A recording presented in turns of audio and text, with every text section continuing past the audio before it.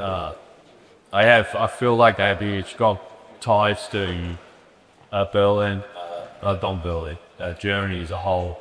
You know, I've come here, I think, my first trip here was 2018 with the National Junior Australian dance team as an assistant coach. Fortunate enough to be part of what Hannah mentioned, the 2010 team. And then I've done subsequently a lot of visits since there. It's been a thrill for me to watch German basketball over this period to go like this.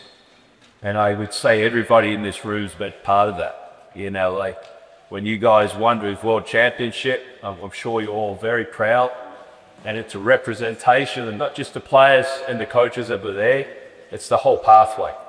And while I was very envious that it wasn't Australia, I was very, very happy for the German basketball public. They've put a lot of effort in, produced a lot of good players. And I'm a big fan of the WNBA. We're starting to see German players come into that now. So there's a lot of excitement, and it's a credit to you guys. So today I'm going to talk a little bit about basketball, give you my thoughts. I think it's a credit to you that you come in here, you want to learn. I know you need to do this for the accreditation. If you have questions, please ask them. If you don't feel comfortable, I'll be around. Come up and speak to me one-to-one. I want to help as much as I can. Okay, my apologies to yesterday's group. Because just to repeat myself a little bit, you're going to do a different content, but there's some things I think you need to take into account when you're looking at coaching. First things you drill for discipline. And to me, how do you set the drills up? All right, so for me, I have 4 C's, okay? First thing's competition. You need to have an element of competition because the game is competitive. Second thing's communication. I think now it's more important with the youth of today to instill good communication habits. And that's not just vocalizing, it's also listening and responding. Then the next thing, and I could see it's already taken hold in German basketball, and it's 2 C's, but the chaos and confusion, all right? It's important that the game is chaotic. Your drills should represent chaos in some form, and you have to find the balance of teaching. Okay, and the last thing's cohesion. Your drill has to be organized, and that's really helped me. Okay, for me the game is it's about movement. When you're talking about offense, it's about player and ball movement. You know, when the game gets stationary, and you watch the NBA now, it's quite fast for a lot of teams. All right, and then the ball move, and when the ball's moving side to side, that creates problems for the defense. All right, and then the next thing, which is effort-based, which I think you need to think about. The other part to me, it's about extra possessions and easy baskets. So whenever you can have the fanciest schemes, you can have the best game plan, and it doesn't matter what level that you're in, but when you sit down at the end of the game and you review a loss, you say to yourself, gee, we fouled too much, we put into free throw, there's extra possession, we gave up offensive rebounds. So in your chaos of your drilling, you have to have an element of this, of the competition, because that's what wins you games, okay? And the last thing I want to say, you always want to work on your basics, because the basics are most perishable. I talked about my philosophy on how a good practice looks: 1-on-1, 3-on-3, 5-on-5 running drill. I try and hit those 4 tenets every practice, and that helps me run an effective practice. So these guys haven't moved yet. I'm going to warm them up first, and then we're going to get into some offensive concepts. All right, so let's get 3 lines, guys. Let's get 4 guys here, 4 guys in that corner, 4 guys in that corner. Everybody with a basket 4 here.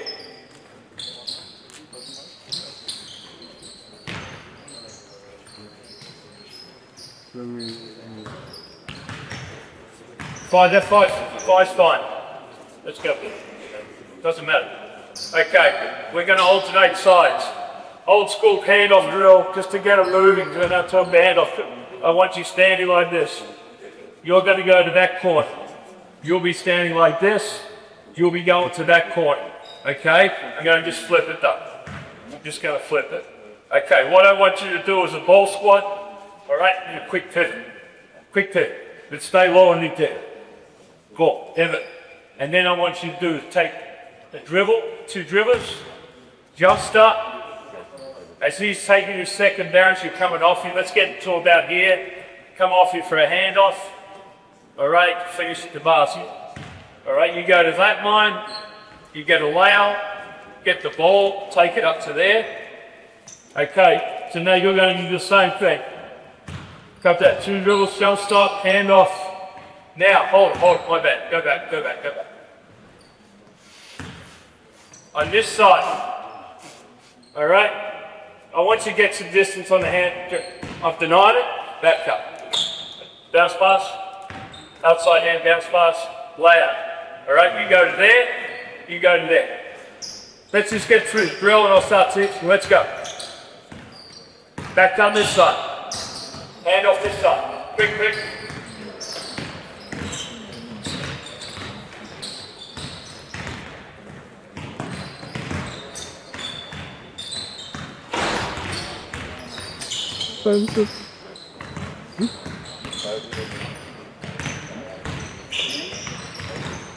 Good job, right? Stop. Okay, go thing. The base is 4 pivots. You go forward, left, forward, right, reverse, left, right. You should work on your pivots. Second thing I talked a lot about yesterday, eyes to the rim. Okay? So what I want you to do, every time you catch the ball, right, do your floor squat. No, face that way and I'll pivot. So what we want to do now for this, pivot with our inside foot. Okay? So floor squat. Alright? Floor squat first, then pivot. Floor squat, pivot. Eyes to the rim. Alright? Ready to shoot. And then you're going to rip it. Now we're going to go a little bit quicker, fellas. And this is going to be roughly our landmark here. Okay? So now you're down. Here you're waiting. A lot of common errors when you start working on flip action in a moment is that we leave too early. Alright, so on that second bounce, I want you to sprint at it. I want you to long arm the catch. Okay? Throw it out, get to the rim and finish. On the back cut now, I'm going to pivot here. Okay? Face up. Alright? And I'm taking it as he steps towards me. One look back cut, outside hand. Quick finish. We got it? Now I want you to start doing this with pace and force. Alright, let's go a little bit quicker for a warm up. Let's go. Let's go quick.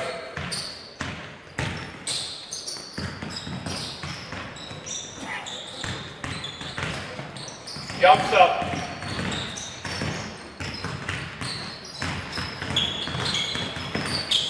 Good. A little bit quicker.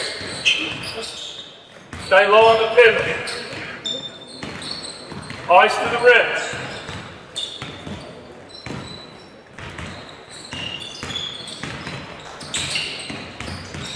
Alright, stop. The problem I have with doing a lot of drills like this, there's no defense. So now they're just exchanging. When you're doing the dribble handoff, you should have a mindset of a screen. Okay? So what you're doing now, you're coming inside. Alright, so what I want you to do, fellas, when you face up, I want you to face up, and I want you to tack this elbow here, okay? All right? And then you can break it off to the second one and hand it off there. Got it? All right, let's go, quickly.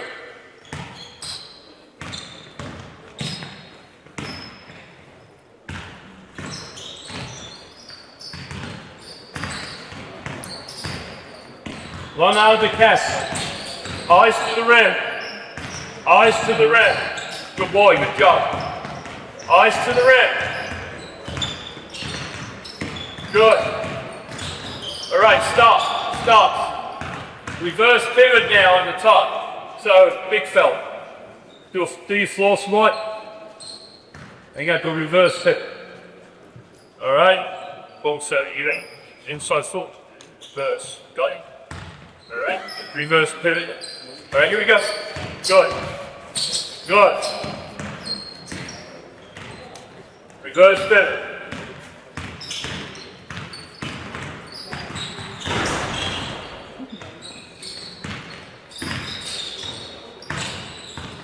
Good.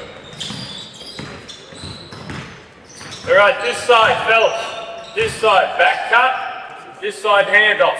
Reverse pivot. Here we go.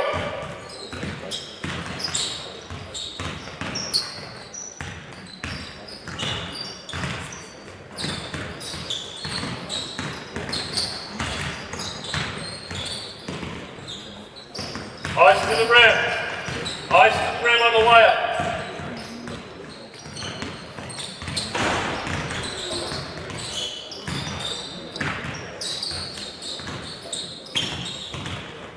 Alright, stop. Good job, fellas. Let's keep that line there. Let's have line with the basketball here. Actually, let's just have two basketballs. Let's match up. Let's have white and black. So let's go offense and defense. Let's bring a line up to here. For me, that's just a warm-up drill, and I could break it apart with different baller. But I always think when you're coaching youth, like footwork's such an important thing. Now, I deliberately stood under the basket there because I wanted to watch what they're looking at. And the decisions that are made, that are dictated at any level, I feel, is to do with what they look at and their balance in their feet. So if you have good footwork, you have good balance. If you have good balance, you have time. And if you have time, you've got a greater chance of making a better decision. And that's entwined with what you look at. So you must stand where you can evaluate what players do or what they look at. Okay, so simple little drill. I actually used to warm up with that drill in that 2010 team, because we did a lot of dribble handoffs in those days. But you can make up stuff on it. But I just wanted to get these guys moving. So I need somebody on white. White. It's vice, right? Yeah, I'm there. All right. Give me, come on, match up, offense, defense. Offense, defense.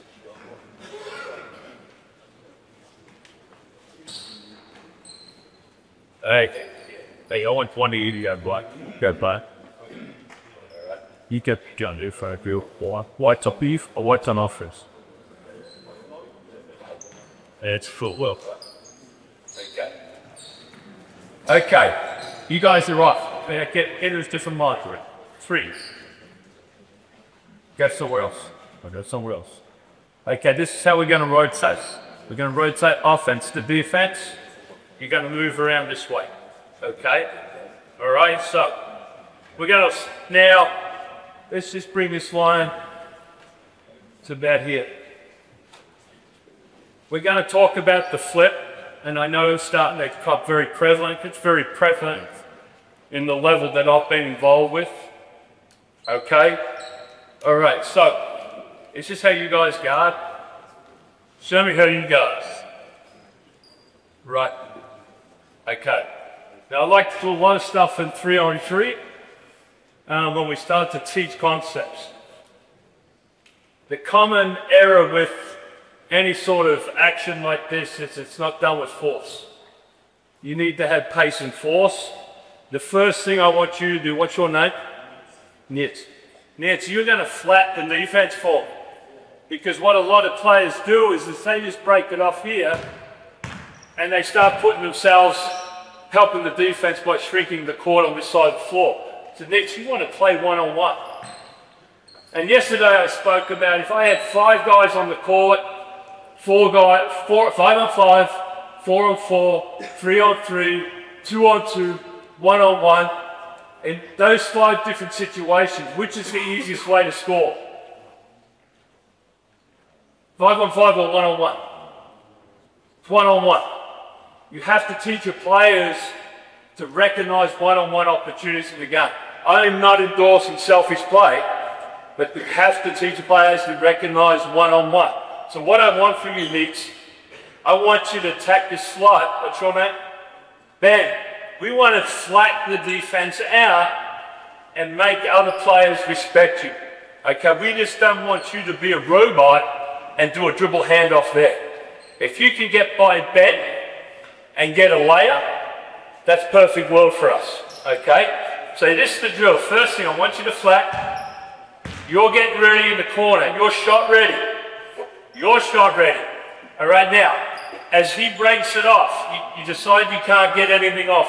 I want you to flip it now. Now, there's so many different ways of doing this. I just think it's footwork related and it's timing related. All right? I worked with another great German coach for 4 years with the Bulls, Chris Fleming, and I learned a lot from Chris and how he would teach us, and I agree with it. I want you might have to go a stride step, but I want you to pivot and hand it off this way. Okay? So now I want the defense to go under. Got it? You can do two things. All right? Just go under. And then we go to 3-on-3. Okay? All right? You've got an active space. So you're reading. So what's your name? Martin. All right? If the defense, sorry, that's the savage English of Australia right there. All right? If Martin back cuts, so you deny him. Back cut. Bring it down, Neeks. Bring it down. Back cut, Martin. Back cut. Throw the ball. Hey, guys, let it get it. Go back, go back, go back. Come on, fellas, work with me. You deny him the ball. Deny him the ball. Go smart. Go outside. All right, so needs to bring it in. Break it up. That. Give him the ball. Now it's the last. To a bang up. All right. You got to fill the spots. You've got to act this space. Got it? Okay. We got the drill. If he goes over the top, I want you to go under. Okay. The bang fadu line. All right. Here we go.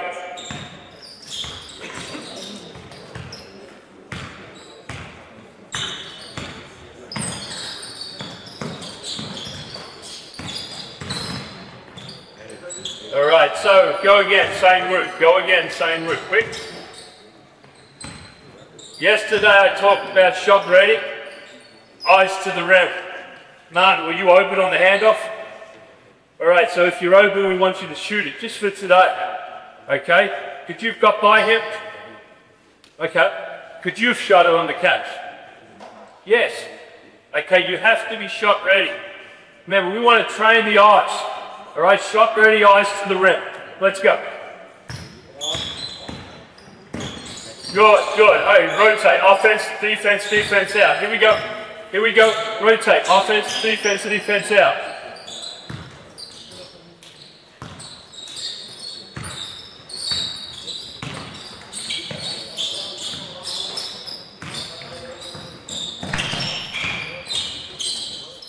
Next group, quickly. Nice shot. Quick, next group. Guys, remember we're rotating.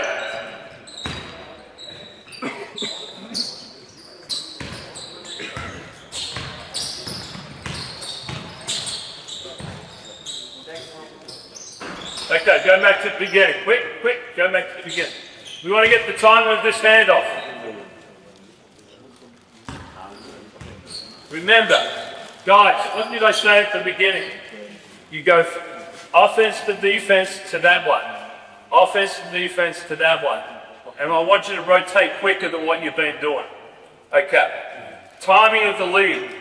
We struggle with this at the level I'm at, so I'm sure you will. Go back here. We want you to not make a move because he's the one that's going to pack it. If I get downhill here and I'm attacking, when I break it off, that's your time to read. Now, I'm taking this right at this defender here.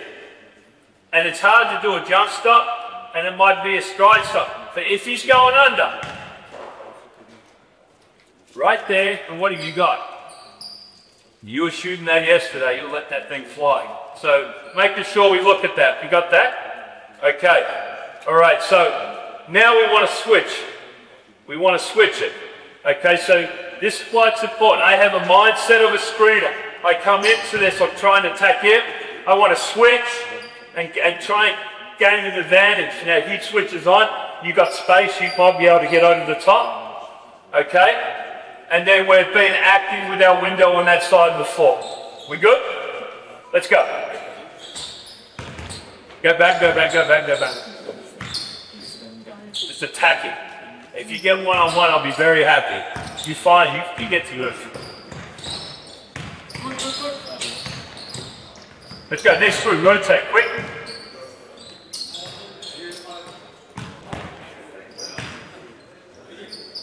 Offense to defense. Defense rotates to their right.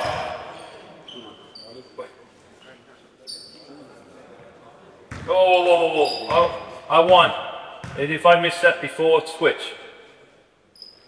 Guys, make sure you got the right colour jersey coming in. All right, here we go. Here we go. Stop, stop. You had eyes on the ramp and you wouldn't shoot it. And that was a great post-up. So we could have shot the ball or we could have fed the post. Eyes to the rim. Shot ready. Here we go. Good. Rebound it. All right. Same group. Same group. Okay. Offense. All right. Defense. You could go under or you could switch. Now we're going to do what we did yesterday, fellas. White. If you get a rebound, you throw me the ball. You respace. All right. We play 3-on-3 to a score. If black, if you get it, you throw it back to me, respace. All right? But when we get to that respace, I want ices to rim on every catch. All right? We ready? Let's rock. Let's go. Let's go. Help me, fella. Good back touch. Good. Outlet, outlet. Respace. Here we go. Here we go.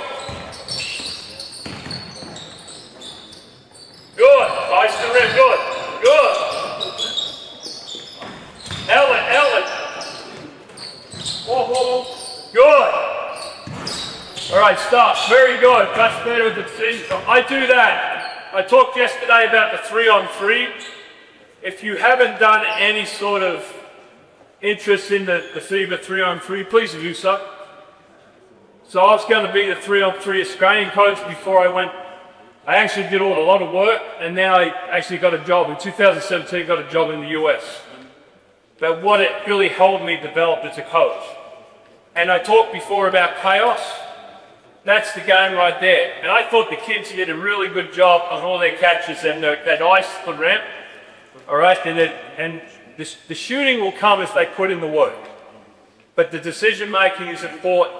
All right, but it's an element. And how many possessions are really clean?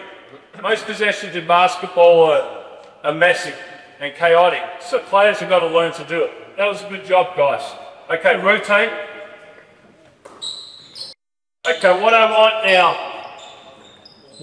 now is I want you to deny that handoff. Okay? All right, so remember, be aggressive. If you've got a layup, I love layups. Okay, here we go. Here we go. Beautiful. Beautiful. Ball back to me. Let's go again. That was awesome. Ice to the rim early. Hey, man, you got to guard. You got to guard. You got to help your teammate. Here we go. All right, now, back cut.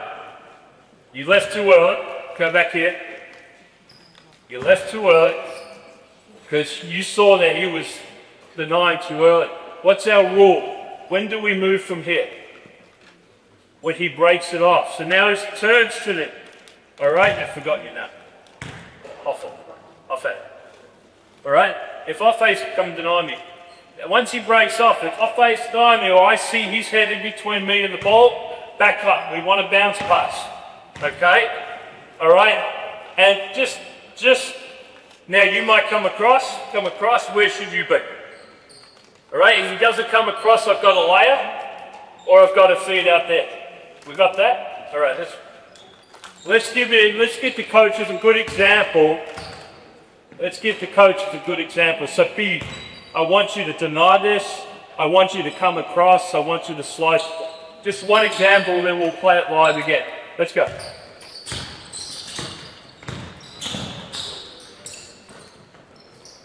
Okay, good, all right, so that's what we're looking for with that. Let's go again. Let's go back to, let's play it live. Here we go.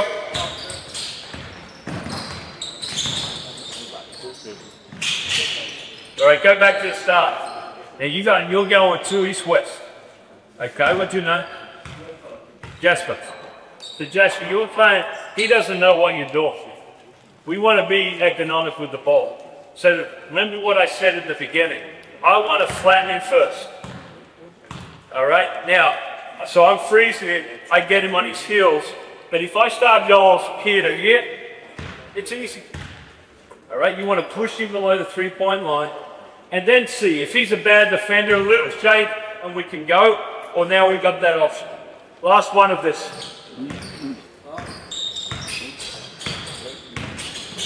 Good, good. All right, okay. Let's bring this line up. Let's bring this line up, right up to the same group, same ring. Okay, now let's go up here. Okay, so now what we're going to do, we call this a flirt, and we call the top line a rep. Okay, Americans like to give names for everything. Now you've got an option here. The footwork applies. So I'm taking this down. All right, I've decided to deal with you, but if I'm here. All right, now you're seeing the same thing, be a little bit closer. I've got the option, I can flip to the corner, or now I can get to the top here. Now, just as we go in, and you're coming behind, it's the same footwork. I go right out there. What have you got, mate? Or maybe a drive. And if you don't have the drive, we go into a slip gun. Okay? Remember, wait for him to breathe it off. If the flip happens up here, it's useless. If it happens here, this is the perfect landmark. Now, all right, so let's just walk through it. Be clear. Now, I like this, just to think about it. If you come in, if you keep it on your inside hand sometimes, right, you've got to cross over, okay? So for some players it suits them better, other players it doesn't. Just play with the inside hand. Now, once I drag it off, if I'm coming to you or I'm coming to you, we're playing from there. If I can get one-on-one, I always take it. Got that? All right, but for now, while I'm on for the coaches, I want you to play a little bit deep here, this position, come into here, stop, ice to the rim first. If you think you're open, I'd like you to shoot it. Then we can go into a flip from there. And then what will you do? You become this guy. So if there's a back cut, you've got to fill to the corner like we just did. All right, cool? Let's go, let's go. Flip. Outlet, outlet, outlet, outlet, outlet, outlet. Ice to the rim. Ice to the rim. Guys, if you don't have to dribble we can, when it gets to that next one, we can pass the ball. Same route, same route. Same route, same position. Same route, same position. You've got to go, man. When you've got the ball, you're the boss of the game. And if you're passive, all right, our team's passive. You have to be physically assertive. I don't want you to be an idiot, but I do want you to be assertive with the ball, okay? So you're trying to get them flat. All right, here we go, here we go. All right, good, good. Hey, could you get downhill there? Could you get downhill? If your left hand was better, you could get downhill. Practice your left hand. Rotate, rotate. Offense to defense. Okay, big man, let's see what you got. All right, here we go. Here we go, quick pushing. Flip it, good.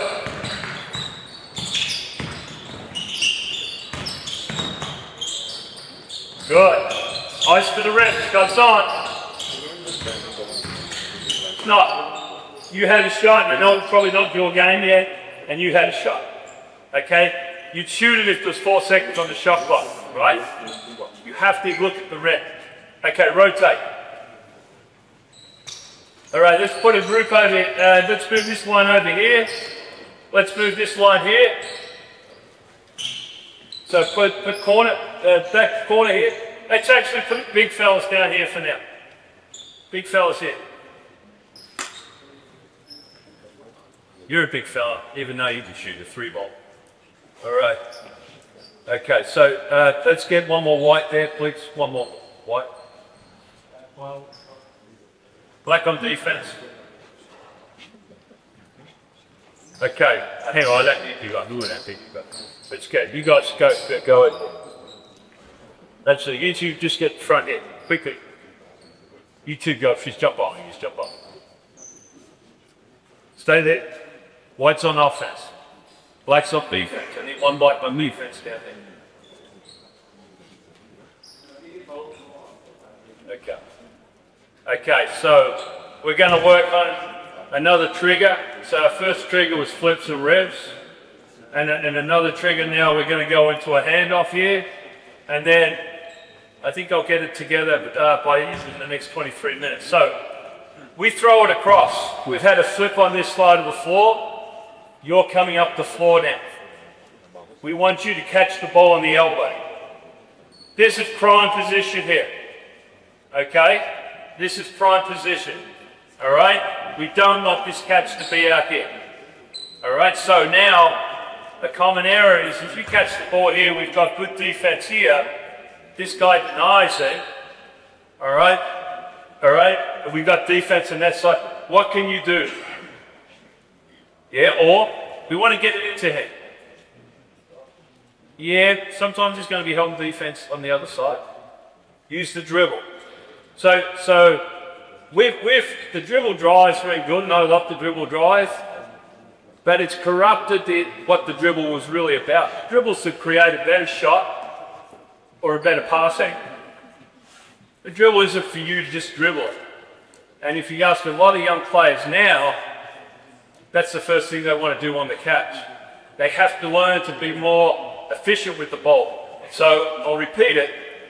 The dribble is to create a better shot or a better pass angle. It's not just to be used. All right? It's got to be used effectively. So you might do this. You might just quickly dribble across here, create an angle. Now, this is prime real estate. You have to be physical, and we want your chest into the ball. All right? And once the ball's on the flight, like I would either post up a little bit below the elbow, I would be physical here so I could catch it here. And we talked before about the footwork, okay? That's where the 4 pivots come into fight. All right, so now the ball's going to go here. And we're going to work on a couple of options. The first thing I want you to do, even if you get it into here, I want you to do a blast cut, a speed cut. Now you could go on that side of him.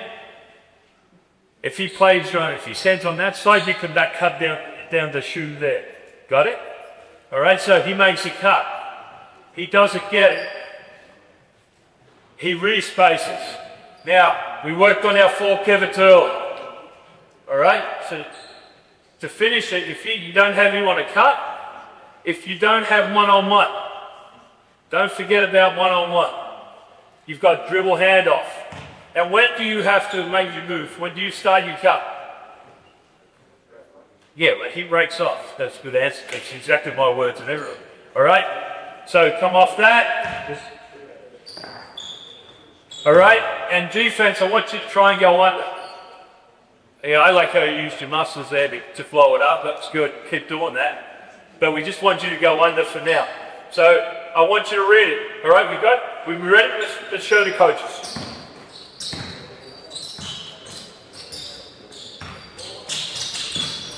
Let's go. Speak up. Oh, he's on.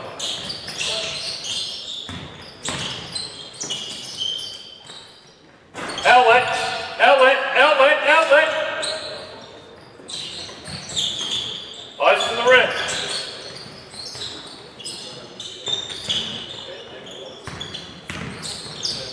Muscles. Good job, muscles. Rotate. Offense to defense. Defense steps out. Okay, Let me regress. Let's go back. Go back to the same route, please. Let's go back to the same route. Recreate the grind. I don't know how many of you guys saw it, but I saw this. Normally, the most simple, obvious thing is overlooked. All right, so we had this lead. It was pretty good. It was a nice pass. Ball goes in. You did a pretty good job on the cut. Where were you over? Right here. Got it? All right, and so we've got that. Did you even think about one-on-one? Didn't even think about one-on-one. And then when the handoff happened, how did he play? Were you ready to shoot it? It wasn't like this. And you should be pivoting. So remember what I said, you should be stepping and pivoting wide to give him, if he catches it behind the three in a couple of years, that's a shot, right? So we missed 3 opportunities. We missed a layup, potentially, maybe a one-on-one, all right? And then we just, because we're not thinking the game. Let's do that with the same group again.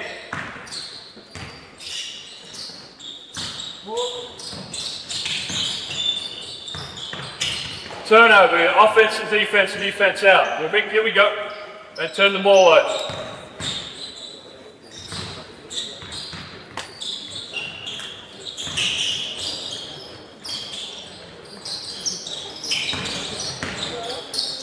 Play. Nice job. Nice job. Do it again. Good job. Now that was nothing to do with the structure. It broke down really quickly. But the young fella in the corner was shot ready, and it looked good out of his hands, and they kept the ball moving. And to me, if I'm sitting on the bench and I've been working on this offense and, for 3 months, I'm going to be happy with that possession, right? Okay, and this is the importance of teaching through chaos. That was a good play. All right, now, the thing I didn't like, let's go back to offense to the same group. Who was defense there? Who was defense?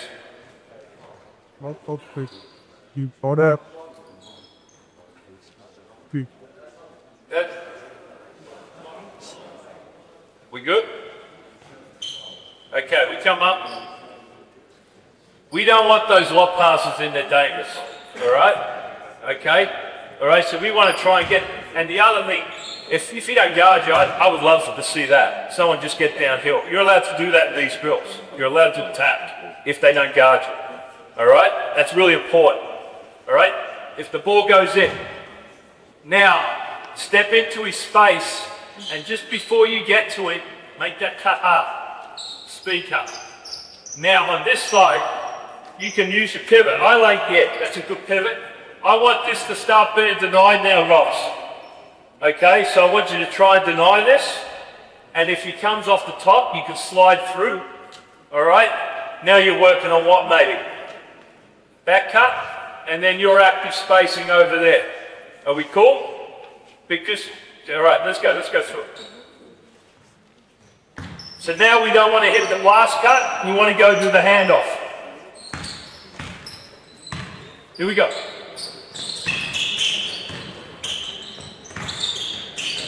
Beautiful, beautiful, beautiful. Beautiful, give him a clap, that was great. Rotate offense, defense out. Nice ball with it, with fellas in the space, he's really good job. Offense to defense is out. A little bit closer. Remember, you play one-on-one. Okay, here we go.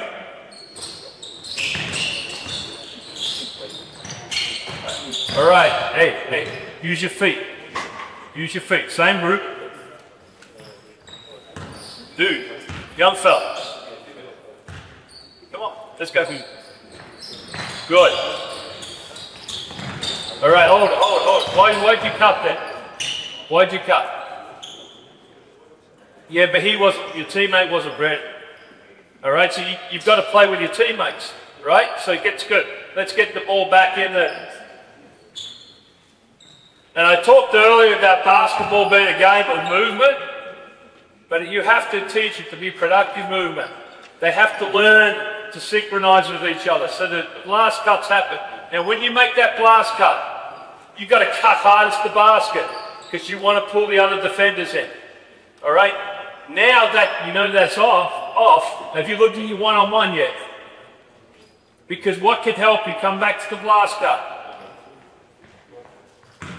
And I haven't talked about this yet, but the gamemanship is really important, teaching gamemanship. So I get the ball here, you blast start. I pass fake every once in a while. What's he going to do? Then I've got my pivot, and I've got that. Okay, now as I turn to you, you can read the gun. Is he denying? I can back cut. If he's not, I'm coming off. All right, let's go. One more of these, and then we'll move it on to the final thing. All right, so let's, guys, start using pass fakes in your game. Here we go. Foul, go. Big offensive rebound. That's basketball right there. Extra possession, don't like that call? Same offense, same defense. Same offense, same defense. Extra possessions, easy baskets. So we just got an offensive rebound because, all right, that's how you win games. If you I watched the game between Nuremberg and Oldenburg yesterday. I thought Nuremberg did a good job with their offensive rebound. They kept them in the game. All right? The little things this has to mimic your drills. Those little levers of the game. They help you win games. All right? Back cuts, offensive rebounds, learning to win loose balls. It's really important. Here we go. Turnover. Let's go. Flip it. Offense to defense. I just want one more good rep and we're moving it. Offense to defense. Offense to defense. What were you? You defense? You're out. Rotate to your left.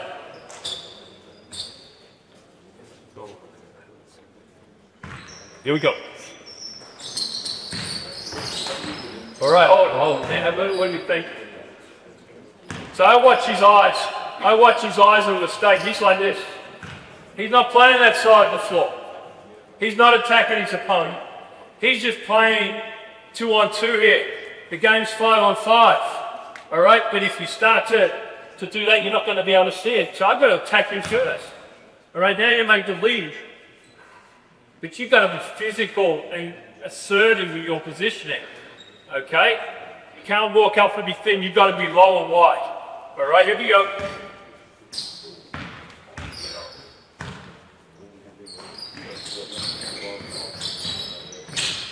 All right, hey, use the pass fake. He was open early. He was open early. Here we go. He's open. Go again. Go again. Go again. My bad for stopping it. He's open. Have your head up. We're going to get some better. Time your lead. Use your voice. Shame on me. Shame on me for not talking about communication earlier. Not once have they gone for the ball. All right? If you think you're open, big man, you tell him and you put some bass in that voice and make sure he throws to you. All right? I want you to stand up. I want you to be assertive. All right, here we go. All right, good. All right, there you go. Play through it.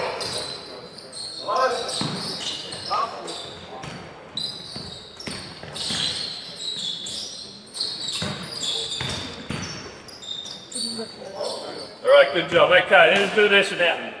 Let's keep that line there. Let's keep the line here. Let's get a line over there. So we've got 5. Line over there, line here, line here. Down there. Let's get a line here. Balls here. I want to line it there. Big fellas, just stay there.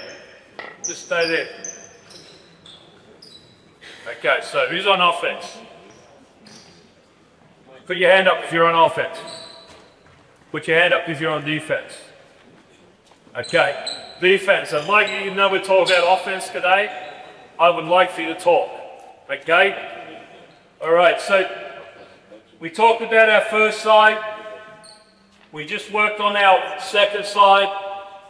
All right, and let's just see how they can put this together. All right? The thing is what's most important, eyes to the rim, on the catch, Off the ball, I want you to think about your timing. Got it? If you catch the ball in the elbow, I want you to think about your footwork. Okay? And always looking for that one-on-one opportunity. We got that? Okay, we're just going to go offense and defense out. We good? Here we go.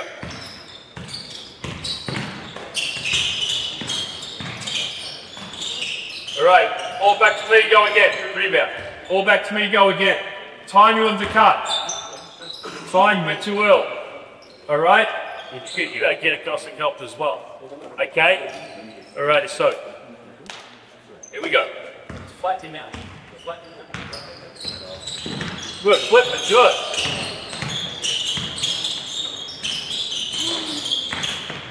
Oh, it's safe. Let's go back to where the ball was here. You had it here? Yeah, see where you are now. Too early. You're bringing the defense to the ball. Now, if you stay here for a little step, all right, you've got to look to get downhill. But if you stay here for a little step forward, well, you don't know what he's going to do. But a lot of times they try and cheat. Defense tries to preempt. So if he does jump in the line, what we got? All right. Now, you got to look to get downhill. Now, when you break it off, that's when you know. And then we're working on the full work that we did earlier in the session. Got that? Now the ball comes to here. If you advance it to here, kick it. We got second side. Okay? And then we're playing off our options off that. Is that clear? But in starts, we want to have a good sturdy start. Let's go back to the beginning, same route.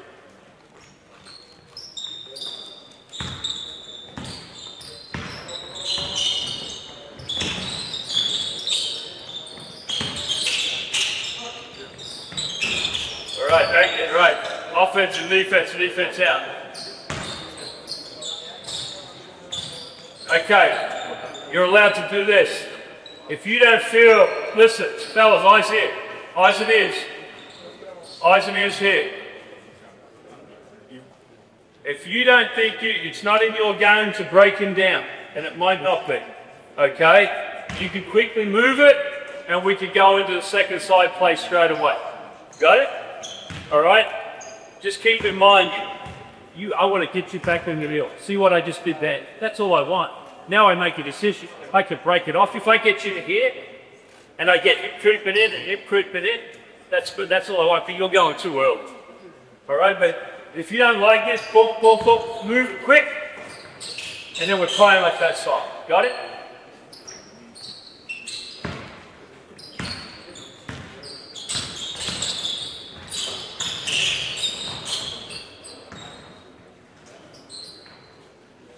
Go again.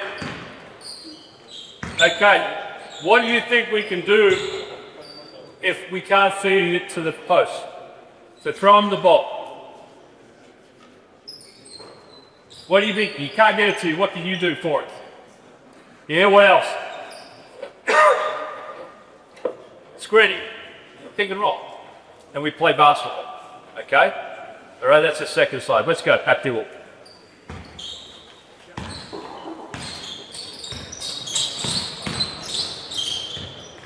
Make it. Good. Nice active space. Good job. Shoot it. Good. Ball's hit. Let's go. Flip it. Flip it.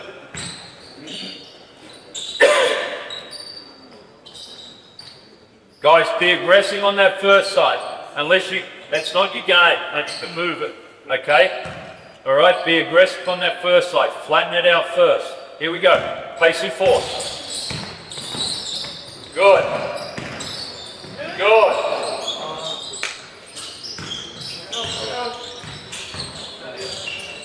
Nice. Okay, good job. All right, let's go back to here. Now, this is what I love to do when I'm teaching. Go back to the beginning. Recreate the crime. You don't just do it when there's mistake, you do it when there's learning. It didn't look good. All right? But the front end was pretty good. Okay, so if you did this, and we come off this. All right, break it off. Come off this. Okay. What did you have? And what else? You had that, all right? But you didn't do that, and the ball went. Now, you're cutting really early. I don't know what your coach teaches, okay? But you either got to cut a lot earlier, or I'd rather you let it be a little bit later. So now the ball goes there, all right? He flashes, and if you think you're open on the cut there, you've got that. We've got that over the top, okay? If you go straight over the top there. Let's go. One more here. One more, guys. Same offense, same defense.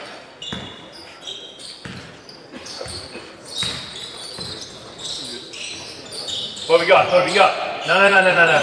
It's not wrong. But let's try and play how we're playing. All right? You could go, I would have been happy if you flipped it there, or you just dropped it into the high post. You got to use your voice. You were open. Okay? I want to start the drill. Throw it there and go. Throw it. Go. We're playing.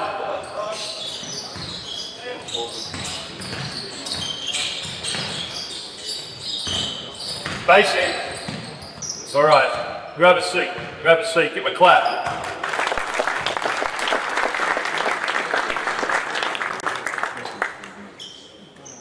Skills underpin concepts. Concepts underpin structure. So when I'm evaluating, and we did a lot for 1 hour. We did an enormous amount. From the first little drill to the full work. Okay? In Australia, we do a very good job at the structure and the skill work. We have to improve what binds those two is the concepts. But when you're evaluating the states and we're doing a drill, you have to look at it. Does he understand the concept?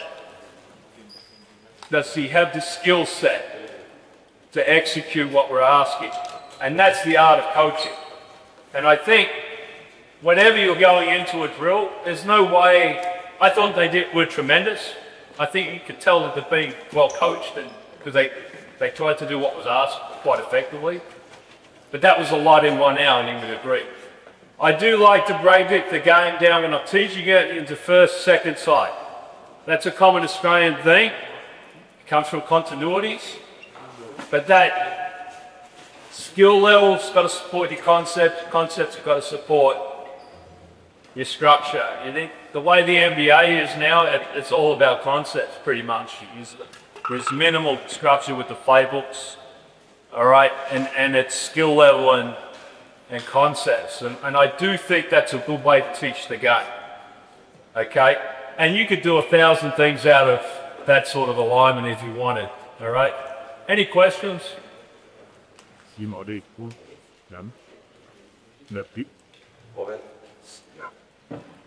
Wie is er leuk? Yeah, it's mic's coming up. The microphone is about come.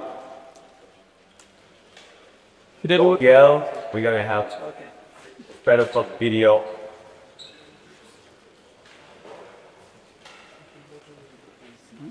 Baby.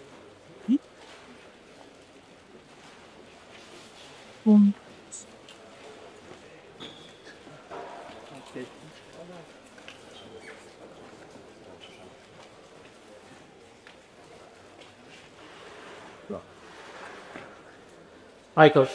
Just a question. What's your thoughts on like reverse breaking down basically the handoff concept? So instead of starting with like what you did 2-on-0, like then putting defense, like reverse it from 5-on-5, and then break it down to.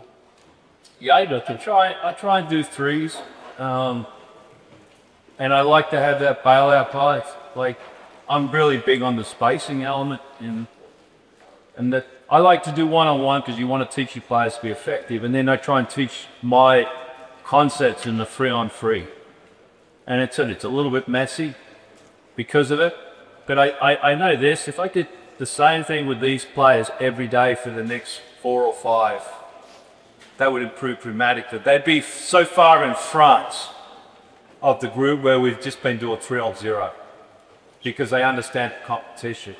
You would have heard me say a couple of times, and I was moving things quickly to the audience, but I want you to go under you, all right? I want you to go over, I want you to deny.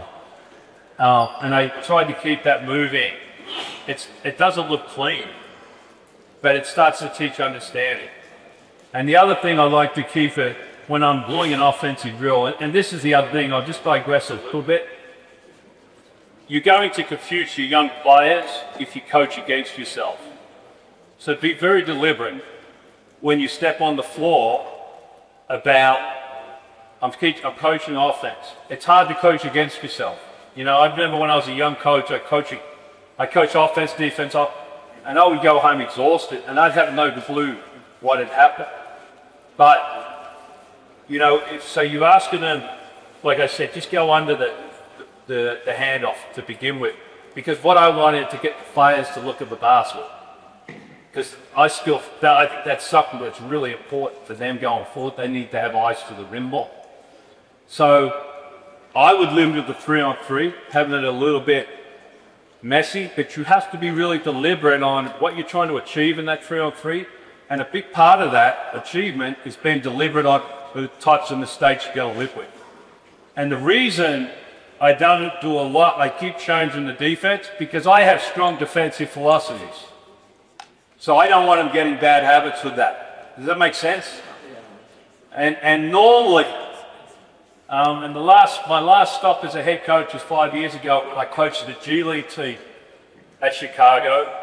If we did 3-on-3 like that, and we asked the defense to moderate or something to teach understanding, we would always go straight to defense after them to get back to our identity defensively. Does that make sense? Did I answer your question? Yeah. Go again. Yeah, that's for me is like the awareness of the spacing when we are playing in 5-on-5. I mean, at least I noticed that as the moment we moved from 3-on-3 to 5-on-5, there was a bit of confusion of the spacing, and I was just like basically asking myself loud if it will be easier to show them how the final picture will look like on 5-on-5, and then break it down. You can do it that way. Whole part whole. You can do it that way. I think if that works for you, I think that's a good way. I just wanted to get in today and talk about just the method of first and second side and how you could do that with 3-on-3. I actually was pretty happy with how they executed it when they got to 5-on-5 within 1 hour. I thought it was pretty good.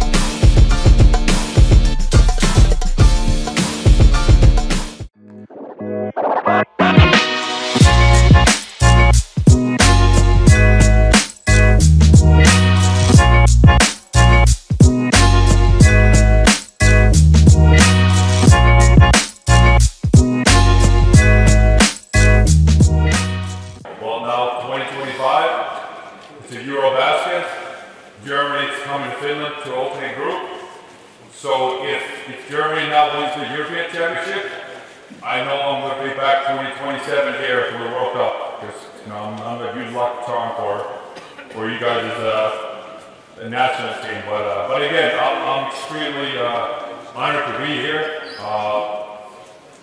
And this morning, my topic, original topic, it's a tagging up offensive rebounding concept, but I want to go back a little bit, like why always we are implementing a concept for a team, like the offensive rebounding concept, or it becomes a defensive transition concept of tagging up. We need to answer the questions, why would I do it? Why would I want something like that for my players? Especially now that we're talking the youth development base. You have to sequel. How is the modern basketball looking like? What are the demands? What is the competitive advantage I can get if I decide to teach this or that? And the beauty of our game is there is no right answer. There's only one right answer. Every single coach there, your team will be playing the same way. But basketball, you can win championships in all kinds of different ways. But we look at modern game. The more aggressive teams who play offense and defense full court are starting to dominate more and more. There's bigger rotations, athleticism, skill, shooting skill. You start to take over from maybe the more traditional coach-controlled set plays, and like my colleague here said, the NBA is a little less about sets, and I'm a huge advocate of that. So when we talk about transition defense, and my first two lectures here today are basically I'm going through the whole phase of what is called the tagging offensive rebounding concept, because number one, it is a defensive transition concept. My first hour here, I'm going to talk about the offensive rebounding part of it, and then coming back after lunch break, talk about the defensive transition. Me personally, and in Finland, we have chosen to be active basketball team instead of reactive. And again, there's no right or wrong, but when we talk about being active on defensive end, we want to take the initiative of denying passing lanes, hard showing, being aggressive on ball screen defense, instead of being a attack line, the drop defense, and kind of giving something for the offense, because we know we're never going to have the roster, like for example, that you guys have here in Germany. It's not possible out of 5.5 million people. We don't find 10 louder lockdown here all of a sudden playing for us. We don't. So we need to find a competitive advantage somewhere that maybe other teams don't use, because they want to be maybe more traditional. We are okay taking some risks because we know there might be that edge that we can have compared to our opponents. So attacking our offensive rebounding concept, I'm sure most of you have at least heard the term. I'm pretty sure probably a good number of you have seen lectures, seen online clinics, even are using it. And it originates from another great Australian coach, Aaron Furr, who's currently the head coach at the University of Charlotte in the States. I had the privilege to got to know him probably 5 years ago when I got kind of interested in this concept. And I was put in contact with him. At the end of the day, it's fairly simple concept. You send all 5 players to the offensive glass. As a result, you're playing full court defense right away. You don't send 3 guys back. Because I'm pretty sure if we just came out with the game of basketball today, and you guys would watch the rules, study the rules, so it's 24-second shot clock. Concept of sending 3 guys back would sound like the stupidest idea in the world.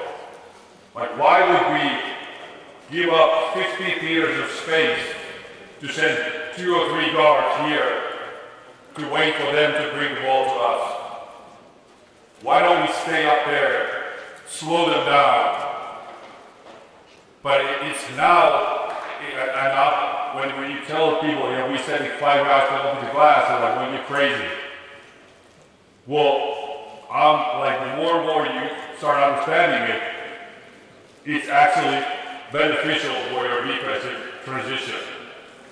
Because the game of basketball today is about battle of space and battle of possessions. In defense, you always want to take away space from offense, and limit their options. And offense, you want to get as many possessions as possible, and you want to create more space for defense to cover. So, number one, tagging up is a defensive transition concept. But as a byproduct, you will get more offensive rebounds. My colleague, a good friend and also a national teammate, Thomas Isola, who most of you have probably heard, had a very successful career here in Germany and now became the first Finnish head coach of the NBA, the Memphis Grizzlies. Trying through him, he kind of used, I believe, one of the first coaches here in the Bundesliga who implemented tagging up. And it's funny because we probably had a phone call 5 years ago with two of us. I started kind of, I found this Australian guy with a great idea, and we start talking. He's like, yeah, I'm looking at the same thing. And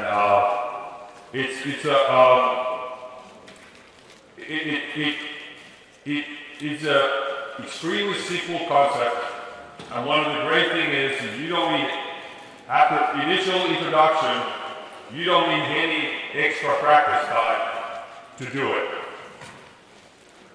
It becomes part of your daily, just as you're running down from defense, it's just as that of a basic thing. So to answer some of the questions, why would you start doing tagging up? Number one thing is we want to control the ball full court. We want a high pickup point so we can control the tempo, offensive tempo of the opponent. It limits the number of fast breaks and forces your opponent to play more half-court possessions for a shorter clock. It's not a full-court press, but if you flip it over, if you're a point guard, you hate it if you don't see open space in front of you. You see people, you see someone picking up the ball, full court or three-quarter court. It's not as easy to start getting your offense into a rhythm.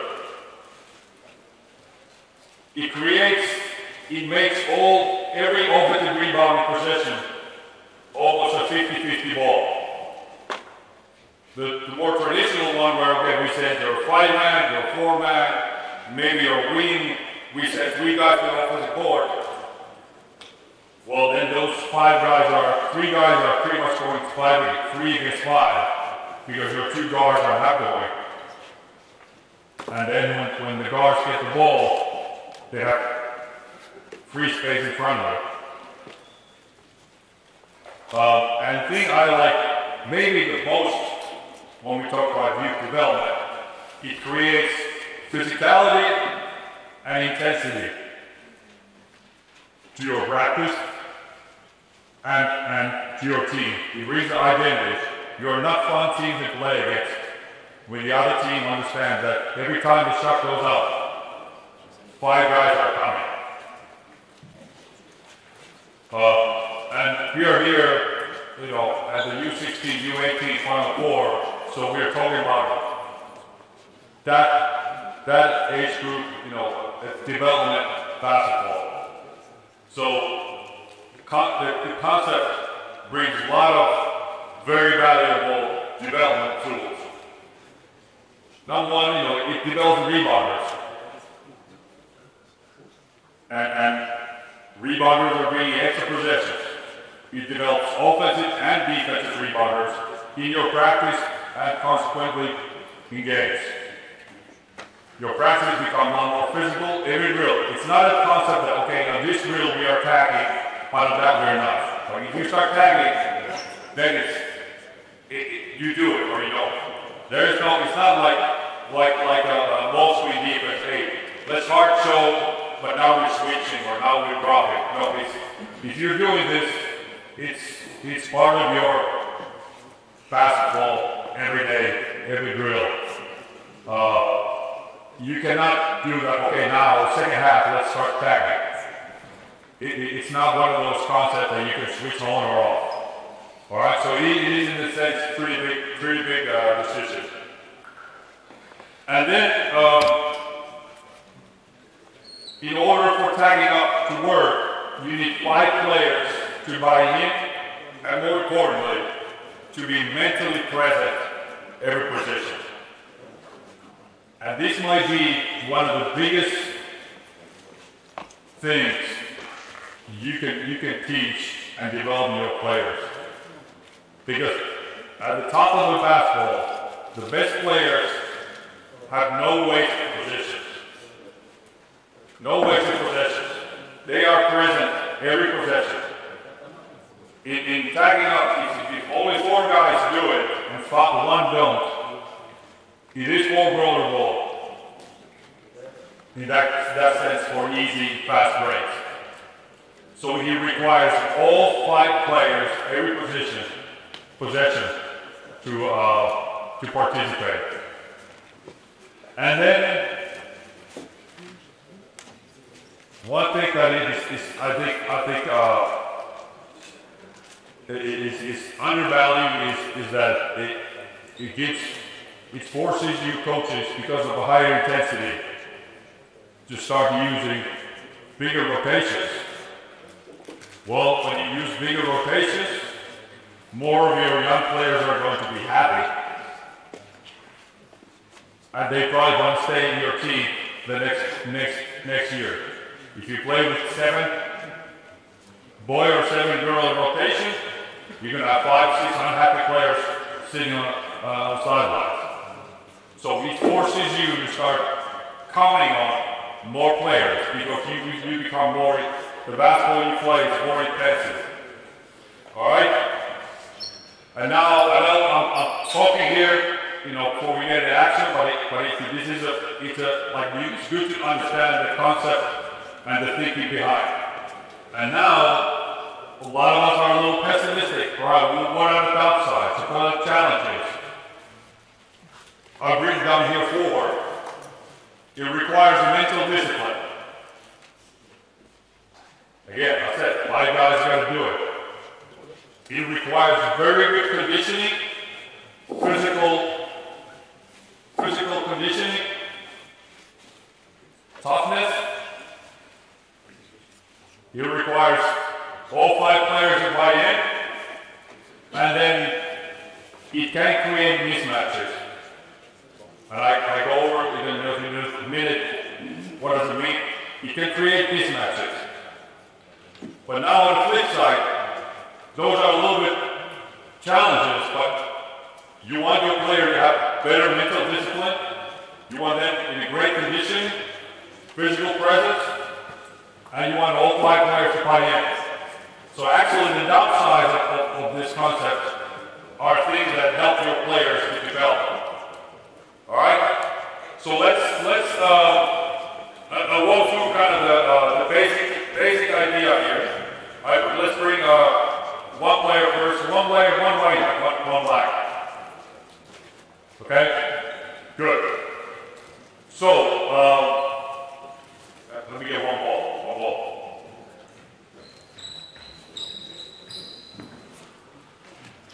All right. So let's go through like different positions. How would you go to tag out? The fundamental idea is that you have to always go on the high side of the defender. In the past, if you're a defender, I'm the offensive player, shot goes up, I'll be taught to try to fight you and get somehow in front of you for the offensive rebound. Well, this is now fundamentally different. You gotta teach your players to stop doing that and always stay on the high side. So come here.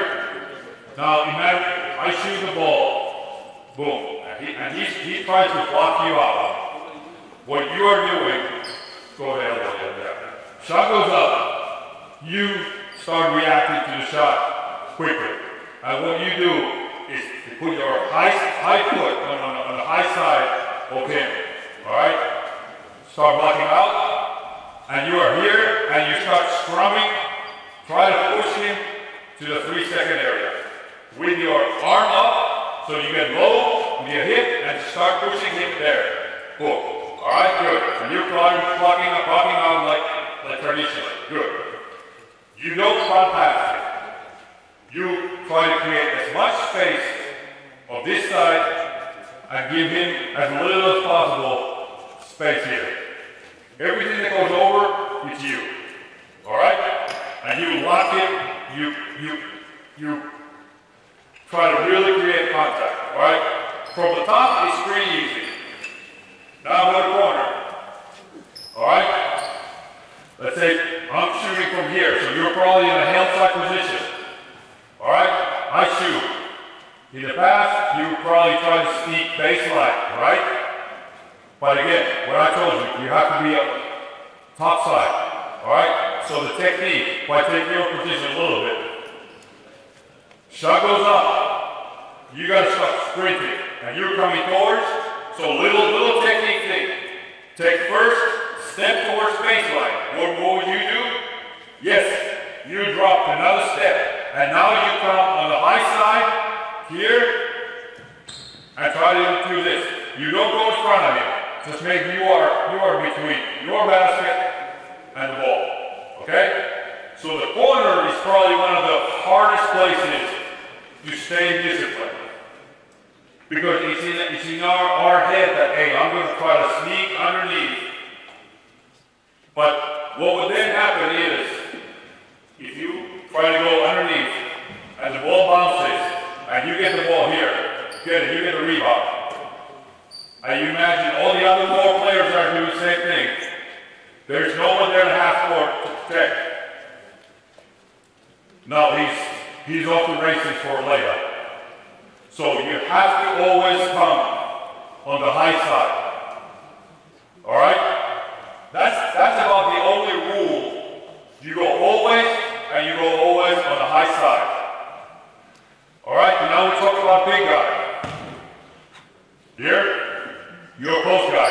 I pass you the ball, boom, you pass it back, I shoot. Now, exactly. You always pivot. Here, you pivot, middle, and here.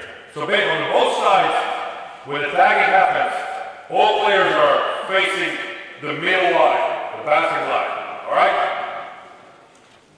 And basically, that's it. That's the concept. All right? All 5 players go. You tag whoever is tagging you. So let's say there's a switch. You know, a point guard is guarding me. Well, I'm going to tag him. Yes, there's going to be a mismatch for a second. If I can switch back, we do it. But my thinking, and kind of the philosophy, especially in our national team, the mismatch doesn't kill you. Open shot kills you. And a lot of times, defensively, mismatch in the post actually turns into the strength. Because a lot of offenses, they stop the ball movement and they just start looking at the mismatch, which gives your team the chance to set up great defensive rotations and all that. All right. So let's bring 5 blacks and 5 whites here.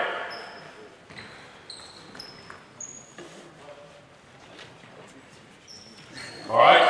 Let's go 5 whites, one in the post, and 4 guys. Just space out where you want, and have 1 defender for each.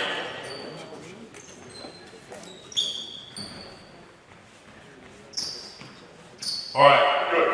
Okay. All right. And now let's just kind of walk through. Imagine I have the ball. How would all the defenders come? If the ball is here, where are you? You guarding him. I'm the imaginary 6th player. Okay. So this is it, okay? And now, if ball goes up, all right? Walking speed. I actually roll the ball. Walking speed, offense and defense. Let's try to simulate what will be the correct, for white players, what is the correct way to tackle. Go on the high side. Don't push with your forearm. Get low, show your hands, and try to scrum the players in to the 3-second area. And be ready to react. So you probably need to block, right? Yeah, low post. Outside 3 seconds, right? Okay, good. So shot goes up here. Boom. What would happen? Go. All right? Let's stop. Okay, good. Yeah. You are feet on stay there. Yeah. Just don't go side by side here, because now he has the advantage. Every single one. When the shot hits the rim, you are on top side. You are on top side. Don't put that leg. Don't put that leg here. You push him down. You're on top side. You're on top side. You're top side. All right. So now, if we would draw a circle for the black team, where is their rebounding area?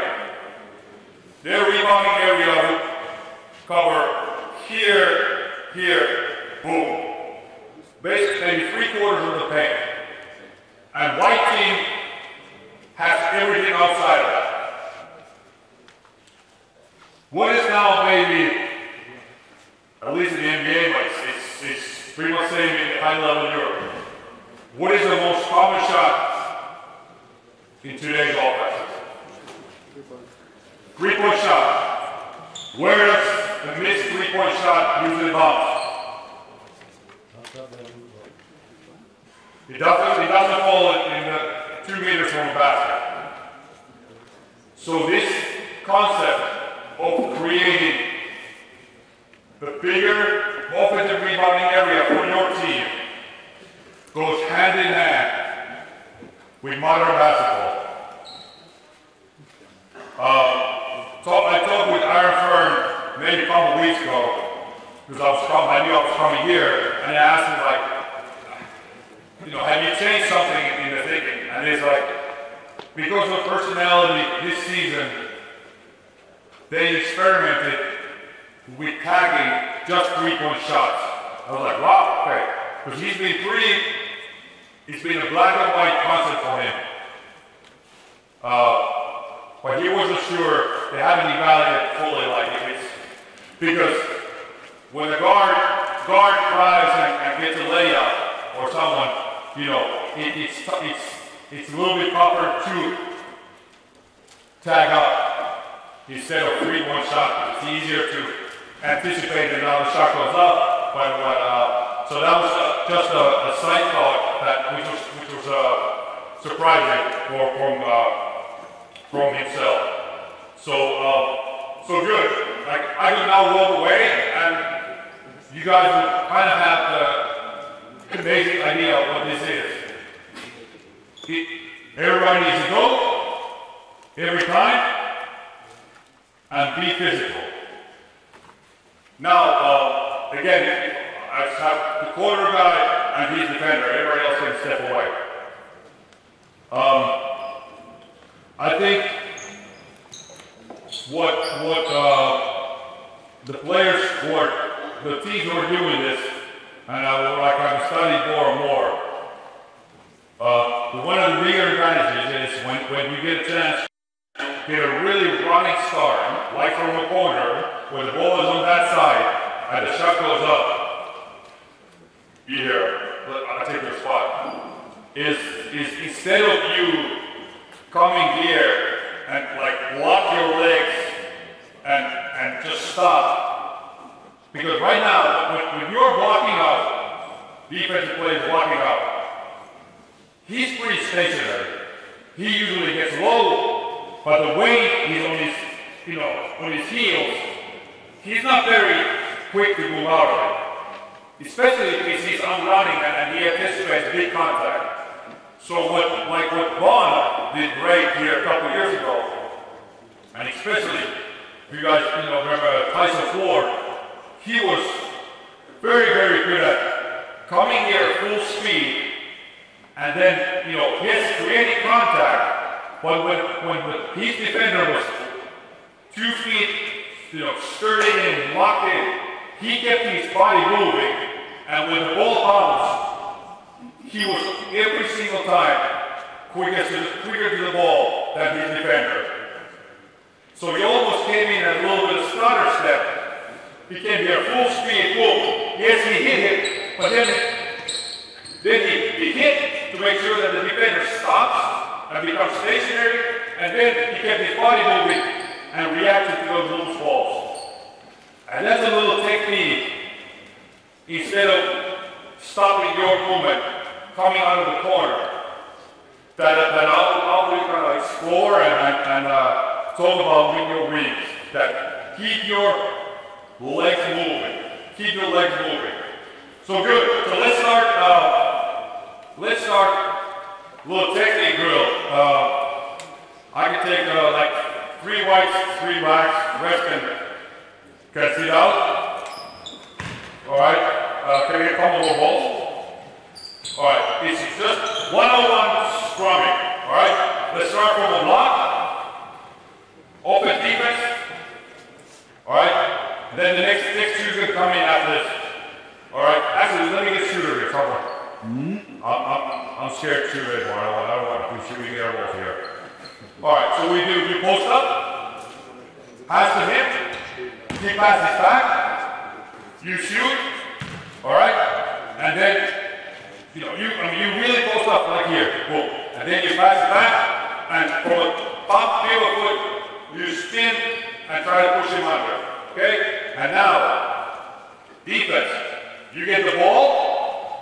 Your goal is to get out of 3-second area, on the 3-point area between the elbows within 3 seconds.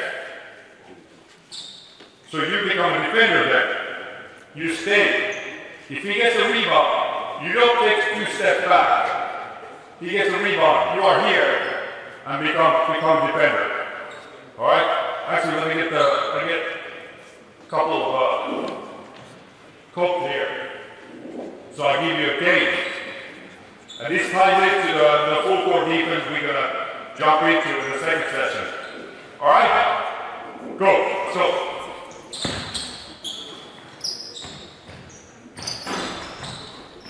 All right, good. Next one. Hey, that's what I call a dead ball rebound. That was good for us offensively. Even if the defense gets the ball, they ain't running fast break with us. That's the second best thing that can happen for you after a missed shot. If ball goes out of bounds, because you stop there any kind of chance for transition ball. So.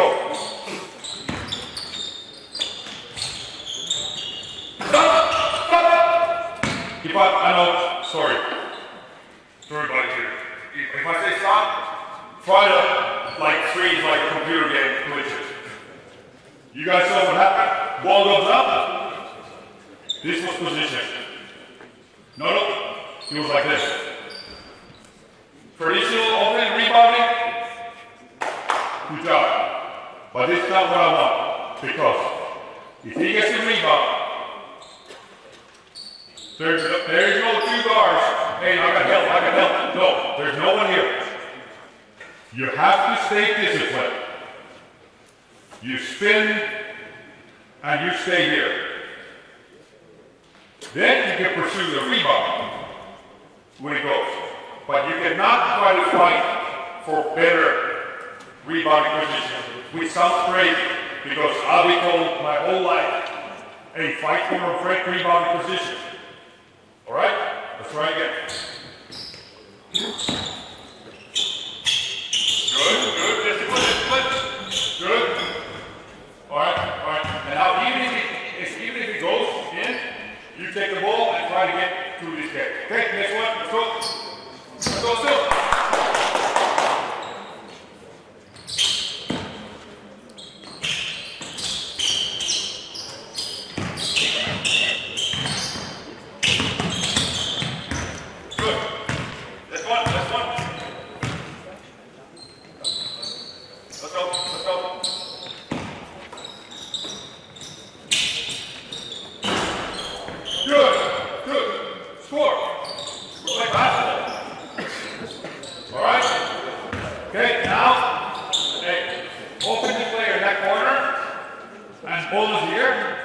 Actually, let me get it. Yeah, offense, you have the ball corner, you guard it. Now he skips it, you fly to the ball, and on the shot, you go block him out, and you do what you're supposed to do. Every all the same. Okay, so.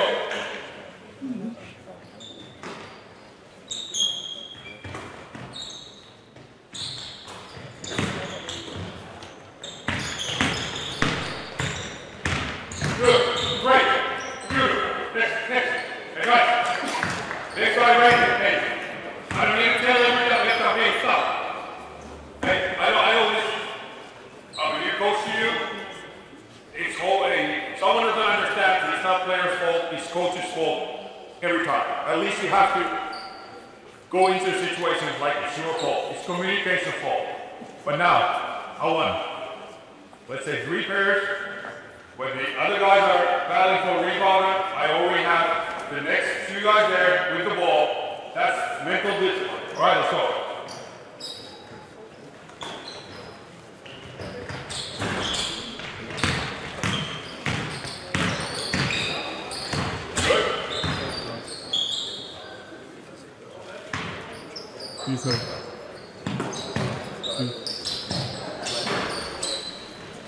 Stop. All right.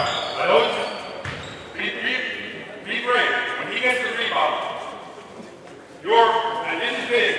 This is something that you need to teach the players to get out. You took a step and a half up. You don't need to be stupid and be here, foul, and lose the situation that get in with 1 dribble. But after a rebound, blood clots there like this, be in contact and make sure he takes the dribble that way or that way. Don't give him step and a half. Okay, next.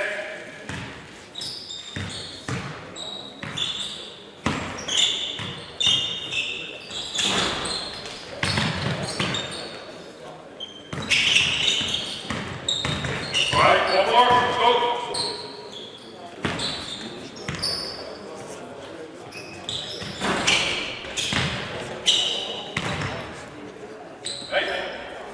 Hey, let's start bringing these passes.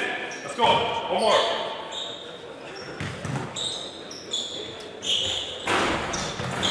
Good. Go. Nice. Good. All right. And obviously, these are just the 2 positions that are maybe on a different end on this concept.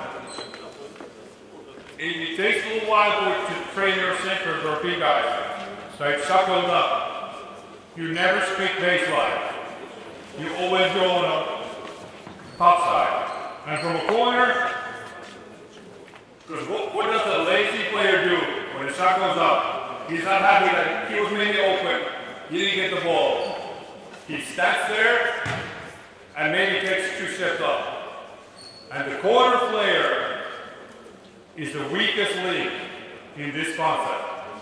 Because if he doesn't go, he doesn't move on a fly over the ball. He creates a lot of open venues go the other way. All right, so now let's go. I give you 2 on 2. So let's say again, first two offensive players, corner here, give the defender. Yeah, that's you here. You can be my. But let's go back twice. Okay. Down there. Next 2 and 2. When they're done, you're ready. Okay? Okay, I took the top down, and again, after the position, you defend. I try to prevent them from getting outside of 3-point area. Okay. So start with the ball, for defense. You pass ball to him, hold for 1 second, fly to the passing lane, pass there, and now you can either skip or pass through him. You shoot, it's a 2 on 2. Okay? Same thing. Right? Let's go.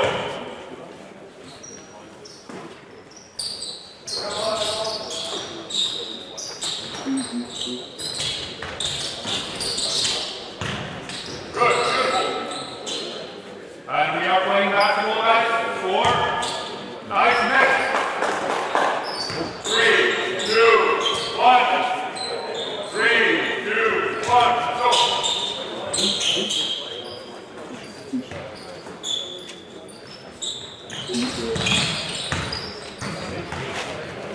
go. Alright, stop it now. Hey, we worked on this 5 hours yesterday. What's your name? We worked on it 5 hours yesterday, so you want to make sure we're good. As a result, the first 2 possessions should always be rebounds. Alright? Result.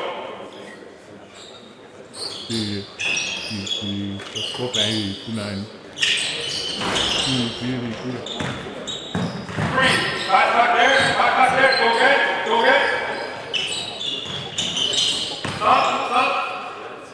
Everybody's there, but again, some of the possible weak spots, because you bring more physicality, more contact. What does the offensive player who has a little spark, the defensive player, do? I take your spot, I'll be better. You do the same thing. I'm here, you're pushing your arms, but I see, I have about to lose this. What does most defensive players in this position do? Flop, So, your players have to stay disciplined. Don't put 2 arms on my back. Be lower, have this hand up, push me. Alright? Don't push me hard, because you might be collecting more fouls if you don't do this clean. Okay? Now, next 2. By the way, I think we just had 4 offensive rebounds in 4 possessions. Now, let's bring get the ball, get straight in. Okay? You either skip it or through him, and now you downstream. If you see he's going to be, you cannot switch.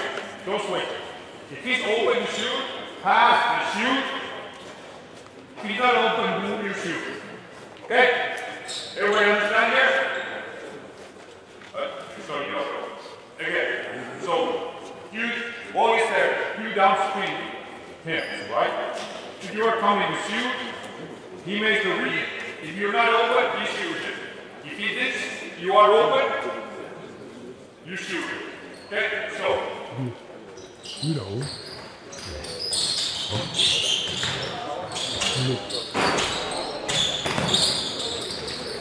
Alright, good, great. And now, the reason why I did this, we get into the role of the shooter. Alright, shooter, I love what you did without me telling you. Give it the ball, you shot the ball, stuff there. And you went in and start packing. Instead of taking a couple steps back, and because it looks good when you shoot it, take a couple steps back, you do all that. You did really good. Okay, then maybe because it's a drill, you let it run past you. But now we come to a little bit of a special situation. If you are a great shooter and you are late, I pass you the ball. You come here, you contest it, and you keep running, you shoot it, and then you are running back like there's no tomorrow. So if someone does a flyby on you, flyby meaning, I'm coming here, boom, and I go, you are responsible for me, no matter who it is. Okay? So, let's go. Again, downstream, and sometimes they have the better of the downstream. One at a time, so you can do the flybys. And let's see if we can stay this. So,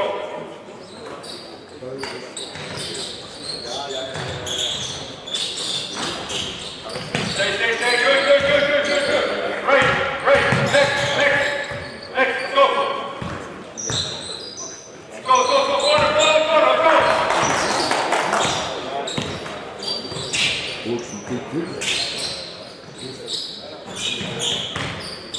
Stop. It is vital for the concept to work that on the point of the rebound,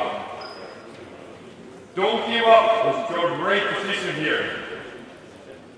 You might be able to take a step back, but don't take 2 steps back and keep hit, especially that little bit of a quick eye in front of you. Don't give him a chance to speed up, and now you're getting beat. So after a big ball, and he gets in the perfect situation, let's say cut this way, is that you're here. Make it go that way, especially big guys. I know in modern days, more and more big guys are better to bring the ball up. But still, if you can swing the first second, your goal is moving the first second after the opponent gets the defensive rebound. And what I mean by winning the first second, you don't sprint back the first second. You take away all the fast break opportunities by stopping the ball from being advanced up the floor. All right? And force the guard to come to maybe to the corner to pick it up. Okay? Let's move into let's go into 404. So let's bring 4 guys up here. Okay?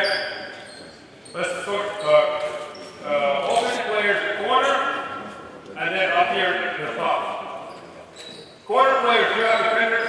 So black offense, you're up. Black offense, white defense. Okay, and now each you 2 defenders to come here. Okay? We start with Martinez, Pedro Martinez, great coach of Spain, uses a lot of this keys. Pretty much all the stuff, defensive and all this. Announcer, you pass the pin, sprint to him. You pass the pin, sprint to him, you pass to him, and now you make decisions. You can shoot it, you can have a 2-game here, and you guys can go maybe downstream. So now, okay, what do you guys did with Coach Carter? Go into that. Start playing basketball. You want to switch downstream? Be my guest. You guys are playing basketball, trying to get the ball up, and then we're defending. We're tagging, and again, white team, your goal is to get the ball past 3-second area, 3-point area as quick as possible, and black team, you try to slow them down. 4-4, don't quit. Okay? Let's go.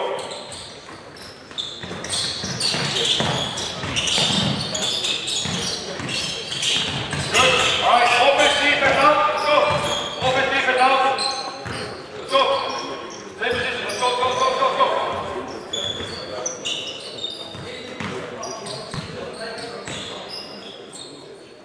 Mental discipline to understand what is the drill. Let's go.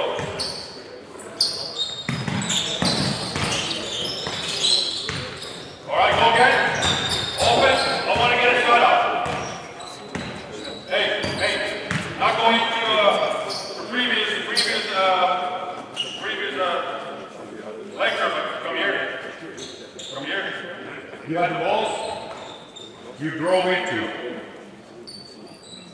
You drove into. Come on. You drove into this. What's the right position? Yes. Okay. Go again.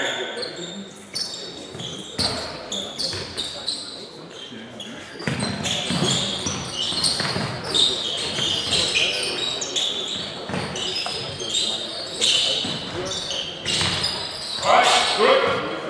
3 out of 4, you didn't tag. Right, good. Switch around, go.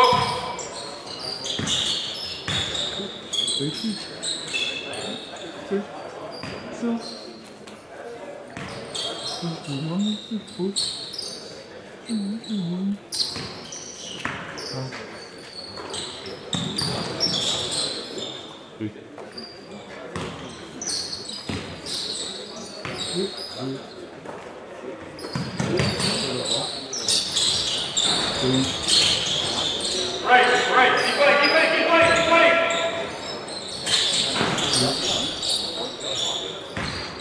All right, good. Now, look, 1, One, there's kind of these two special situations. I talk about the flyby, and then if for some reason you're an offensive player, you're a defensive player. You got your switch. Let's say pick your guard, and you're guarding the big guy, and you go to front. We'll get a ball here, and you widen the offense. You have to be in side position because they are in front end, or because of rotation, something. Then you keep. You don't go around. Then you turn and you try to create as much of this way, right? So that's your center has the inside position. He doesn't keep it up. But this is not inside position. If you are here under basket, that's not an inside position. You need to spin out of it and try to get to better free body area. Okay. So now concepts are one thing, but how do you implement it into your everyday practice, everyday game? In my experience, this tagging up concept demands quite a lot of communication from you coaches, because it is a habit, old habit that we need to get out of. We need to learn how not to run back, how not to play kind of protective transition defense. And it's rooted so deep into our minds. Even from, I don't know, 10 years old, you start having these concepts. Luckily, I'm cutting a little gap here. I'm still with the men's national team, but I don't go to our academy anymore.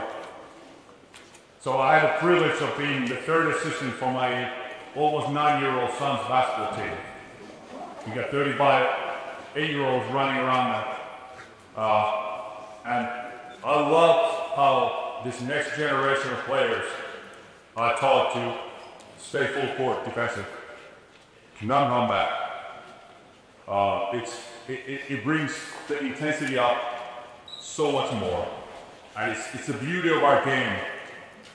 People are still talking like, yeah, basketball is a chess.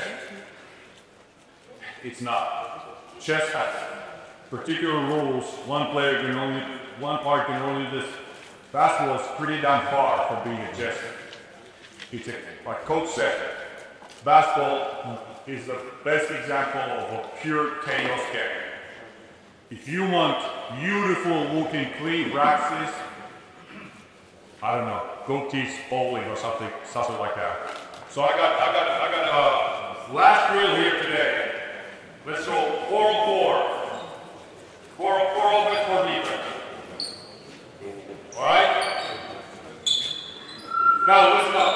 I'll ask questions if you don't understand. We are playing for 3 points. Every stop, defensive stop is a point. Every scored basket is a point. We play until whatever teams have 3 points. So it's a maximum of 5 possessions. You understand? If you score, get a stop score, that's 3. Correct? Okay. You can start whatever offense you want. Okay? You get a stop. You need to pass the ball to me. Let's say you get a rebound, pass ball to me, and one of you guys, white players, have to go around me and get a handoff, and one of you black defenses has to go around me like here. It doesn't have to be your defender. And then the next possession starts. So I give you an advantage. It becomes 4-3 advantage. And we play until 3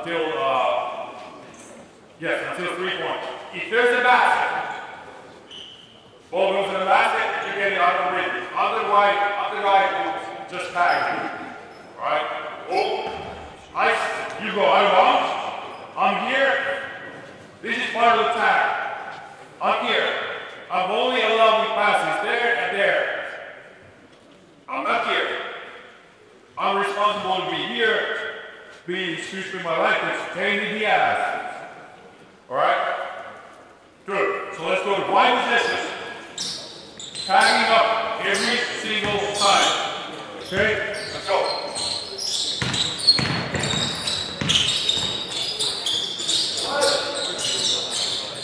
6, 5. Okay, 1-0.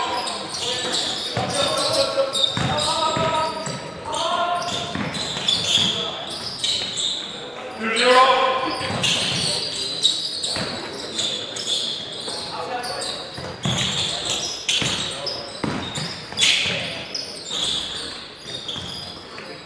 All right, 3-0. Done. All right? You can get out clear if you want. Okay? Now, just allow using this drill because you see half the guys were stop playing for a split second after position change to the other team. They were not ready for the defense part. But game of basketball is a change of position. You cannot lose split second after other team gets the ball. You lose a split second, you give up basket. Okay, let's go one more time. Stay with it. And whoever was guarding the ball at their basket, he had all the room in the world. All right, let's go.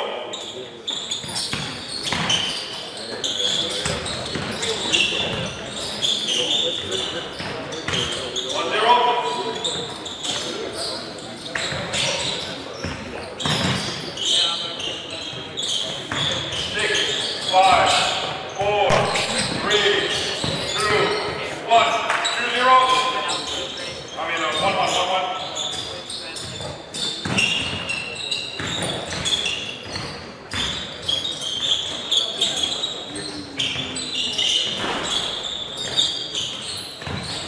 Oh, that's 3. All right, let's try one more. When we're done. Hey, and this is. I know maybe some of you have been using this concept, but if you look at that film, and it's great to me talking here, they'll retire me. I'm barely 60 minutes in. Worst thing our coaches can do is fall.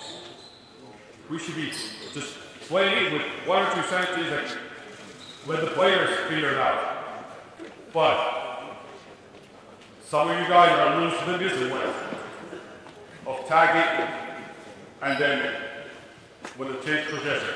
It's vital that all guys, when they get the ball, they see 4 players. The pass to me shouldn't be that easy. You should be in his space, forcing an extra pass. Okay? Last one, go.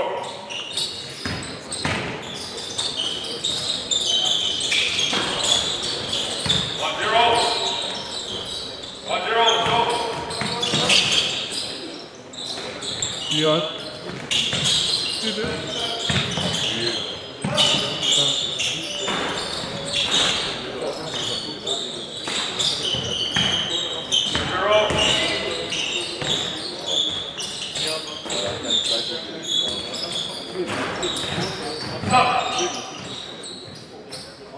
Black the point, 2-1. Let's go. Black got the ball.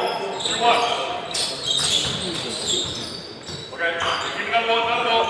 Same. Black got the ball. No. Sir. Here. Go. No. Stop. Every single one, every single possession. You stood in the corner. Go in the corner. Yeah. Each player got a FIBA. You were here. You were there. You were there. Go for layup. Try to catch it. Go for layup. Go. And 1. Intentional foul.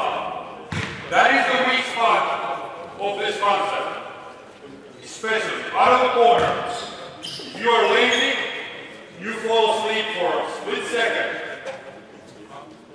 That is the one thing that coaches you come back to me like, yeah, oh look, he's getting into the layup. Cover, send some 3 guys back. We'll be good. Hey, all for it. So the corner guy is so important. And at the same time, you should make your players understand that that is the best spot to tackle, because you most of the time have most distance to your defensive player, and you're coming like a very good ball like that, full speed, someone tries to stop you, and you can boom, hit him, and react to the ball. All right? So we stop this, this presentation from that, because that's one of the things. If your corner guys don't get this, you're going to have a long road ahead of you. But first of all, let's do we have the side.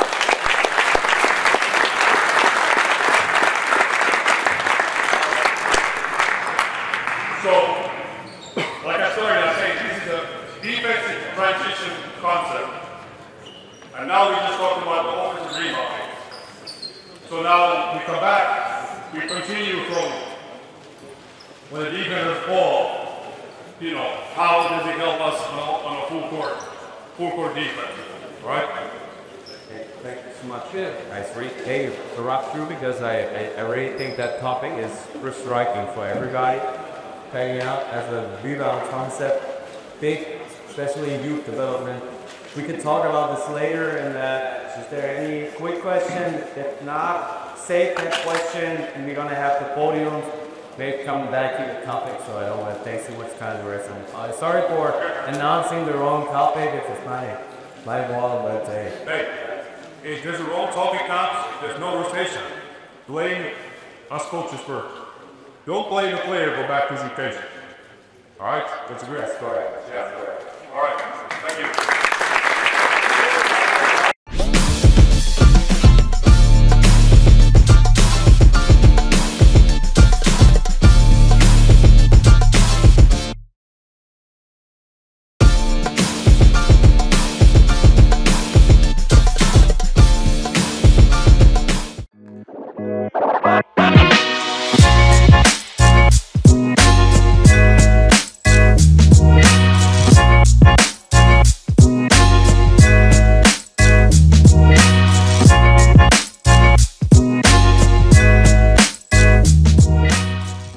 So who watches the NBA?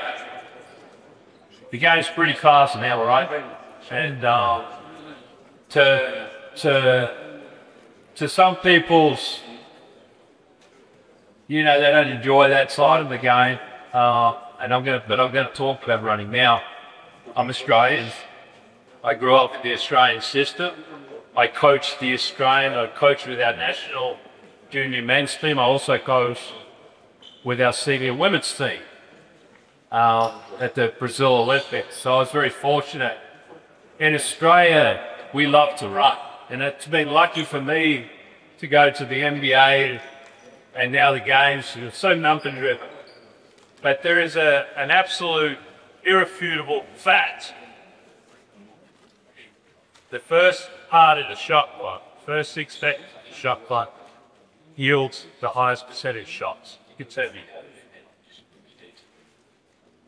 All right, and the thing about running, we made some great strides to shoot. Also thought the coaching staff by head coach Billy Donovan did a fantastic job at changing complete overall style. We ended up being the second quickest team offensively in the league, and we had to play that way because of those rosters. And it was an enjoyable way to play. But it's not perfect. All right, like everything, you have to put some work in. It's very difficult to play quick in the SGA because of a lack of practice time. The biggest hurdle we face, and even in Australia, my coach there, is the mentality of it. It takes, to what Anna was talking about before with the tagging up, it's not so much a physical, it's a mental commitment. All right? When we play, you have to define what you sort of want now. This is what we want in transition.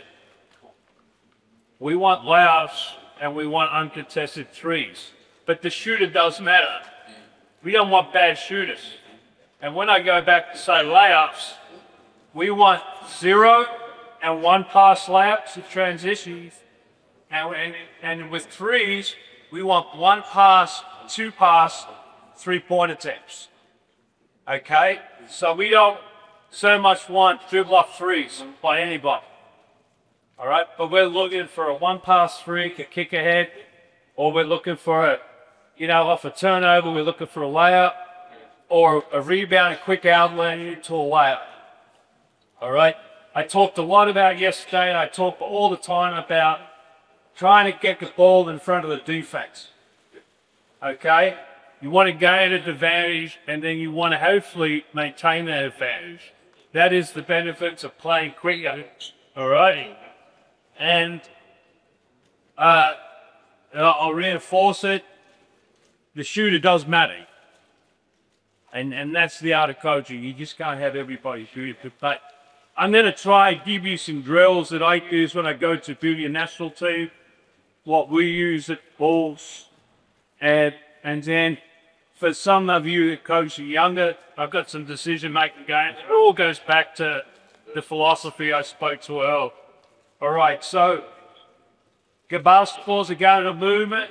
The ball moves the quickest than anything on the floor when our players pass the ball. Now, you talked before about the fact that the dribble now has become this overused thing. The dribble is to create a better shot and better pass than me. That's all it is. All right? That's all it is. Players have to learn to play without the basketball. Like, with it, they're lucky to have the ball in their hands for a full 2% in the game. They have to learn to play without the basketball. They have to learn to be able to pass. So here's a drill that I've used a lot over the years, and it's more of a warm-up drill. 1, 2, 3. I do a 3-man weave. Got it? You're going to run the lane. Okay? So let's just walk through us. All right? So we're doing a 3-man weave. Now, you're running the lane. Now, we're doing the weave. Slow down a little bit. As soon as he's open, once you get, and we call this like a launch pad area, you're going to pull for the ball, and we want you to do a no dribble layup. So whoever's on the lead level weave, we do a no dribble layup. So can we get that? Now, stop. I talked about on your season drilling today was communication. So you shot your layup. We want somebody to announce the rebound. It could be either the 3 of you guys. Okay? I want you to rebound if the ball hit your floor. You're going to run. You're going to, you got to stop it. Get it. You've got to get on an elbow in. Okay? Now you're going to run that lane again. Always pass to the side with the lane runner. We run, strip, we. Good. So, we've got some chaos. We don't know who's going to have rebounded. All right? We got some communication. All right? It's a simple little drill. More of a warm-up. All right, so let's go one more. Let's move this. Let's put this slide here. Move across a little bit. You're going to get run over right there. Okay, get off that board. Okay, lane runners. Our rule with lane running, we want to sprint the half. We're sprinting. When we get to half, with the over our inside shoulder, all right, and then now we're accelerating, and then we're running through this launch pad area. Okay, let's go. Let's go. One basketball, one ball. Good talk. Good. Next group, no dribble, no dribble, no dribble. Go, go, go.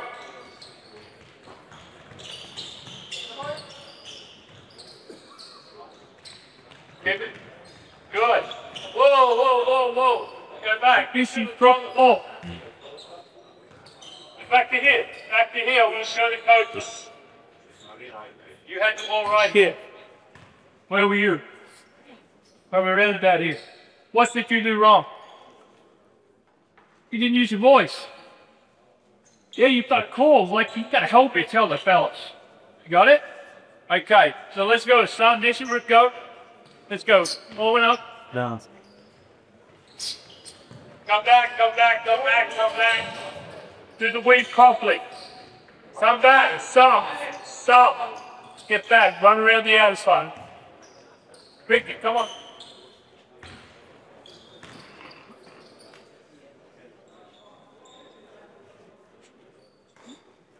Go. Go again, go again. Help him, help him.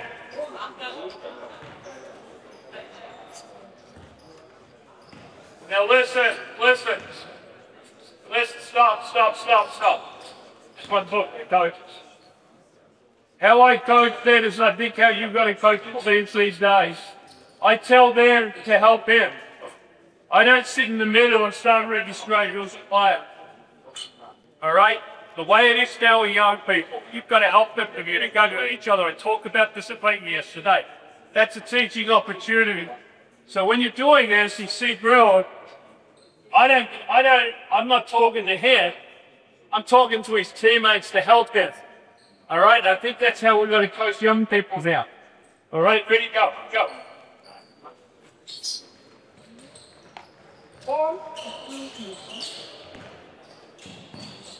No talking. Get off. Next group. Next group. Let's go. Let's go. Go for it. Elbows. Get on the elbows. Oh, next group. Go. Go. Go. Elbows. Elbows. Good job, fellas. Here we go. All right. Hold it, hold it, hold it. Stop. Everybody, 5 push-ups. Go. 5 push-ups. Get yourselves organized. It's not a hard drill. You got to help each other. Coach Donovan, coaches in the NBA, one of your Hall of Fame this year, talks to his players about helping each other more than I've ever worked for. More than I've ever worked for. They're making mistakes because they're not helping each other. Guys, you've got to do a better job. I think you're a good group of young fellas, but you've got to do a better job at helping each other. All right, so this is what we're going to do. Hanno, can you come over here, please? Bring your whiteboard. When I coached the junior national team, we had to get 22 in 2 minutes. And then they got to 23 or something like that. So Hannah, we're going to time it for 1 minute. Guys, what do you want to get? Let's get 10. 10 layups. Now, remember, when you get to here, hold on. Elbow, elbow. I want you here and I want you to go elbow. Okay? Lane runner, calls for the ball. Are we good? That's right, let's go. 1 minute. Good ball.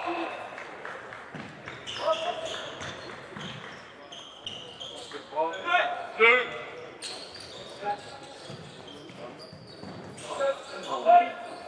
Good call.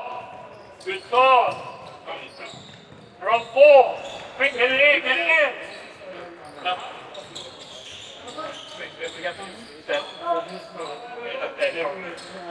Come on, come run out of time. 6. 6. Right, good pass. Here we go, we're running out of time.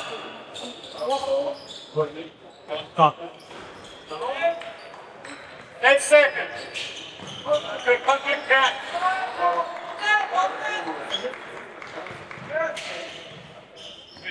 Oh, misfire. All right, so get the play. Let's go.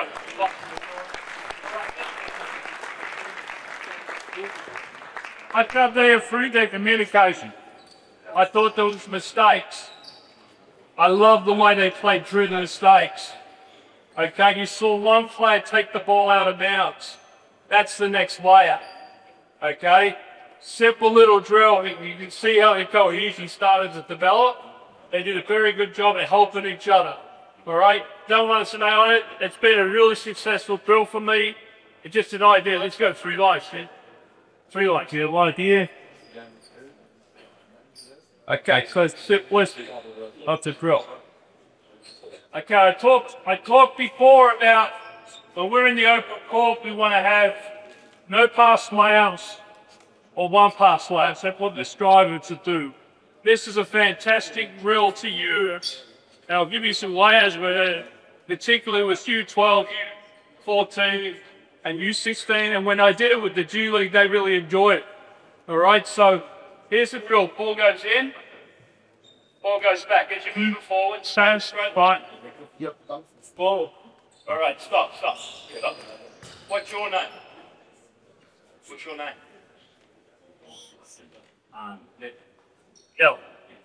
Gilly. If I call out a player's name, you're going to be on defense. Back this way, got it? All right, so now we want to teach you the reactive moves to the next job. I spoke earlier today about educating players. Coach talked a bit about it with the tagging up, about the next job.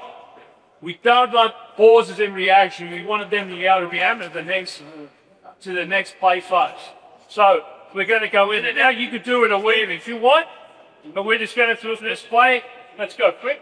Boom, boom, boom. Come on, move it, run. Heal it. Go again. When you hear my name, put your name. Bendix? All right. I can say Bendix, I can say Illy. He knows his name, so it's going to be called that point. Now. Illy! Quick. Right, turn over. Let's go. Ball with me. Whoever name gets called is on defense. Got it? Here we go. Stand. Good job. Good ball here. 9. Maximus? Mehmet, sorry.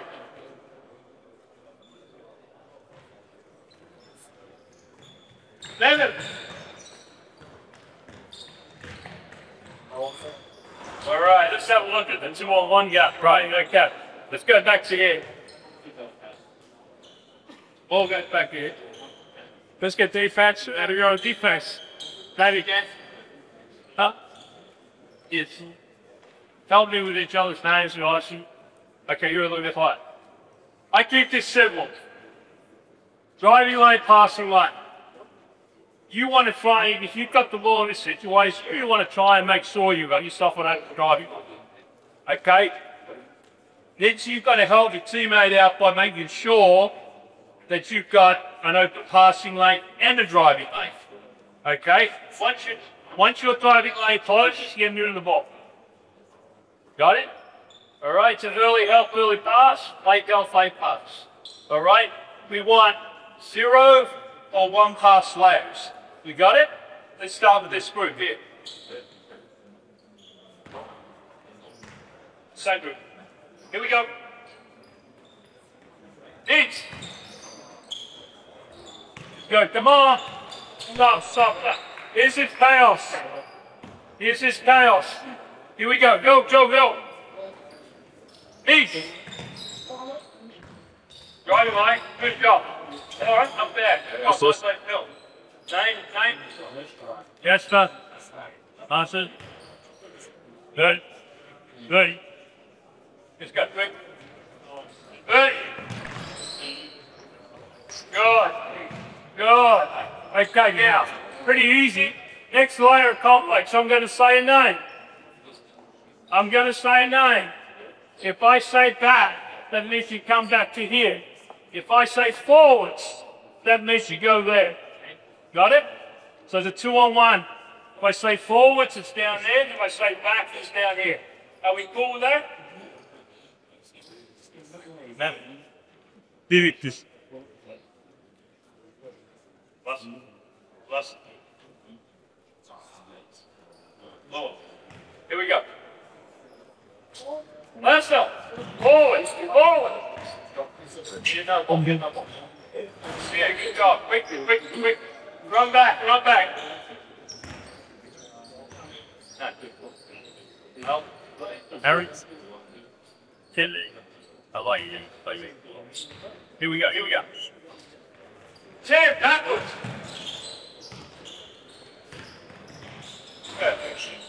Quick, go. This. Hey! My bag, come back. I didn't know your names. All right, you take the pressure off. All right, so last thing. I don't know the names, but I talked a lot about yesterday, make players responsible in the drill. So the guy here is going to do my call. You're going to say a player's name, and you're going to say a direction. And you cannot talk quietly. You have to put bass in your voice. All right? All right, we ready? All right, go.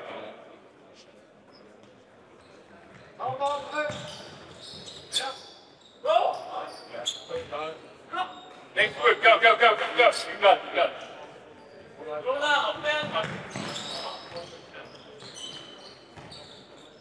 Really help. Next word, go. You got it. Hey, what? Good help. You got it. Lay up, left hand. All right, here we go. Quick.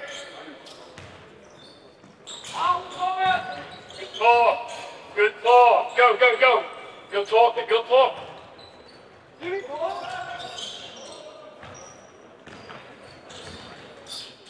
All right, good. Okay, team 2. Let's get there. So look, chaos, simple rule.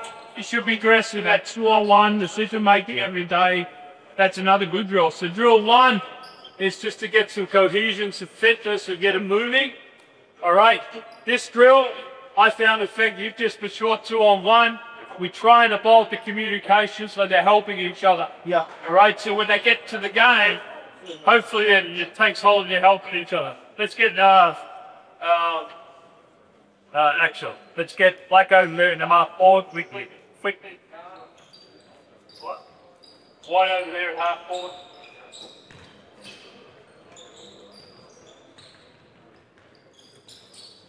Let's get a white defender on the halo.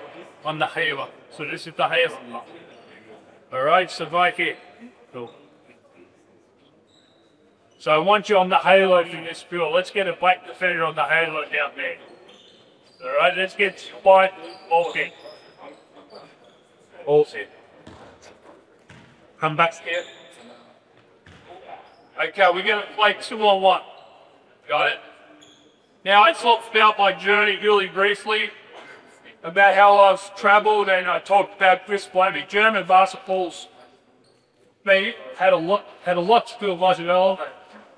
So many years ago, I came into Bamberg. I watched Chris Blamey coach Bamberg, and the Sicta Cup was on, and I was able to go and watch Coach Bauer talk about it. I think you're so fortunate to have these coaching elders, and you should be utilising it. I got the basis of this drill from that day for German basketball. I've added some things to it, and this is another 2-on-1 decision making. I've got 3 layers of it. What I'm trying to do here, I'm going quick, I know, but what I'm trying to do here is give you ideas in the drills for running, because it is chaotic. And I'm giving you the drills that I've found to be the most effective. Okay, so it's really important. That last drill that I just did is actually from under 12s, 14, 16. All right, and then when you get the kids to start communicating with each other, it really starts to take a bit of dimension. Now, this is the first iteration. There'll be 3 iterations of this drill. My G League team would love doing this drill. Okay, the first one, there's no dribble. All right, so what we're going to do is, so there's no drill. So we're going to go passing. The defense has to stay on the halo. All right, so we're moving quickly. You got 1 shot. We get a score. 1 shot. Now on to change. If the ball goes in, we want you to sprint to this side, and this junction point, the corner of the key, is that at the, oh my bad, excuse me, this side. All right? You're going to run in.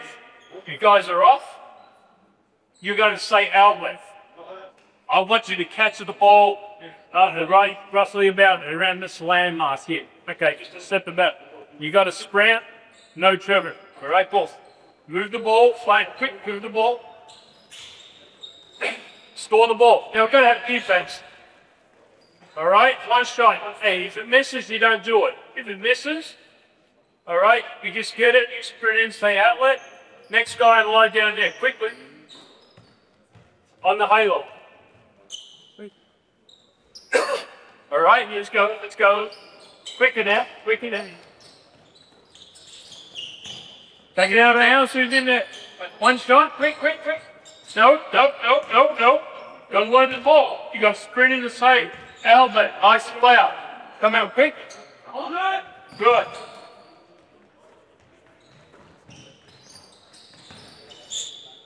Go quick. On that. Good.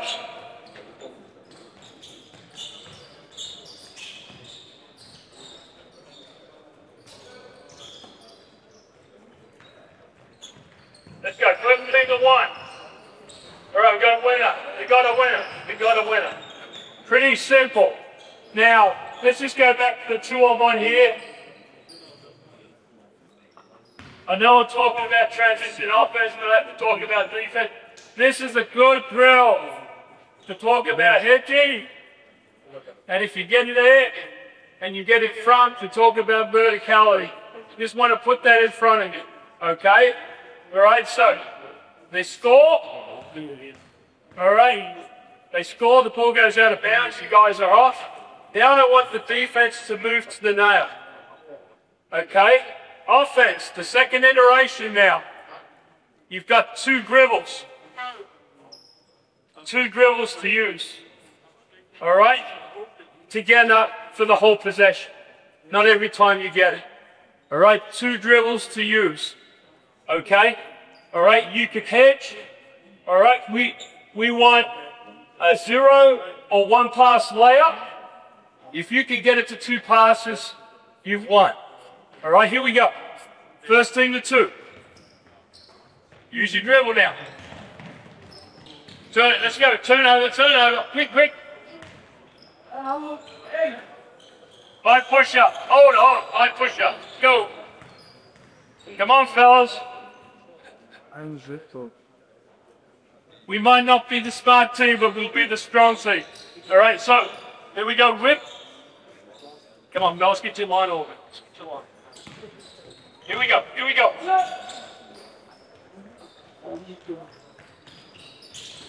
Quick, go. Straight into it. Two dribbles. Oh, you had a layup. All right, quick. Take it out of bounds. Got to call for outlet. Hold it, come back.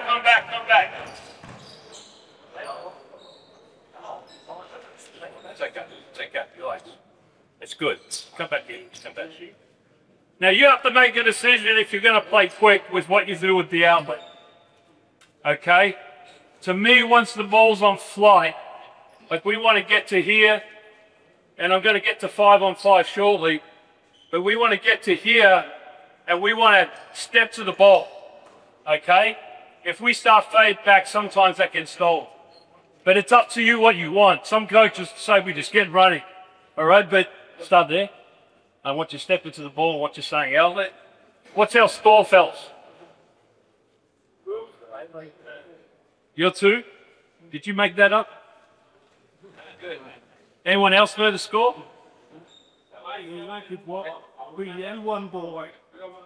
So it's 2-1. You go to 3. All right, you guys have got to keep score. I said about the 4th season of my drilling. Competition is the first one. All right, if they don't know the score, it's a work. Okay, you've got to keep teaching them to think about score because the score matters. All right, here we go. 2-all. Got to play defense. Inbound. Onto the nail. Nice job, man. 3 game. 3 push-ups. Quick. 3 push-ups. Okay, last iteration. On the outlet now. On the outlet. So we inbound the ball. Now I want you to take 2 hard dribbles, some glide dribbles, push it. You got to spread. 2 hard dribbles every time. Then you can do whatever you want. Defensively here, I want you to be more active. Okay? All right? So you sit there and hedging, stuff like that, and hedging. But you've got to take 2 hard dribbles. What I would like you to do is catch it, inside dribble it, and glide dribble, alternate hands. It's quicker. All right? Here we go. Let's go, guys. First and 2. First and 2. Good. Outlet, quick outlet. 2 dribbles. No. Oh, 2 dribbles.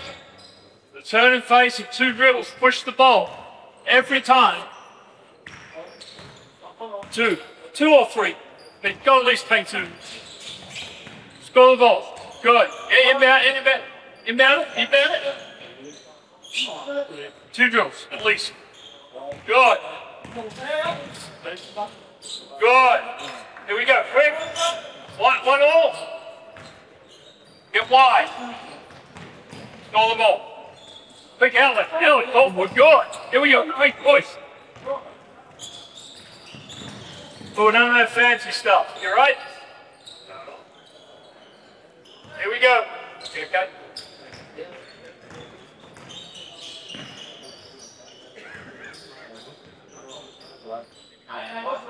Go, first and 2, 1 all.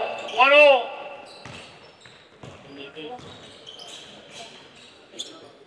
All right, guys. Hey, push up. 5 push up. Quickly. All right, everyone down here, grab a drink. Quick drink. Good job. So look, I just gave you a quick series of drills that you can use. And remember what I talked about, what I felt from a philosophy standpoint: 1-on-1, 3-on-3, 5-on-5, and a running drill. I try and get the players to help each other and correct. I try and remove myself from correction. If there is a mistake with the cohesion of the drill, I normally challenge, not that the players made it. It's a lot of times with these sorts of drills, it's his teammates by not being aware themselves to help. Because that stuff happens all the time in the game. All right? You got to keep connected. Okay, good. You guys want to keep going. Okay, let's get on the baseline. Let's give it black on the floor here. All right, I'm going to get into some punches of the time. I'm going to start talking a bit more about theory. And I think with the running, like, there's no secret sauce. It's really a mentality thing. It's the same as what Hannah was talking about with the tagging arm. It's a mentality. And it's what you preach is what you're going to get. And I'll just give you some simple ways of doing it. Let's get 5 on the floor. Let's go. 1, 2, 3, 4, 5. Make sure it's balanced. Cool. Okay. We're going to talk about transition off misses. All right. So, who's the one there? Who's the point guard? You're number 1. Who's 2? 2, 3, 4, 5. White. I want you to be organized and know who's white. All right. I want 1, 2, 3, 4, 5. Okay. Let's get around the circle here. So I want you just to circle this up. Right. Now, I'm going to call a number. That number's going to rebound. I don't care where the ball goes. Okay, so listen. So I say 5. You rebound it. Now, listen. Listen, this is our thing with transition now. We're going to get down the floor. The things that we want to fill are the 2 corners. All right, a weak side wing. Okay. And you want a deep outlet. So we'll just, for today, it's up to you who you want to carry the ball. Like in the NBA off a miss, we don't care. All right? But for today, just for simplicity, I'm going to say this is after a miss. So our one guard, you're going to run to the ball side and say, outlet. Our lane runners, I want you to sprint the half. Let's sprint wide first. Get wide first. Get wide first. Get wide. Wide first. Sprint to half and then look for the ball. If you could throw the ball up the floor, that's what we want. So what we want now, like our first drill, the 3-man weave with the runner drill, we want you to advance it and then get a layup. You got that? And as that's happening, as he gets a layup, you're getting to the corner, you're getting to the wing. You guys are running in to help out here. Have we got you? All right, here. Let's see how we go.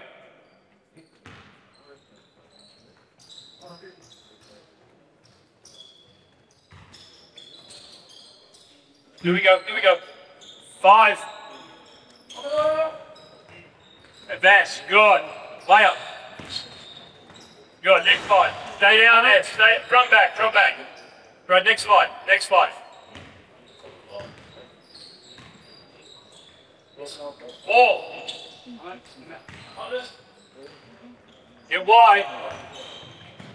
Good, good. Here we go. Now your numbers. Quickly, talk is talking. 5. Hold it. Can we get it so the ball doesn't hit the floor? Can we get it if we can so the ball doesn't hit the floor? All right. 5. Quick.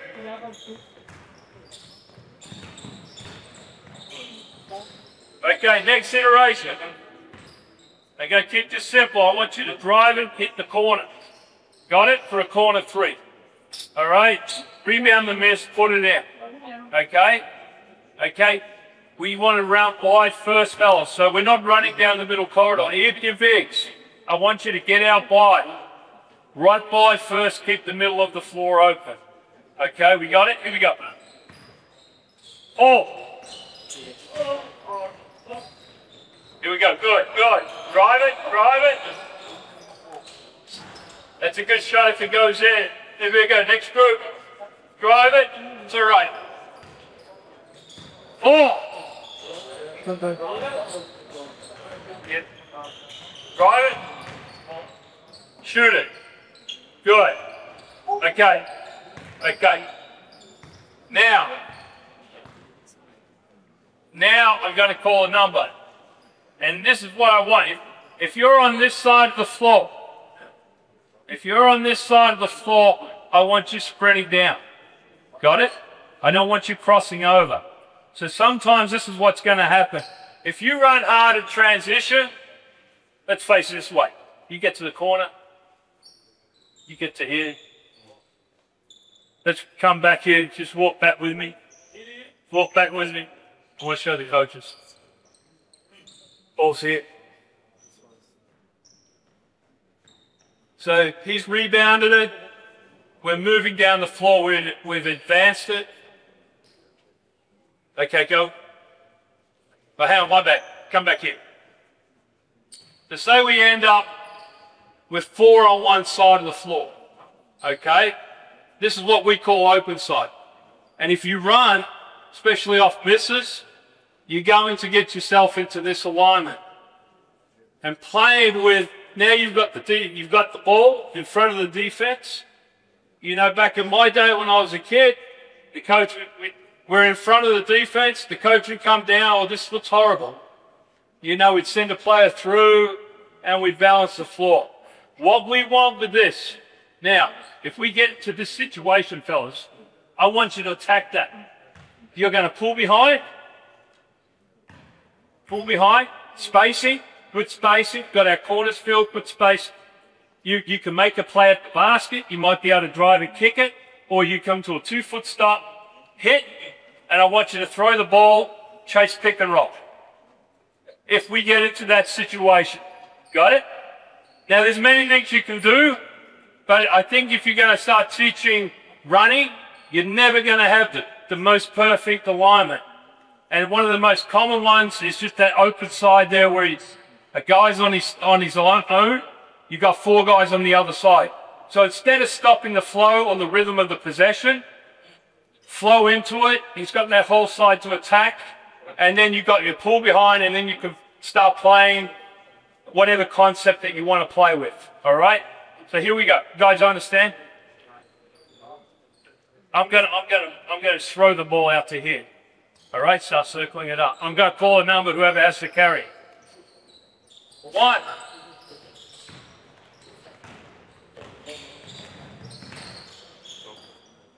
Let's go. Next, quick. Get wide, make your circle wide. Make your circle wide. Make your circle wide. 1. Whoa. So, I know it's a bit difficult with this drill, but we've done what you're cutting in front of the wall. All right, let's recreate that. I just want the coaches to see it.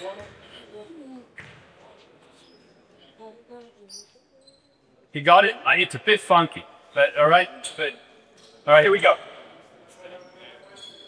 1. My bad. That's on me. Here we go.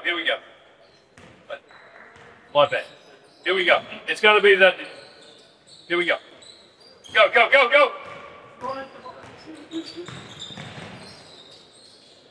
All right, hold. It's okay.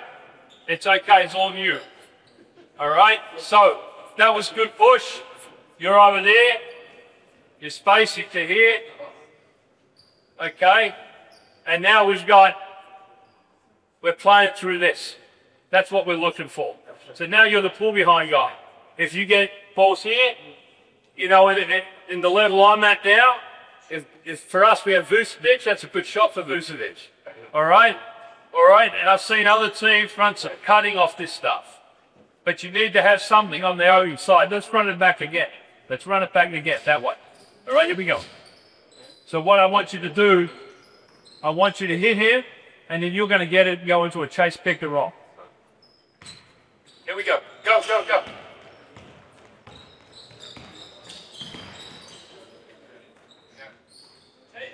Play it. Good job. All right. Here we go.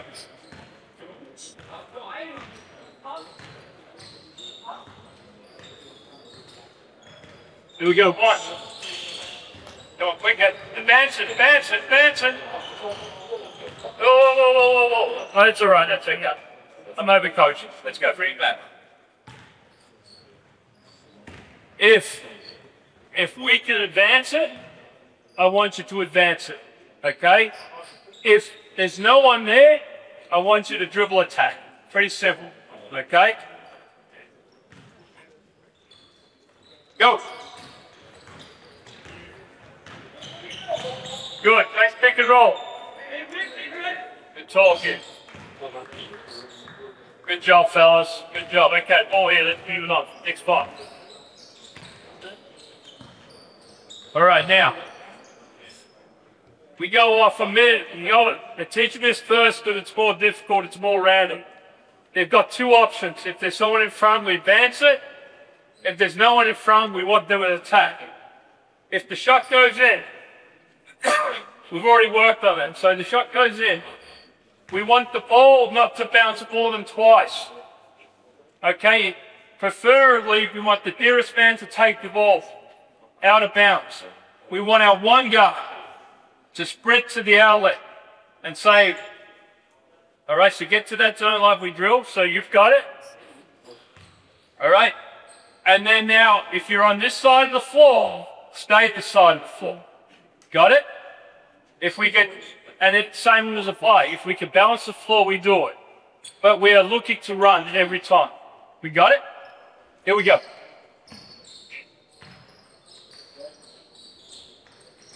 Hold. Don't bounce it. Just grab it. Get here.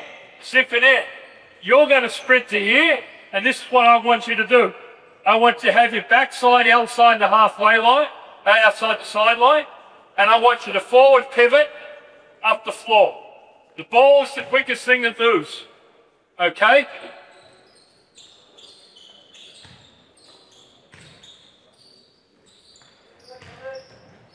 Go. Good. Small the ball. You can shoot a layup if you want. Great, next group, quick.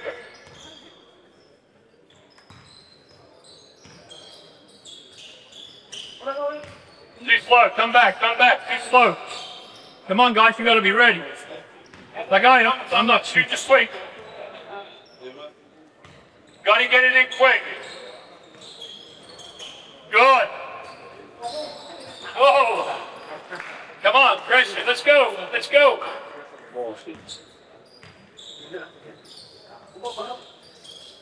Let's stop. These are the mistakes you're striving to get. Because if they can't do this now, you're not going to have a real quick hit bounce at the game. So the drill to me is working successfully. Okay? And the best part about the drill, and I keep going back to this, I think this is where people of my vintage as coaches have to improve. I love the fact that they're problem solving together.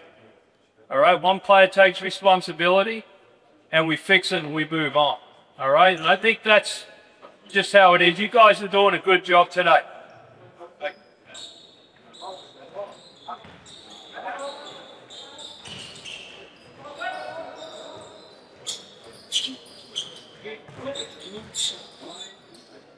You can shoot layups to you. Guys, you don't have to throw it to the corner.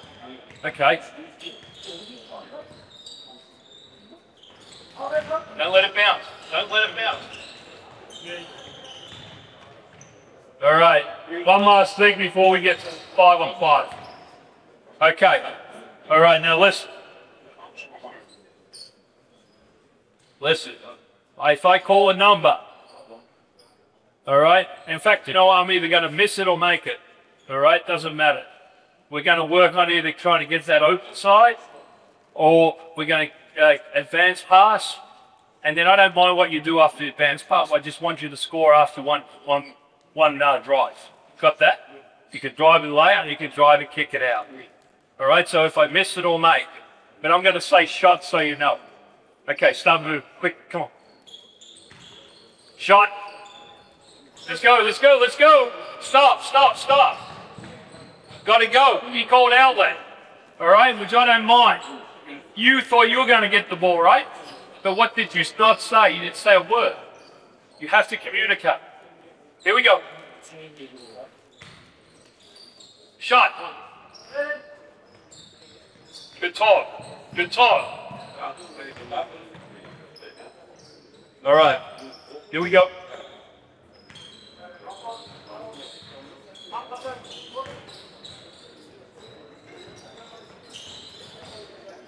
Make sure you see the ball. All right, last thing I'm going to talk about. Okay, with the advance pass. Let's get a guy here. Let's get a guy down the floor. Let's get two guys running the lane out there. Let's get a guy just behind. So you just be out. If we cannot advance the ball, we have to bring it up on the bounce. Okay? I think this is important that you go over. I call this the game. Back in the day, I used to mark the floor, but we're just going to use the green area. Okay? You want me to finish on? Yeah. Okay. All right? Is that you have to, if you're going to use the dribble, I want you to get a piece of the game. Because what we want it, but we're always looking to advance. Okay, so once you get through here, in the gate, you can cross pass it. Or you can throw it back. Because what starts to happen on the dribble, players defensively start to pull to the middle. Okay? I'm moving forward and let's do this now. Let's get you 4 or 5 guys back down here. Last drill. Let's put 5 guys over there. 5 black on the side.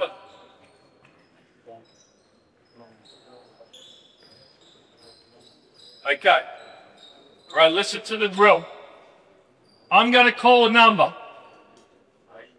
All right, whatever number that is, I'm going to shoot it, call a number. It's either going to go in or miss. You guys do what we've been doing. If you guys hear 3, you got to have 3 guys running on defense. Got it? Once the ball crosses half, the remaining guys come in on the step in. But I want the remaining guys to touch the circle. Does that make sense? That's right. So I say 2. You 2 guys go in. quick go in straight away. And then there's the ball crosses half. I want you to sprint in, touch the circle, all of you, touch the circle, match up and play. If you get a stop, we're coming back down this end. Got it? So we're going to finish back here. Okay? All right? If it goes in, I want the ball taken out of bounds. I want to hear an outlet. I want guys running wide. Okay? When you're coming back this way. That'll be defense. So 5 versus 5 with an advantage here. 5 on 5 back there. Okay? Remember, get that outlet in quick. Okay? 2.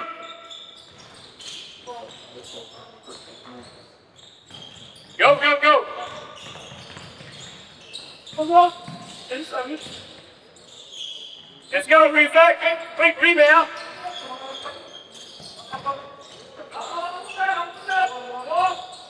6, 5, 4, 3. Go, inbound it, inbound it, inbound it. Come on. Get to the corners. All right, flip it over, flip it over. Let's go, quick. One more time. Let's have white, black.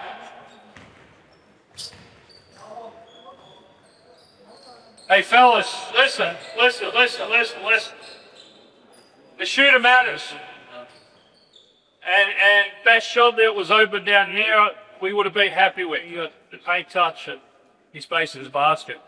We'd like to shoot. Now this isn't for everybody. You have to figure this out, but we've got this element of confusion and chaos here. And what starts to happen, they were so slow in getting the ball to come back, and all in their spacing.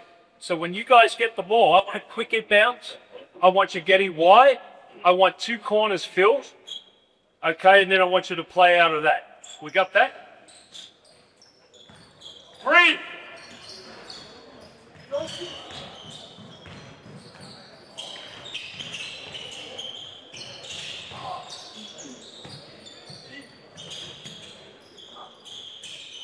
Drink, block out. Let's go. Get wide. Look for it there. Nice move. There it is. Good job. Stop. Look. Go, one more.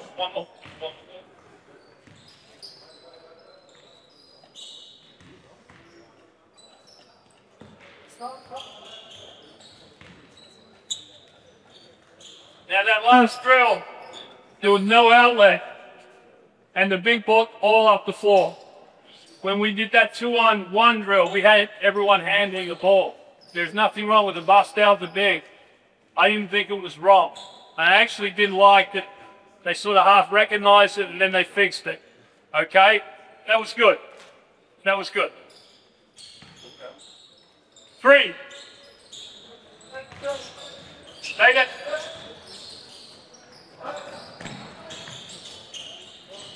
Good job. Get it in. Too late. Hey, I'm going.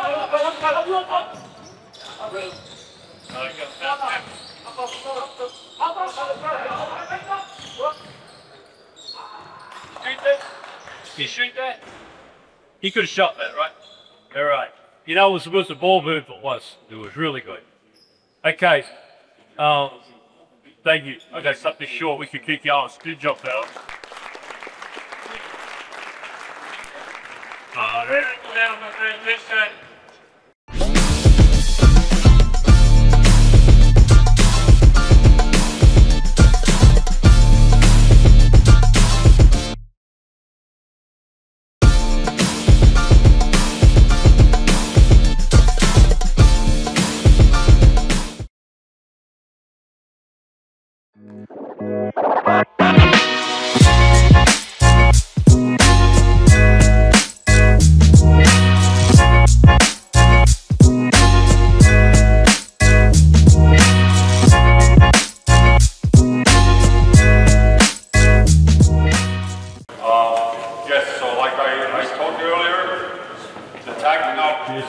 Number one, it's a defensive transition concept because it sets you up for possibility to have a very successful defensive transition phase.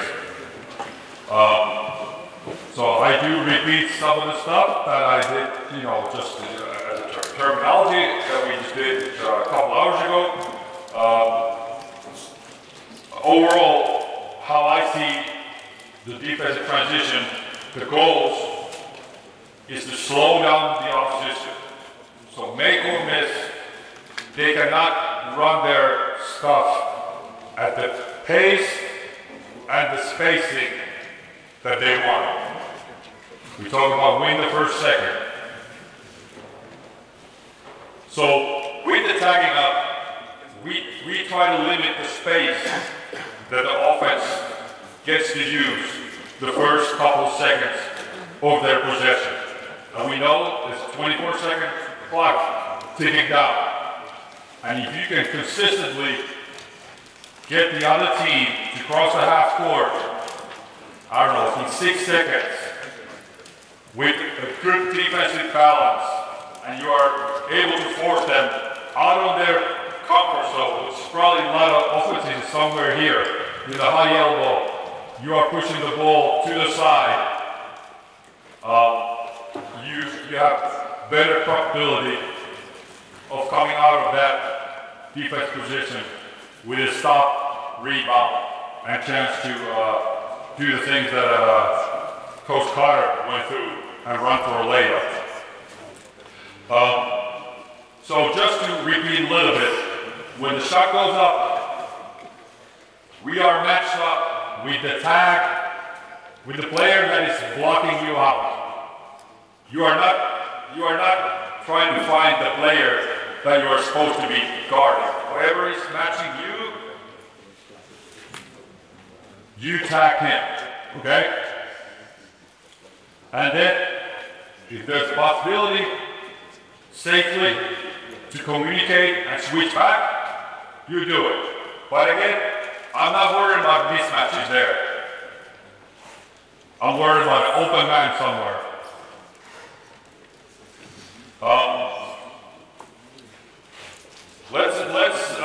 Let's bring just five white and five black players and get one ball. Okay. One of the couple more white. So one of the key things, if on the rebounding situation, we talk about coming out of the corner, it's vital that player to be present, not sleepwalking. In the transition phase, when we are, black is offense, and ball goes up, just go stand somewhere and tag a player. You know, tag a player. Okay, here, come here, boom. Let's say you guys are a little bit closer to the basket, right there. You are maybe tagging somewhere there, okay? So now imagine the ball is up there. Okay, good. Ball gets there, you get the ball, you know? And somehow you start running, you go with it, and you turn, and you get this pass through. All right? Now, because there's no one behind you, this is a very, very dangerous situation. So one of the key aspects that you have to be able to drill through your player's mind is, when the ball is advanced, every defensive player needs to run to the ball level. You lead your players, and big or small, you run here. Doesn't matter if you're guarding Michael Jordan or Dirk Nowitzki, you lead him, and you come here with active hands, active communication. You tell him where the help is. I'm here, I'm middle. I'm on the right side, okay? And then when your player runs, yes, then you obviously go with it, okay? Good, that's one of the key aspects and key points for you to have a successful transition defense. after tagging. It cannot be that these big guys, let's say you two are big guys, you get a rebound, boom, you pass somewhere, and you're just standing here. You need to run, boom. If he's walking, that's beautiful, because then you can guard to the ball. A lot of you have probably heard and used the term shadow, which, you know, big guys shadowing until, you know, another big guy throws up. I'm here in the middle. Hey, help middle, help middle, help middle. So when ball advances, you need to get to the ball level or a step below, everybody. So the point guard, or whoever has the ball, is perfect situation, should see his defender and 4 big guys. Arms up. Active hands, active communication. Okay? So we're going to practice that part in just a second. And the early pickup point is basically why we are doing this. That's the key to slow the other team down and have the possibility to take away their space. Early pickup point is the number one benefit for tagging up offensive rebounding concept. And because of early pickup point and high pickup point, you have chance to slow the other team down. People behind you can be, you know, pretty brave and be on the passing lanes. They don't have to be passive. Okay? And then before we start going to the last thing, which goes against the norms as well, and I think especially in youth basketball, I would encourage this. Let's say all the other, you're guarding the ball, all the other 4 offensive players go, and your defenders go as well. Okay, you go a little further, you are maybe here, boom, and someone else stay there. Good, stop. I believe I was coaching at the U18 Adidas Next Generation tournament, and I'm trying to think what we played. I think we played a Spanish team. And they were kind of eating us alive on an open court, defensively.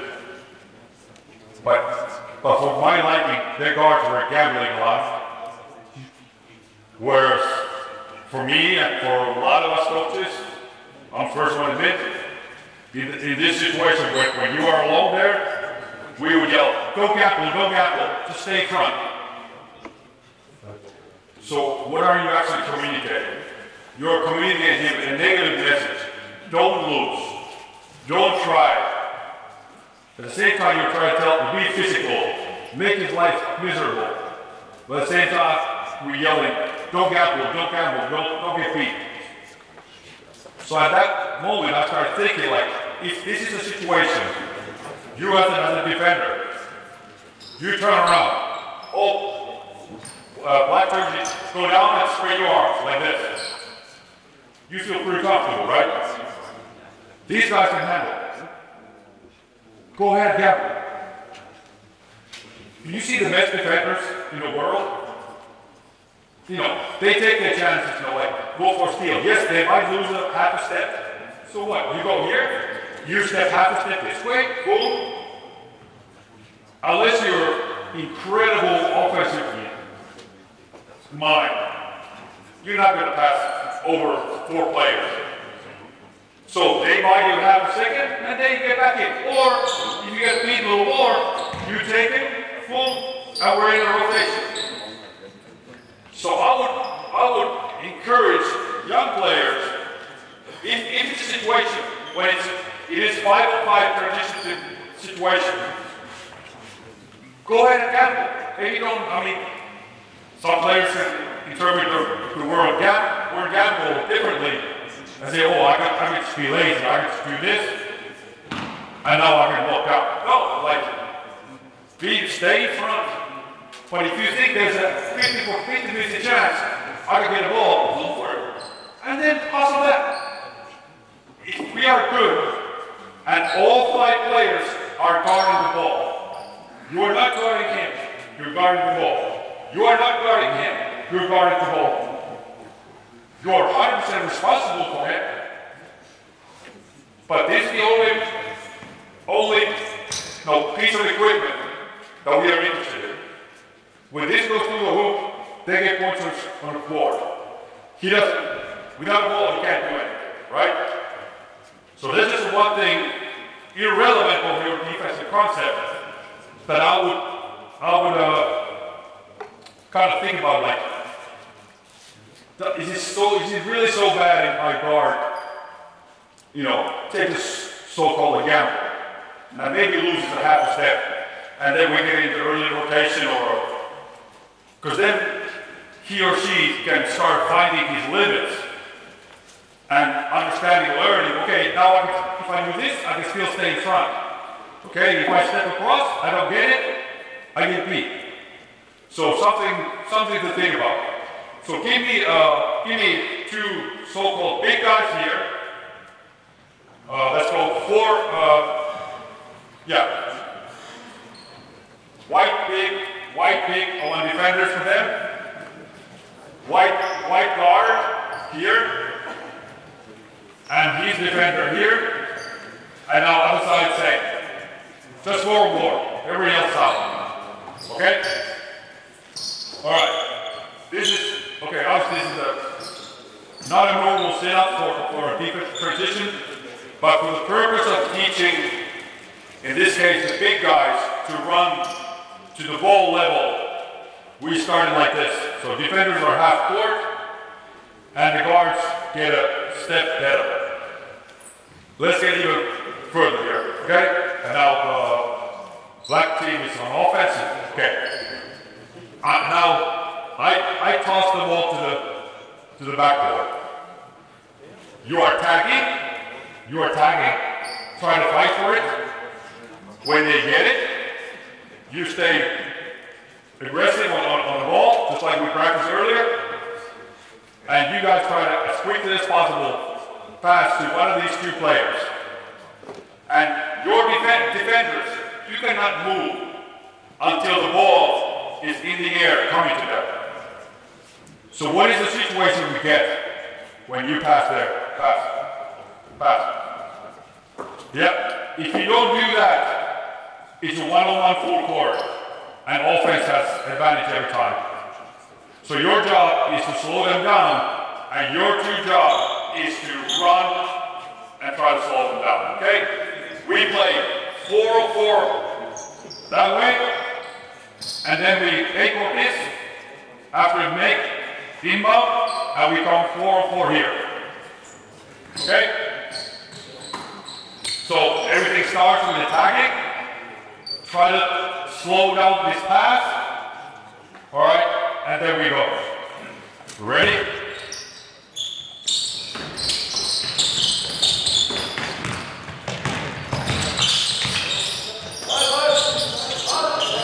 Go, go, go, go. Full court, full court.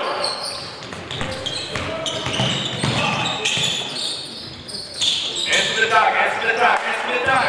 Okay, stop. All right. Remember, I know she said, just introduced the concept 2 hours ago. Yes, red come in, white go out. Every drill, every situation, we are tagging. There is no shot that goes up in the practice that we don't tag. Okay? Same setup. Same setup, let's go. Same setup, let's go. Okay? Other way around. You guys were defense? Were you offense act or defense? Okay, alright, so. Okay, let's open this way.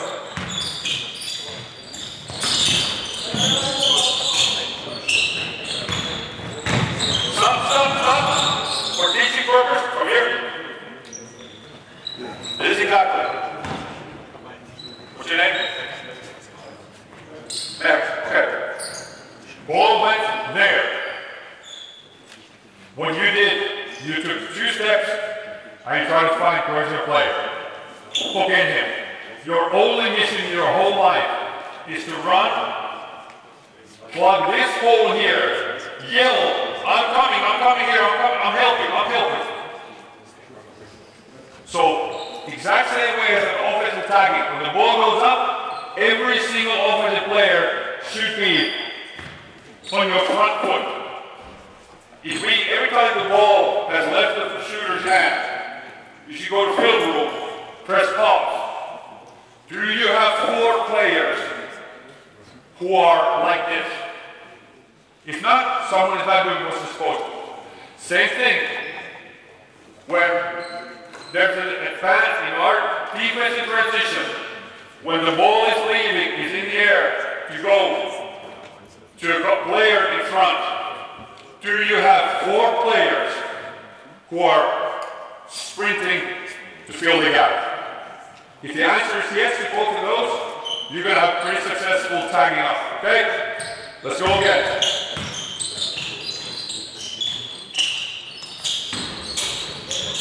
Stop. He got the ball, what's your job? He got the rebound, we are tagging, what is your job? Yes. Don't, and I know now, you know what is going to happen. But you have to play along. We are playing basketball. If he runs back, you keep your grip. Okay? Alright? Alright? So.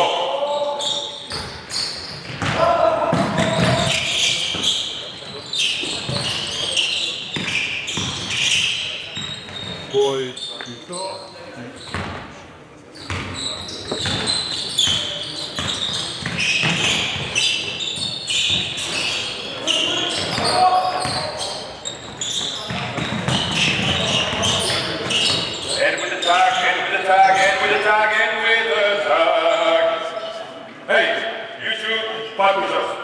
Both, you and Luke. I'm trying to be a nice MC here, and with the tag, lay up those up, you stand, and you kind of maybe 1 step. Alright? Because if he missed, and even if he didn't miss, they ultimately quick, you're there, it's a layup. Okay, so now, now we go just two jerseys, white, black. Okay, now let's go really quick. Obviously 505 is always better than 404. I just wanted to simulate this run to the ball level. So again, active hands, active communication. Even if you're still not in the exact right position, but if I'm yelling here, hey, help middle, and I don't go right there for another half a second, the offensive player might start thinking, okay, the middle is blocked, I can't go there. So good communication gives your defenders, gives them more energy, gives them the possibility to put more pressure because they know there's someone there backing up. Okay, so let's start from the free throw. Black team is shooting free throw, white team is on defense. 5-5. Okay? One more white. Okay. On the free throws. This is exact. Who are you tagging? What's the player you're tagging? Who are you tagging? When your player shoots a free throw, who's the one you are ramming? Try to get inside position. Try to put it. Yes. Okay, then now dig up the trick part. A lot of times you are boxing team out, so it's easier for you. You're responsible for them, and you guys are taking care of them. Okay? Okay? Yes, there might be some issues. Your center is shooting a free throw, and you might have a free mat here, ramming a 4 mat. But who cares? You can then hey, find naked. Okay, say I'm gonna wait. Yes, you can do it. Okay? And then, especially after free throws, you have great opportunity when they take the ball out of the net to be in his face. I mean, close to the line. So only passes are available corner and corner, because then you want the first second. Your responsibility, not allowing any passes that way. Okay? So we are going up and down, 5 on 5. You tag here, you tag there, and you finish here with the tag. For offensive rebound and another position. Okay? And when we are in transition defense, when the ball is advanced, all 4 players get to the ball level with active hands, active communication. We all good? All right, now I should just shut up and enjoy the next amount of minutes. Let's go.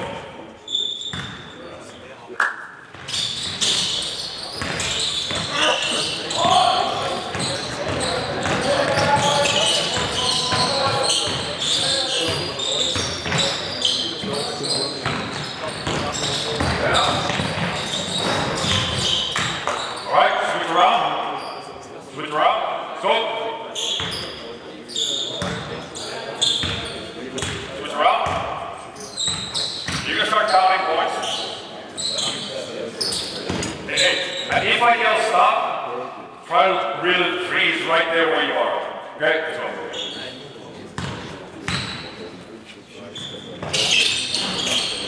Stop. Who feels a little out of place now? Okay? Go where you are. Go where you are. Correcting the glitch in the computer. Okay, good. Good. Stop. No. Go into his space. Go into his space. There. Okay. Now, treat the first, especially after a dead, I mean, it's not a dead ball. He or she can run.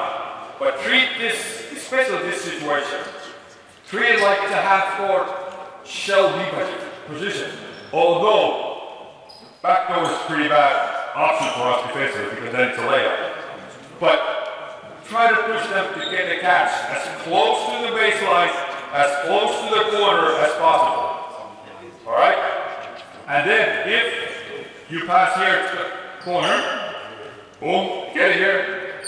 Now you, instead of running back, see what he does, run, little, get an angle right there to clog up the middle, right? Don't run straight back. You don't just run to the ball level here, and then if you're sprinting, yes, I need to go. But if he's walking, you are here. Every second we can eat here benefits us there. Because like Coach said in a previous presentation, the first 6 seconds, you get the best shot in the offensive game in basketball. I know we all believe we have unbelievable X's and O's that are so beautiful. They work super. 5-0 morning practice. But the points per possession are not on your side when you're running a half-court set. They are not. I'm sorry. That wide open three, 5 seconds into your shot clock, is a better shot than you will 99 out of 100 get. Or let's say 90 out of 100, you get 6 seconds of shot clock. If you're playing against good level, good defense. That's just why if you are running a good defense, rebounding balance, always shot, no matter where it is in the shot clock, is better than giving them opportunity to settle for great defensive rotation. So we want to take away that first 6 seconds and make sure they are running their fabulous X's and O's. Because odds are, we can stop them. Okay? Let's go for free throw again. I spoke it up.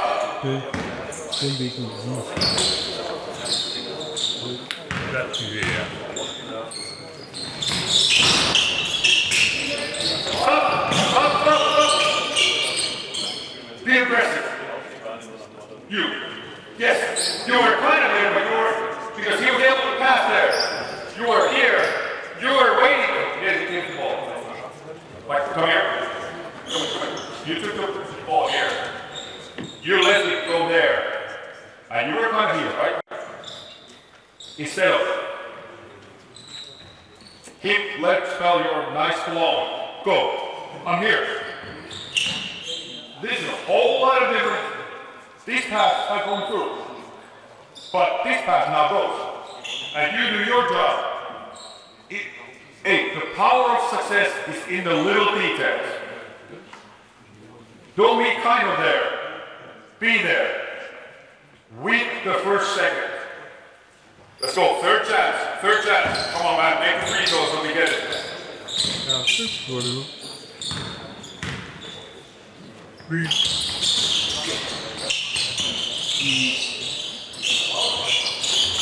Well,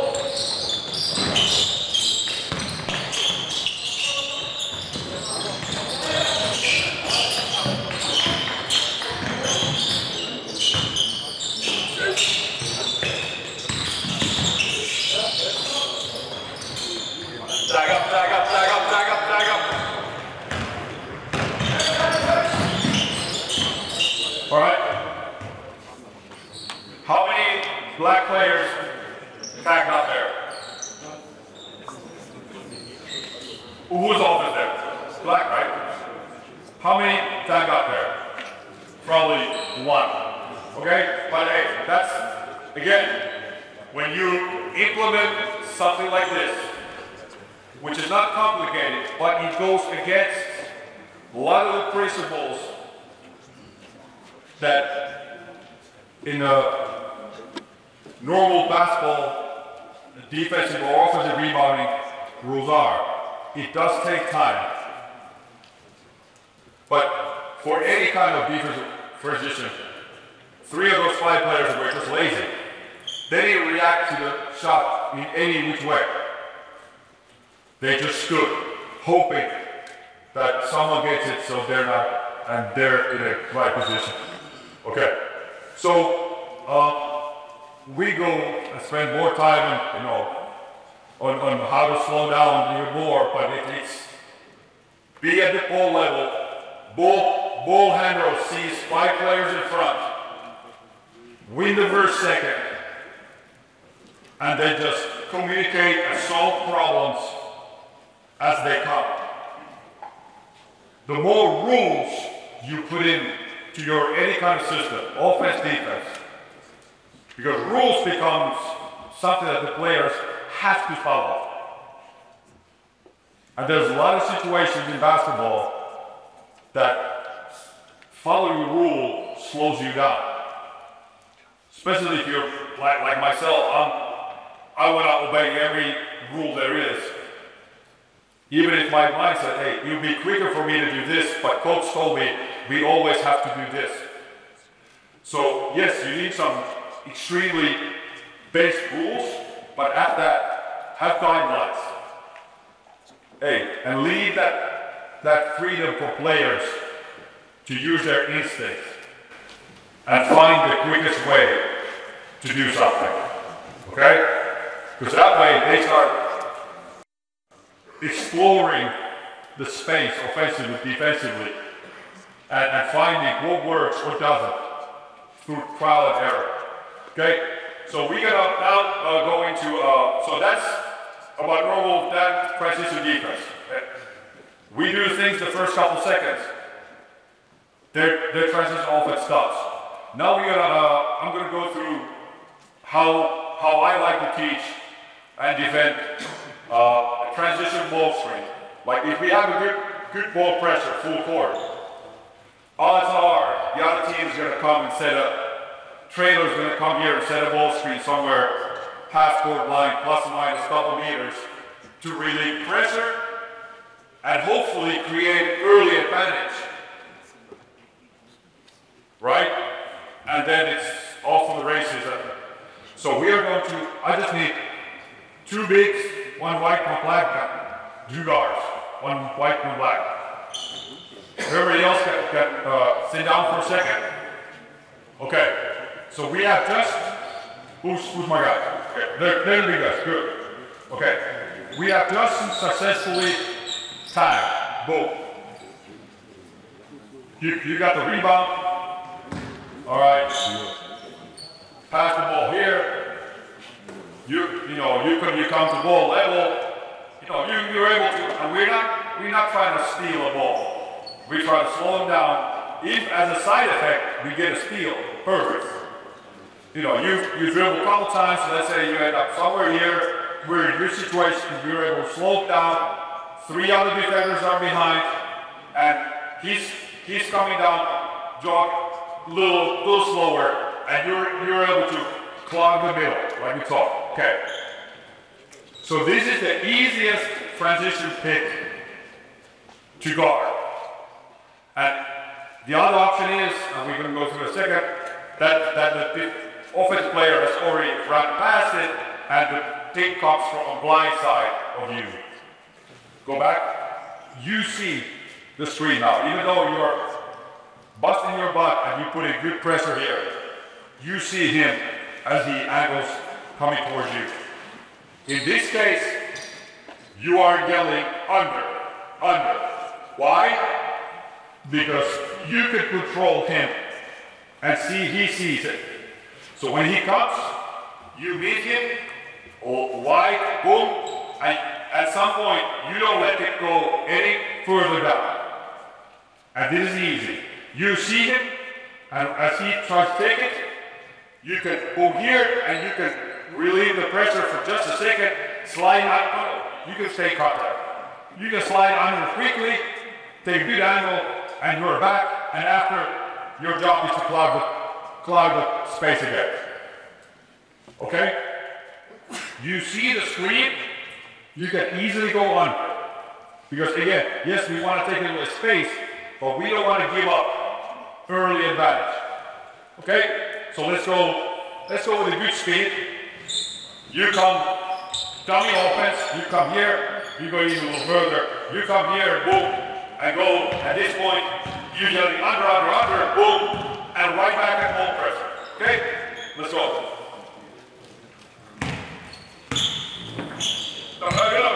Give me the ball, you run ball level, and then you jog down a little slow. Let's go.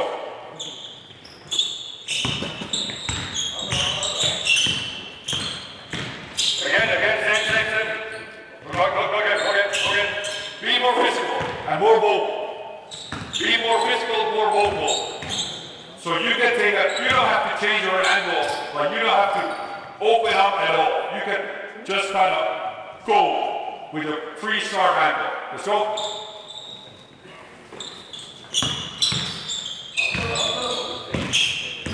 Good. All right. In the basic, yes, it is easier here than it is in the game situation. But as a rule, guard sees the screen, he can go under, and we push. Okay, now, same situation. Let's say you're the second guy. There's another big and his defender. You are here. He doesn't see you. All right, come defend. All right. Now you come here. Okay, what's the first thing you have to do? What's the first thing you have to do? Communicate. Screen left. Okay? Tell, or if you're more comfortable going first with the direction, left screen. Don't waste, hey, watch out. Watch out for what? Be precise in your communication. There's only 3 possible things. If you have time, then you're a great communicator. What, how, and who are you communicating to? Hey, screen left, right. Anything other than that is you waste time. So now you pressure the ball. You have no clue what's happening. And we see this so many times. Now, if you go and set a screen, and you yell, the same as we did, under, what do you have to do? Yes, I have to relieve the pressure, somehow find something that's behind me, which I haven't seen yet until I turn my head. Go way under, and now the guard gets a lot bigger head of steam, right? And we might be in trouble. So, go back. Here, if you don't see the screen, and he yells screen left, he did not communicate under. And in the way we defend ball screens, guard goes over the screen every single time. So you don't need to tell him to go over. That's the normal way we are doing things. Under is something special. So that's why you have to add the word under. You yell screen left, and now you have to bully him, try to really put a pressure on him, and then when the screen comes, we have a magic wand here. If you can get your hand over a screen, your body will follow. It's unbelievable. But 99% of us, we have this magnetic shoulder, especially guards. I'm a big guy, so I can talk bad about guards. We have this magnetic shoulder, guards, and there's the other part of the back leg, it's right here in the big, and we find the screen every time. Sounds familiar? Guards have unbelievable ability to find the screen. But if I somehow get my hand over, even here, I get the hand here, my elbow, my shoulder doesn't hit anything. I get it here. I can somehow, yes, I might get beat half a step, but I keep coming. And on this defensive solution, you yell left, left, left, and you are here kind of acting bowling. You are here until, keep attacking, until your player recovers. Boom. Yeah, you might be dropping. So what if he passes to the big guy here? Then we figure out what's next. Again, we have 3 players behind, and then you try to sprint here. This player maybe jab a little bit, and we recover. Because we want to stay in front of the ball, and going under a screen that you don't see creates a lot more trouble, all right? So let's do this. I'm here, you're already there. Really good press. Let's try to go find a live now. Let's go try to go live, okay? This situation, okay?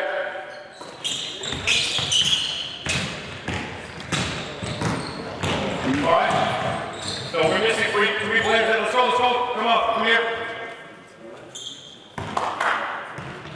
Okay, and now let's combine the 2. You get first pick is here. First pick is in front of the ball. What are we doing when he's trying to the ball? Here, when he passes and he goes set screen, what's your communication? Under, you stop him, under, then you go, pause a little bit, so your big guy gets in front, and then he comes sets his blind pick. What's the communication? Yeah, just yell the direction and you go, okay? Let's see.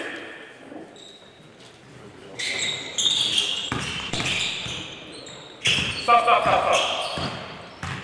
Hey, I know there's 240 people here, but you're training to play in front of 20,000 people.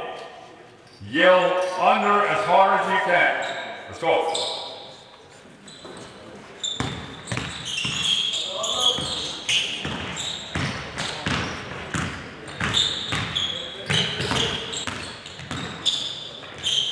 All right, good. Switch the other way around. Let's go. Come back.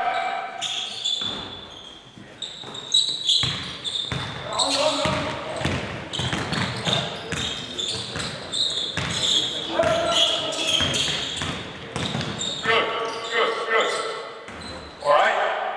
So this is something as simple as this.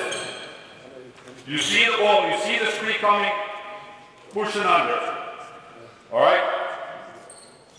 It comes from a black spot. If guard tries to find the screen and where to go under, he needs to open up his stance so much that we just give up 5-6 meters of space that we just blocked. So be aggressive with him. And big guy helps, next guy helps a step, and so forth. Okay? All right. So let's go 2 cheese again. I know you guys sit down a little bit.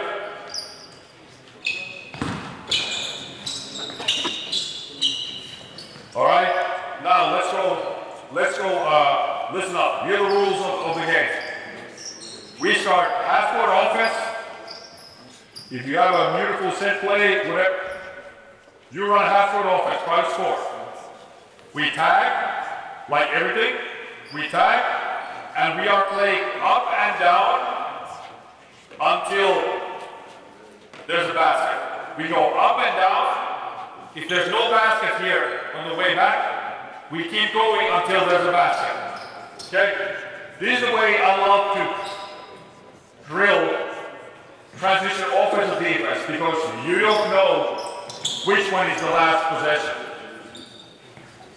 Because in the drill play, if I just tell them up and back, everybody knows there's no danger of transition offense after this possession. So I can just kind of half-ass it. So leave the end of the drill as a little bit of question mark. We go up and down until a basket, or until 2 baskets, whatever. Okay? So, and now we're playing great transition defense. Tagging. If there's an advanced pass, everybody runs, clogs up, active hands, active communication. All right? To the ball. Everybody guards the ball. Everybody's responsible for their own back. Okay? Be brave. You can try. If you see, you can try to gamble a little bit if everybody else is behind you. Okay? If it is a good transition defense, and we're able to slow you down, big guy, come and set a screen. Either from front of the ball or behind. Not every time, but try to mix it in. So we can see if we're able to get to any kind of lesson. So,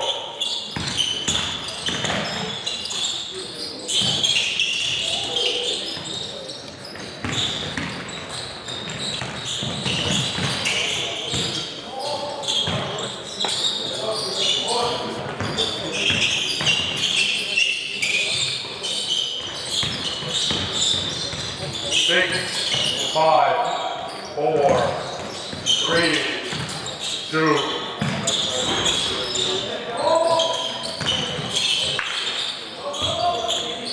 Good play. We hit next basket.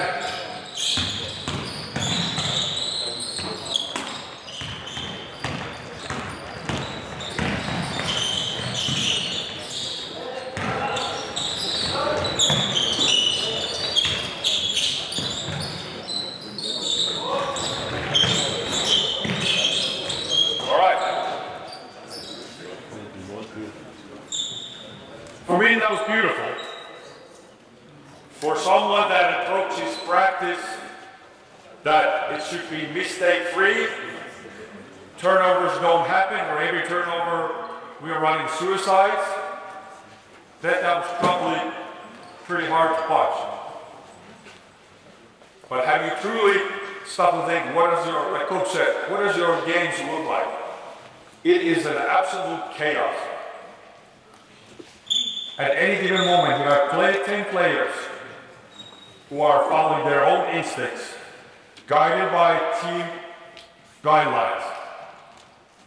So this is not joystick coaching. You are not coaching, EA, 2K, NBA game. So that was beautiful. All right? Probably some of you guys understand they needed tags, but I don't expect it. But like the late great Bobby Knight thing, one of the greatest tools and teaching tools is a bench. I know it's a little bit old school. I don't want to see players for making mistakes, but over a little bit of time, it does teach you. If you're the one who don't tag up from the corner 5 times every game, and as a result, we give up 3 layups. As Coach Knight said, the second or behind touches the wood from the bench, something amazing happens in your brain. And you realize I did something wrong. All right? So, let's try it correct. Let's go again. Yeah, switch teams.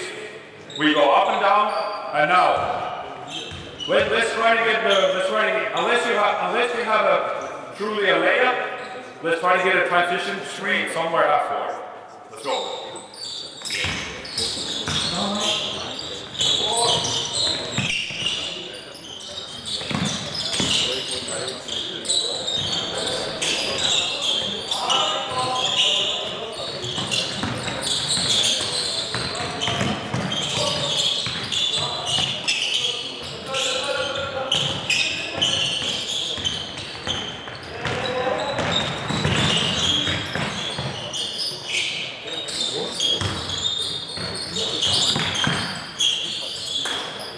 Remember the time. Remember the time.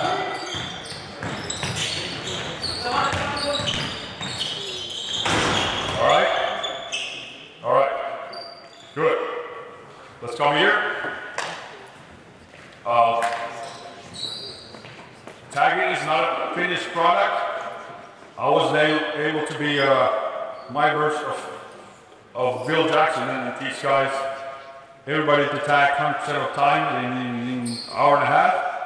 But it is, what I like is we're able to put pressure full court, even after 2 hours of teaching.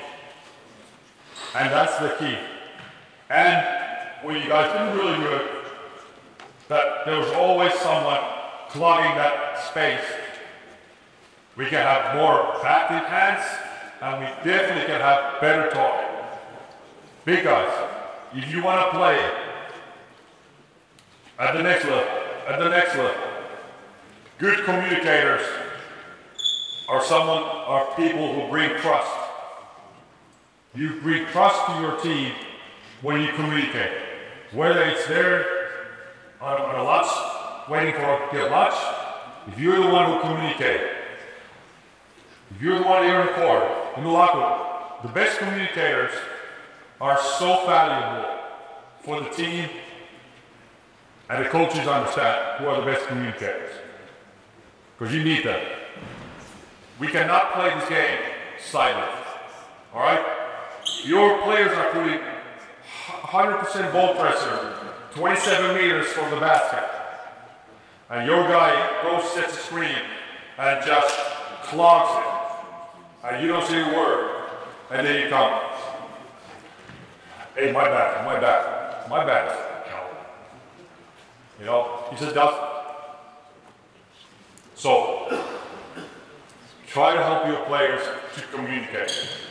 Try to help your players to communicate, because when I communicate, now the next guy communicates, and it's contagious. And in my experience, the best teams I've played on defensively are two things are common. Most active hands and best communicators. You don't need to be the quickest, most athletic. You don't need to have amazing size. If you are a great communicating team and you have very, very active hands. Because in today's basketball, you know, even with you guys already, but you go to guys who are 20 plus years old, you take your three biggest dudes. You ask them to spread their wings. You can almost go from sideline to sideline. I mean, yeah, you leave some holes, but it's amazing, and it's what happens when you guys coaches yell a zone D. If I yell zone D, what do you guys do on defense automatically? Yes, some amazing reason worldwide when it's zone, everybody does this. Mad? So maybe we have to start cheating like that. Hey, we're zone defense. Like it's amazing the difference. How much? But right now, I'm just, I don't know, 50 centimeters. I clog up 50 centimeters or 70 centimeters of space. Now, my wingspan is 214. they're not trying to pass here. All right? So it doesn't take a whole lot of effort. Even when you're running away from the ball defensively, just have your hands up. I'm hard showing a ball screen. I run back. Just have your hands up. It helps so much. All right?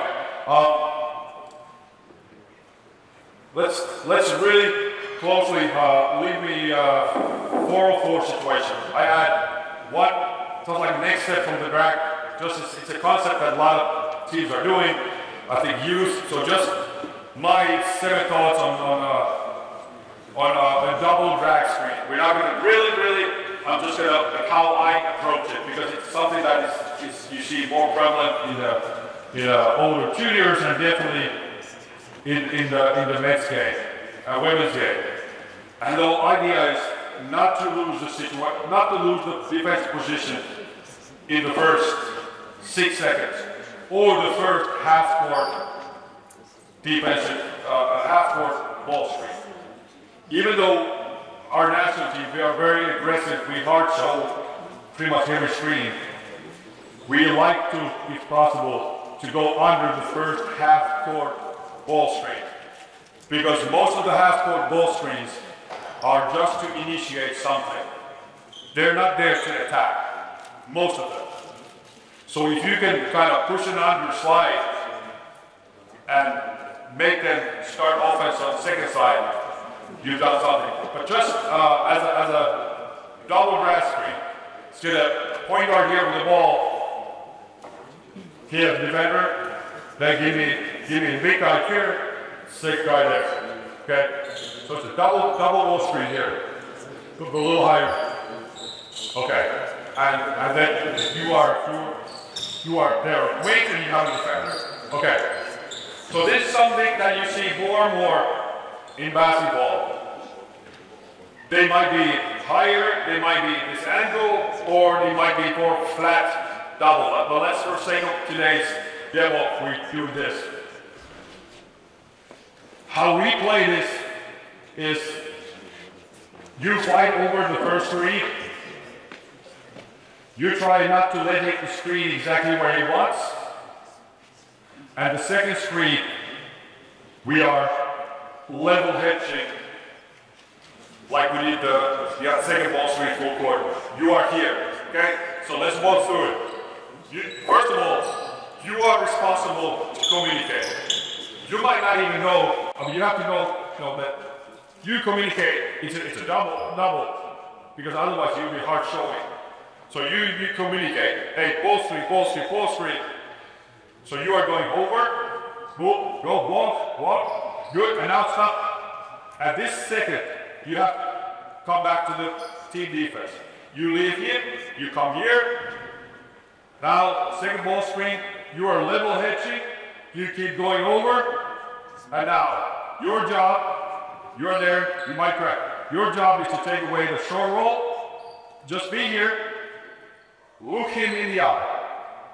Because if he has any kind of punches, he's a good point guard. When he sees that you are looking at him, he understands that you are on top of this situation. You see, so you take away the short roll, boom here. He might be a little bit open if he's a pop 5, pop 4. What's your job? You are ready to, for the fly double pass. You might be, you come, fly double pass, you come stunt by half a second, and you recover. Okay? Let's go over first half speed, and then let's see 1 or 2 times see if we can handle this.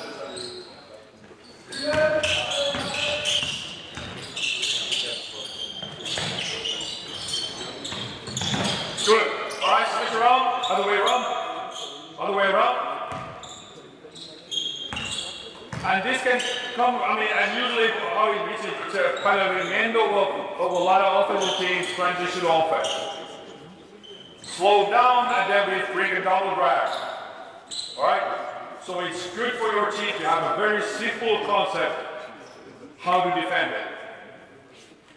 Then, if you get caught in the first screen, Then we try switching, right? Then we have to win the situation. We can't keep following the rules if the first part is already broken. Okay? So come here, go for pressure, and let's try to get a little bit higher here. Yeah, squeeze, come a little bit higher the squeeze. Let's go.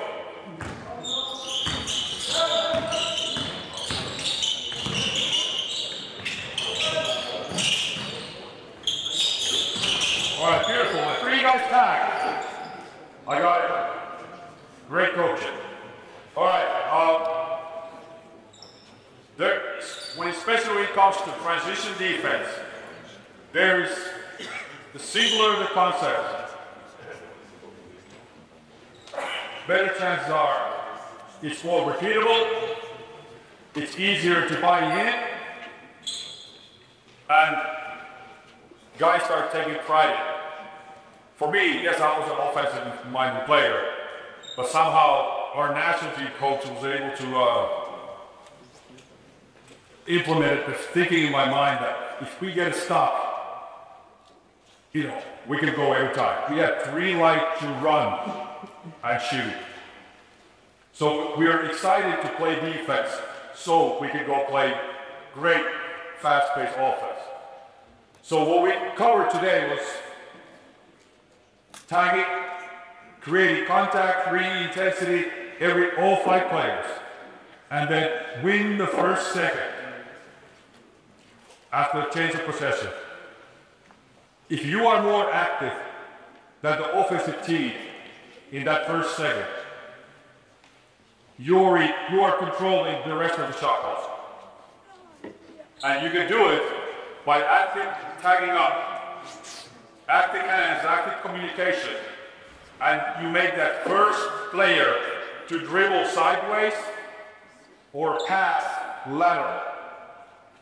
Now the fear of a layup is gone. Even if you're a great baseball passer big, he ain't gonna do a baseball pass if you are in his face. And then it is very good to have a concept how to guard the high wall screen. It will be very difficult to cover it if I'm running back here and I'm just yelling, oh my, go under, oh my God, go on.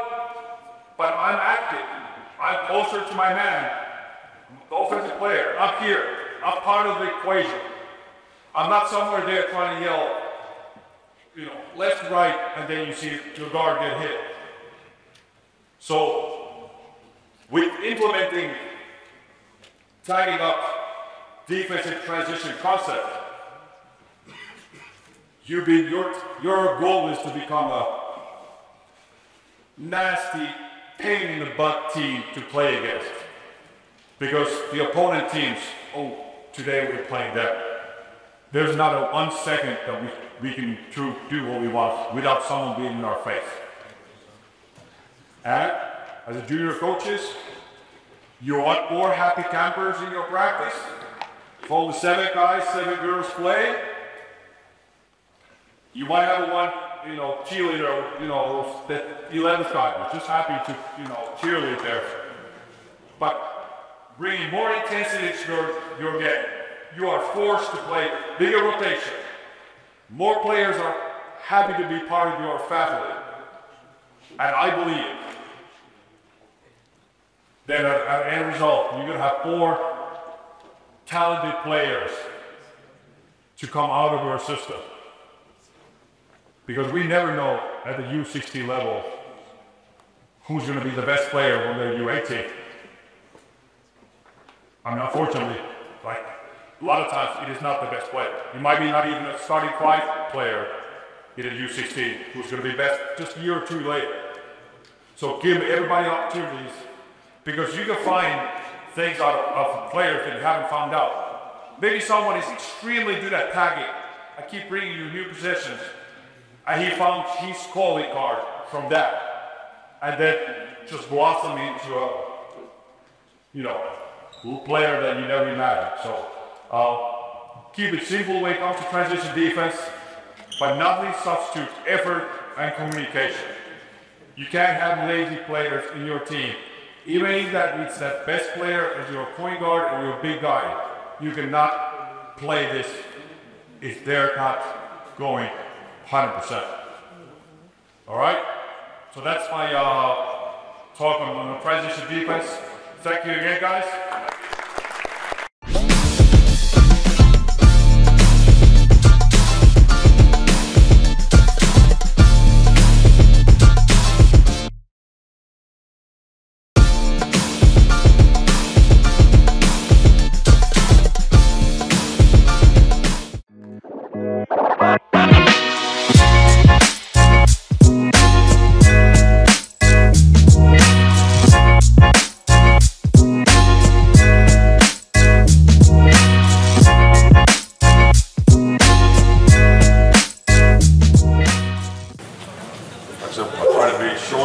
Sharp and get into a really basic element of our defense. You know, basketball is played, I don't know, 95% without a ball. And then I kind of question myself, how much time do we spend practicing the off-ball defense? We practice wall screen defense a lot, and we practice one-on-one defense, but kind of go hand in hand what I told you guys yesterday, that the philosophy that I try to follow on defense is being active, not reactive. Meaning that I don't want to wait for offense to get to a spot where they want and then hope to defend my basket. That's the basic difference between kind of backline defense, drop defense on ball screen, and then being active, taking matters into your own hand.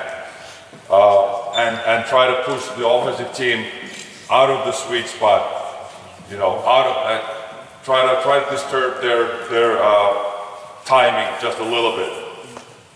So difference between act, don't react. All right. So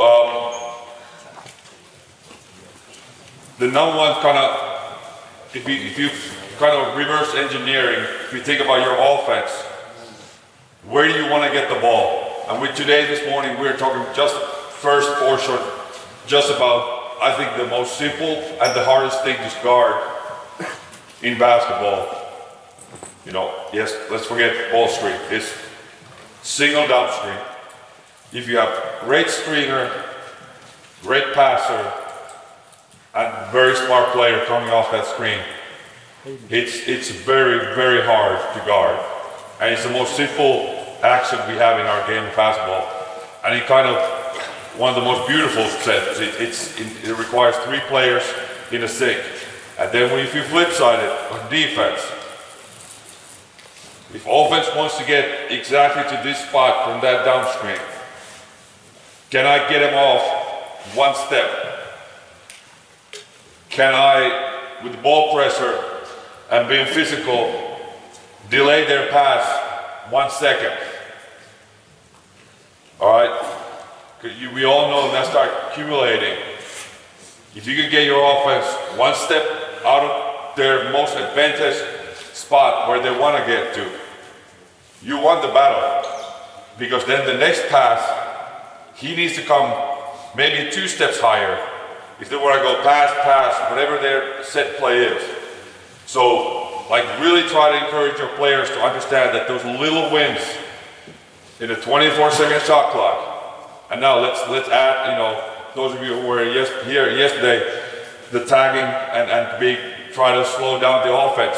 Let's say they start their offense with, you know, first pass half court, there's 16 seconds on shot clock. If I can delay the first 2 passes a second, get them out of the perfect spots that they want to, you're looking at under 10 seconds and offense hasn't got anything done.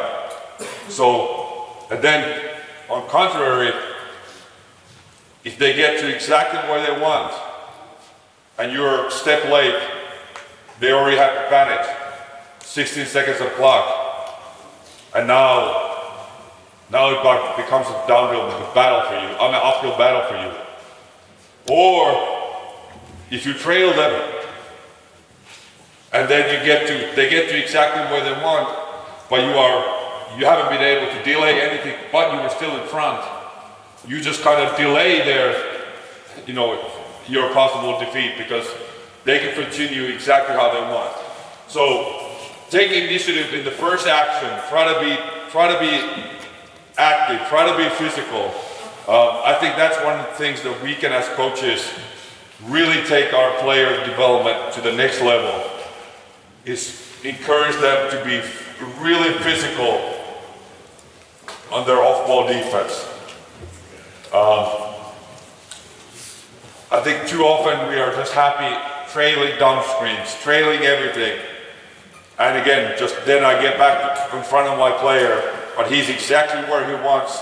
The timing is perfect. Yes, you took away catch and shoot. That's great, that's one win. But you didn't really disrupt anything in their possible set play or continuous offense. So let's give me one passer. Let's bring one guy down screen here. Anyone? Yeah. We just have a standing down screen, okay? And then one white, one black coming off down screen. Okay. Comes a little higher there. Okay. All right. You're just a tree. Don't move. Be there, screen. All right. So just kind of demonstrate what I just had my little monologue. You know, you coming off a down screen. A lot of teams lock and trail. You lock and trail, you are exactly, your sweet spot where you want to get to is right here, okay? Boom, use the down screen, and you are trailing him, boom, beautifully, you're attached, he gets it right there, boom. Now, you didn't lose anything, but you didn't get out of win. You didn't win that one-on-one battle. It's a little less than a tie because he got to exactly where he wants, and now his passing angles are perfect how they planned it, correct? So pass back. What I encourage young players, and again, when you start bringing physicality into these off-ball situations, same way we talked about yesterday on rebounding, the intensity and physicality in your practice starts to really skyrocket. Your players start accepting that, hey, physicality is part of basketball. It always has been. They start complaining less about someone, you know, maybe giving them, you know, elbow by the rules or, you know, being physical when they're used to it in practice. Because you never want to go into a game and the other team shock you with their physicality. That's bad coaching. All right? So teach your players how to be physical, follow the rules. Being physical and fouling and being dirty has nothing to do with each other. All right? It's about you recognizing there's down screen coming. All right? And then when you go to older levels of pros, obviously you have a lot more scouting, you can anticipate actions. But the difference between you just happy trailing him is when you recognize, okay, he's about to come off an action. At that, right now, you're in help defense, somewhere here, let's say ball's still there. Now, go up. I got the ball here. Now you're a part of our team defense. You're helping, boom. Now, when I pass, and at the same time, you see the big guy coming down, now it becomes a one-on-one situation for you. You're not responsible for any kind of help. All right, your job is to get to him. All right, so now hopefully you're closer to the guy, and really, he wants to, you gotta imagine the path that he wants to take. And your job is to disrupt. Make it go half a step higher, all right? So meet him at some point. You're low, wide, and really with the body, give him a little nice kiss on the ribs. and then push him, bully him. Don't let you get picked and try to fight through there. Yeah. I mean, if you watch high-level European international basketball, the best individual defenders make that action look so easy, so effortless, because they win it maybe a second or two before that screen. All right? I learned a lot. Our national team captain, Stoz, now kind of towards the end of his career, but had a 10-year great career in the ACB, you know, playing EuroLeague and multiple FIBA Champions League champions with Malaga, Tenerife, and Canaria. Incredible individual defender when he was a little younger. Now the legs are like 33, 34-year, 35-year-olds players are. But I learned so much about him, stuff that I don't know if someone taught him those or he just figured out, I need to survive. So, your job is to start bullying him. Make sure you don't get picked. Again, this is kind of just a simple advice. There's no, and then you start getting more comfortable with the techniques. All right. So we start. First, the easiest way. You start from here. You start from here. Your job is to get a catch and shoot shot, or you have one dribble. All right. And your job, you can't move. You're just a down screen. Okay. We go first. 75% speed. All right. And you can foul, but be physical. Okay. You cannot get picked. Okay? Let's see how it looks. Go.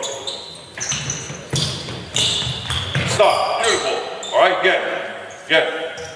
Let's go. Let's see if I have these. Hold on. I'll give you the perfect target so we can see if you win the position or not. All right. You get a little over on that screen. All right. Here's where you want to shoot. Okay? That's where you want, and your job is to get him one step off here, and you won the battle. Okay? Let's go. Beautiful. Let's go. Next two. Let's go. All right. And once you get warmed up, hey, you can go every single one. Just get the other one. Turn white out of black. Let's start getting it right here. Let's go. Good. Go.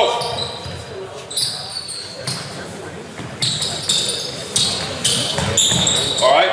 That was more of a tie. Okay. Remember, if you don't, come to shoot. If you don't get a shot, you have one dribble. You have one dribble to play one-on-one. Let's go. Good. Let's go. Next one, let's go. Let's get a couple of balls.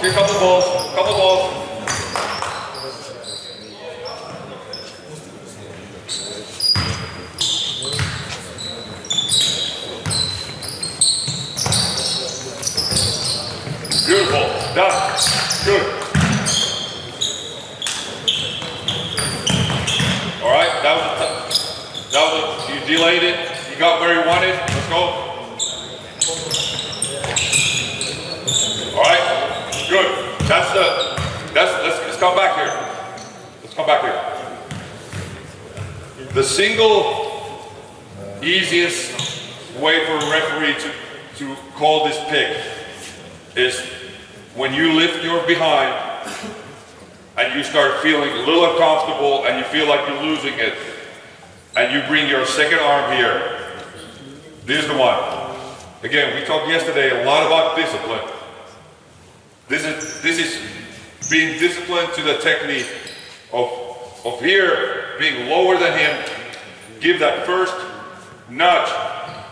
Just re-run him from the perfect line, the line where he wants to go. And then after that, you can follow him, right?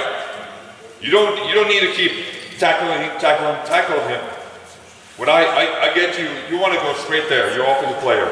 I gave you this little dodge, and now I'm just here, okay? All right, let's try again. Beautiful. Let's go.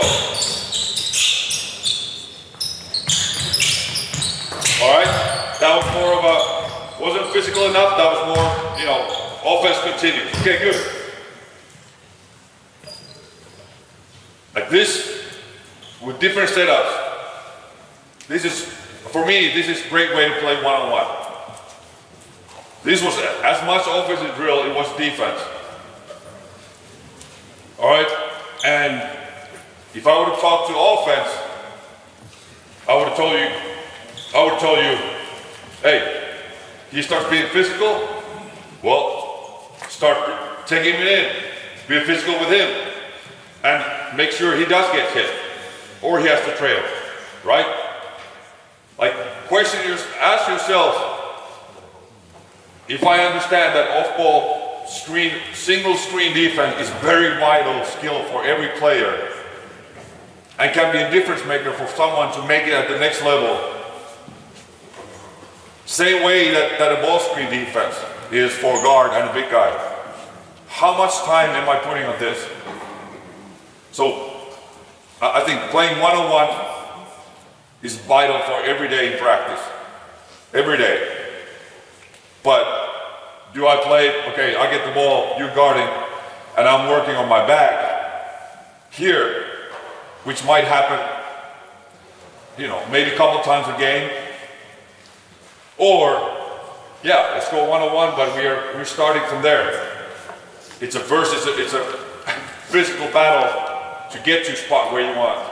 And then give him 1 or 2 dribbles, give him imaginary short clock, 6 seconds on the catch, or whatever have you. So try to get as much stuff out of your one-on-one drills as possible.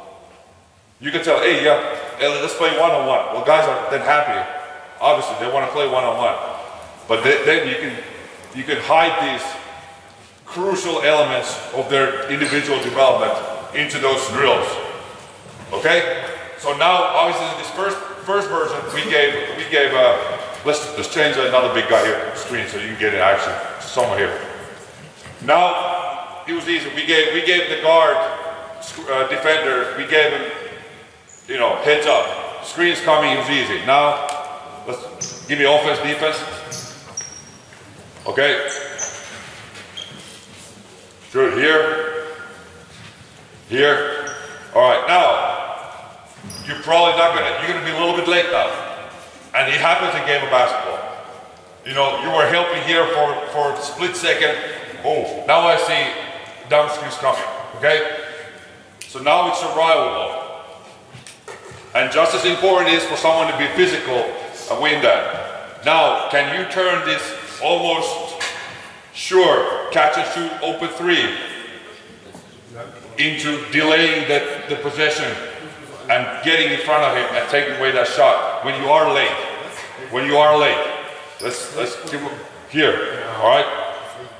And when you move, you can move. So when he moves his legs, you can go. And let's see now if he can get a shot off. It's a one-on-one drill. You have 1 dribble, all right? Because this is, again, it's just as important to practice these perfect situations where you can be physical as it is these very, very realistic situations where your guy, he maybe fell asleep for half a second. It's your responsibility to make sure they know how to gain back the 50-50 situation and not lose this, what I call it, 100-0. All right? Because game of basketball is not perfect. We talked a lot about yesterday, both of us, about it's a chaos. Defense might get hit a little bit. So if your options are only yelling at your player, yeah, hey, don't be late. Let's practice these situations because it happens in the game of basketball. You know, you maybe took away a layup and that's why you are 2 steps late now. All right? So let's see what kind of solutions you guys get. Let's go.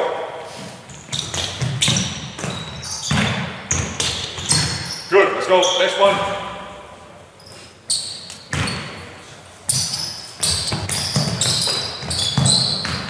Good, next one.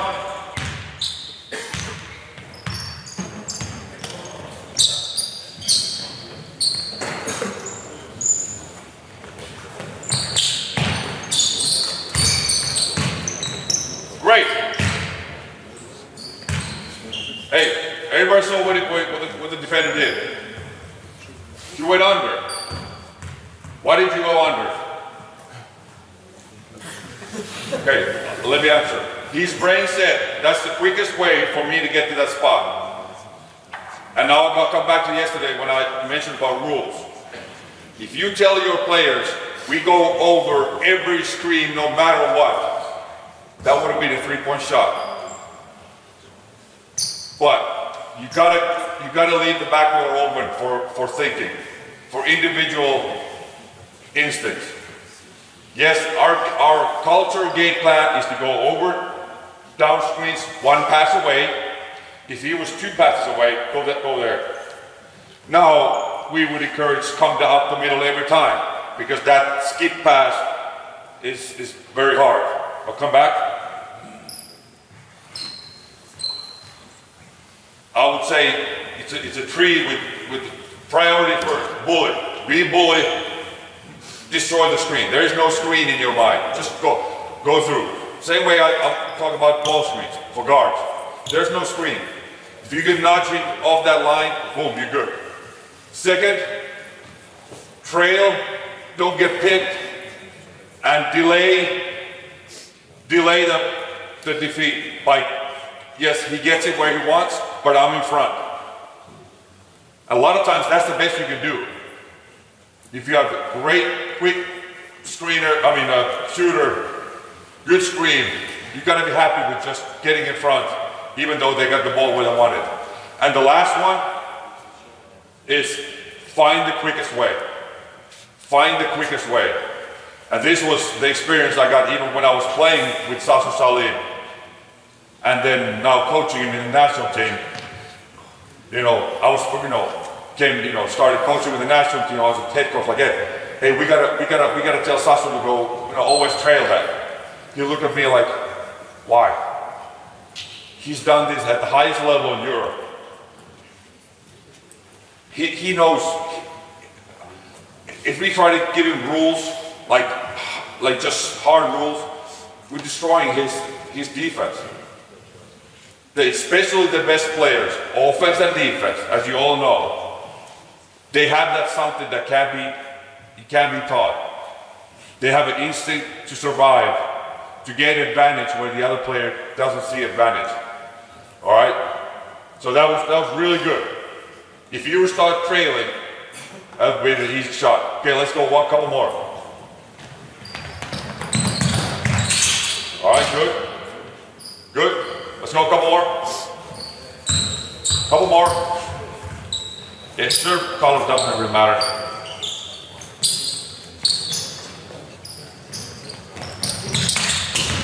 Good. Okay. All right. Now, one more thing that can come out of the good thing about bullying. Go up. Screeners usually, he's coming down, he hasn't stopped yet. Go up, and I take your spot. When I start being physical here, and I start rerouting this offensive player, what do you do as a big guy, kind of naturally do? You start moving the screen higher, and me bullying, now I have rerouted you out of your perfect situation, and at the end, I can give you a little more nudge and slide under through that perfect line where I was. So let's go back 2 seconds. This is the line you want to get to. And your first initial shot is to screen or somewhere there. But you see, I'm winning this situation, and now you want to help your shooter and not really be smart. You start moving the screen higher. So I'm rerouting two offensive players out of their spot. All right? And this is special. You can see the same thing in handoffs. Get rid of the ball. This is even more common. Hand off, you want to come inside it, go a little further. You want to bring it inside the 3-second area, but you see I'm bullying, you come in, boom, and I slide under. Because there's not a big guy in the world who can do this and this without getting called for foul.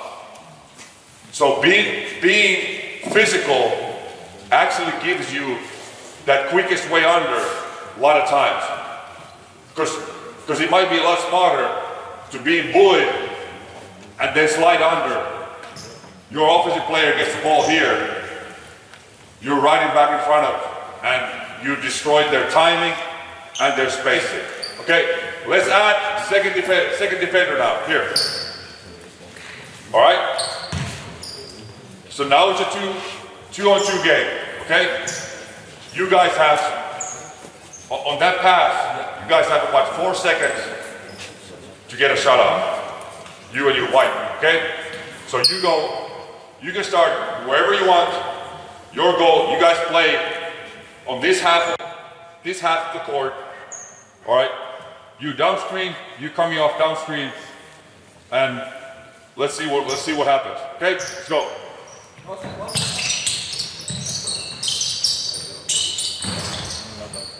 All right. Next one, next 2-on-2. Let's go. Next 2-on-2 screener.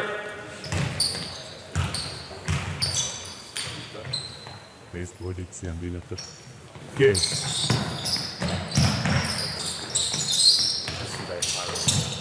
Good. Let's go. Very good screen defense here. Then the back door got you. Let's go. Hey, you can go white. That's better. Okay.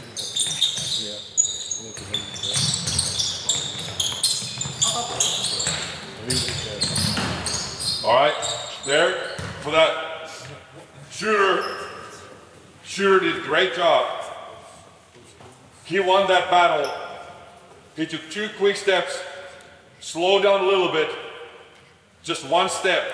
Defender wasn't physical, and he got exactly where he wanted. Again, now we talk about defense, but this is offensive drill. By concentrating on defense, your offensive players are learning ways to beat their opponent. All right? It doesn't need to be more complicated than this. We are talking about, like, this is the heart of basketball. Down screen. He was first 1 against, 1.5 against 1. Now it's 2 against 2. Okay, let's set up same thing. Down screen and screener. All right. Now, let's talk about, it's a 2-man game here. Your responsibility when giving the ball. When he passes and takes 1 step down, what is the first thing? What's your first job? Yes. People that play with me, and I'm the last guy to start telling that I was any good a player. But I know what I did at elite level was communication. And that's because my now passed away college coach, Rick Majers, if you did not talk, you were running. And running a lot. While the other guys were keep wrestling. So you either run or you talk. So literally what I did, every time my player broke the 3-second area, I yelled downstream. I didn't know if he was cutting. I didn't know if he was downstream. But I let my teammates know someone is coming down. Be aware of it. All right? And I didn't find one teammate at any level who said, oh, you're ruining our defense by talking too much. All right? Again, like I said yesterday, communication adds trust. It creates trust. And defense is all about trust. Okay? Great job. So you communicate downstream. And then, let's say there's a great shooter coming up. How can you help your teammate to make sure he doesn't get the ball right here. Yeah, okay? Yes, if it's go back. I take your spot. Get ball here. Okay, I'm on my stats. Let's go half speed. It's here. Okay, first, my instinct is jump to the ball right here. And now, when I see he's going down, I open up this way. I do not open this way, which happens way too many times. Because now I don't see the ball. I'm open up here on this angle. I have my high shoulder arm up. Just by this, I'm extending myself again for a step and a half. And now I keep my low leg a little bit below his shoulders. And I'm here, I'm yelling down screen, down screen, down screen. I'm coming here, boom. I might be in arm length contact. If you have to go through, I could give you this. I am not here. This is helping no one. I am here, yelling down screen, and now it becomes a two-man dance. I gotta see when he's coming, go be one step late. Be one step late. Okay, keep coming. I'm here, I go. Boom. And I trust, I buy you that one split second. You're a smart offense player. You don't want to pass this, okay? It's a two-man dance. Then if I see that you are bullying, you are right to bully him, boom, this is fine. And now I can open up and be part of team defense, okay? Let's go. Too many times, to my liking, to our culture where we want to be, again, we want to be active, not reactive. I see the down screen, the screener's defender opening up and trying to save the whole world. You know, just sitting in the middle of paint, helping no one. All right, let's go. Okay, go again. Don't worry if he slips to the basket. We have ball pressure here. We have nothing. Your whole shoulder is screen level, and then up, not middle. Okay, let's go. Good. One more time. Be aggressive. Be aggressive. Again, hey guys, this is not sexy. This is maybe not the part of their skill bag that the guys want to, or young girls want to work on. But if you're a big guy, or whoever, is best at this in a one single game, or in an age group. If I follow a junior national team coach, and I have a big guy defender who communicates better than anyone in Germany, and is better at helping their teammates 1 second here, ball screen defense, hedging, he's one of them. Well, I know you guys have a lot more players than we do, but like, it's rare, because then that's something you can build on. Obviously it needs to have ability and all that, but if everything else is the same, these are the parts that actual coaches want. All right? Good, let's go.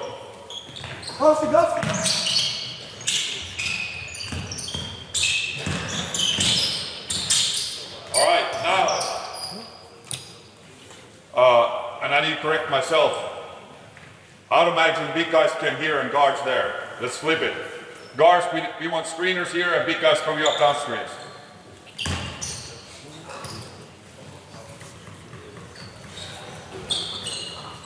All right, yes. Okay, start higher. Let's make it harder. Here, boom, pass, and go.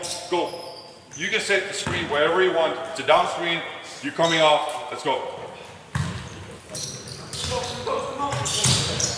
Stop. You didn't help anyone, right? And now, offensively, I know we coach in defense. You never stop. That would have been an offensive foul if you ran into him. Wait for him to set the screen. All right, let's go.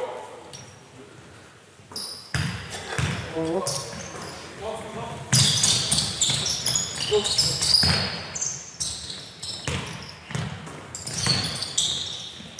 Next. Let's go, let's go, let's go. Let's go. Next four.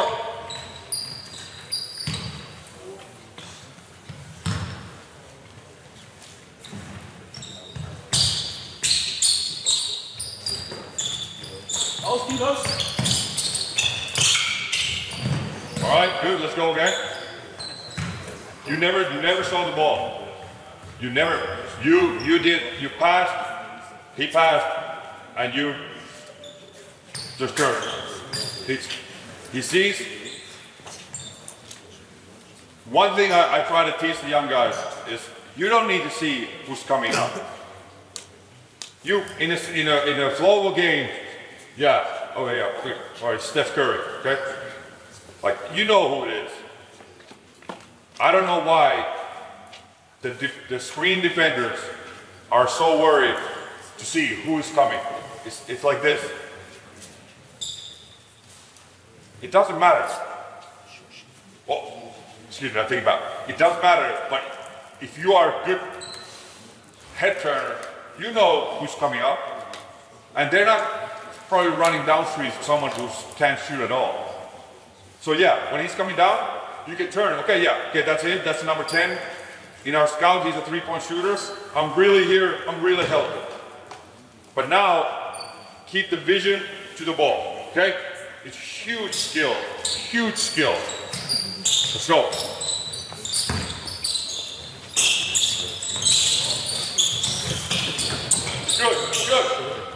Good. All right. Let's add third defender. Here.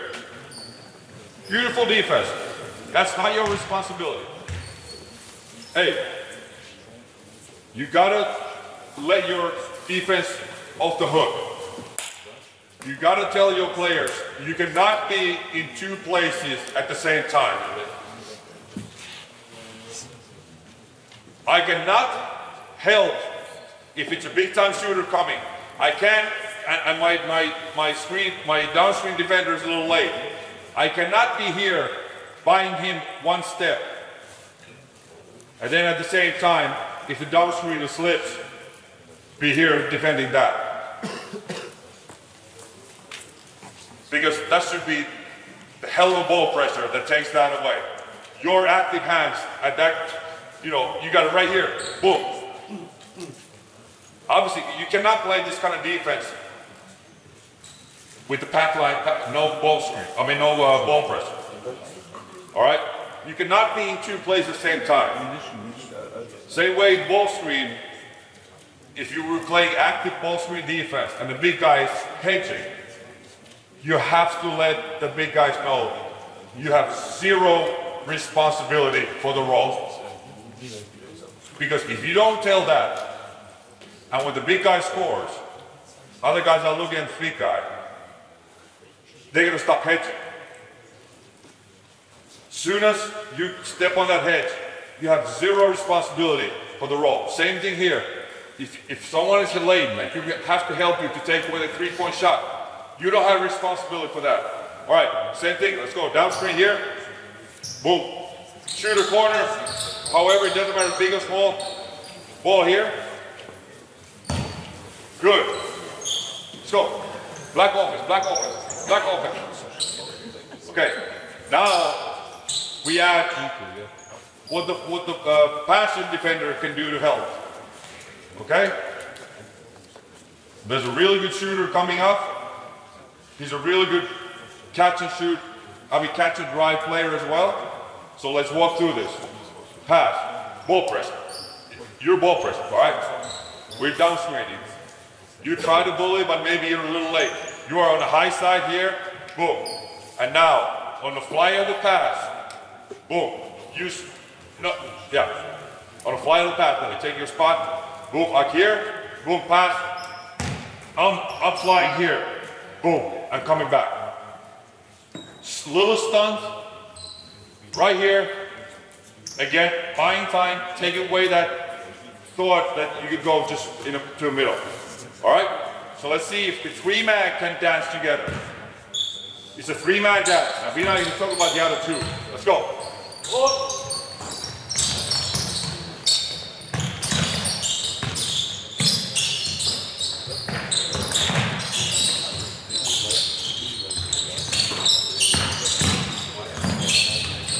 All right, 3 guys put on red, and 3 guys put on whatever color there. Okay, quick.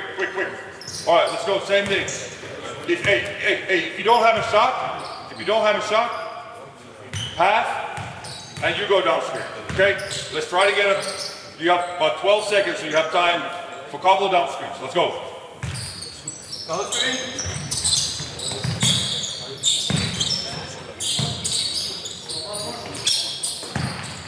Shoot it.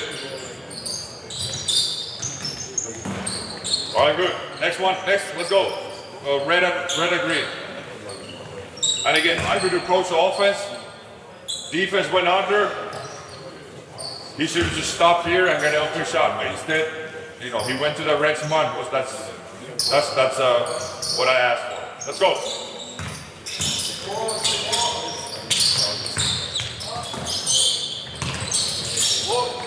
Good.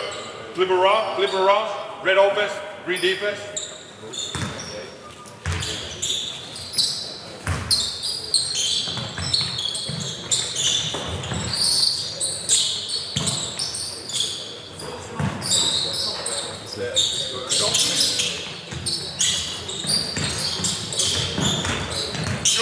Good. All right. Right there. Went from 1-on-1, 2-on-2, 3-on-3. You start giving those repetitions to your defenders. Start going over the actions that happen over and over again. Doesn't matter what the set play is for the other team. A lot of there's a downstream involved in a lot of offenses. All right, might be a different angle. Yes, we have another hour to talk about how do we guard Iverson screen, or how do we guard a flare. All right, well let's go back to these 3-on-3 again. It's 2 colors. All right, one of you guys kind of started a little bit doing it. If it's someone that is extremely good shooter and we want to take him out of it, there's always option for top blocking. All right? So you just, not on the bullying, you don't let him go that way. But now, what does it require from you? Because now he's out of our team defense, right?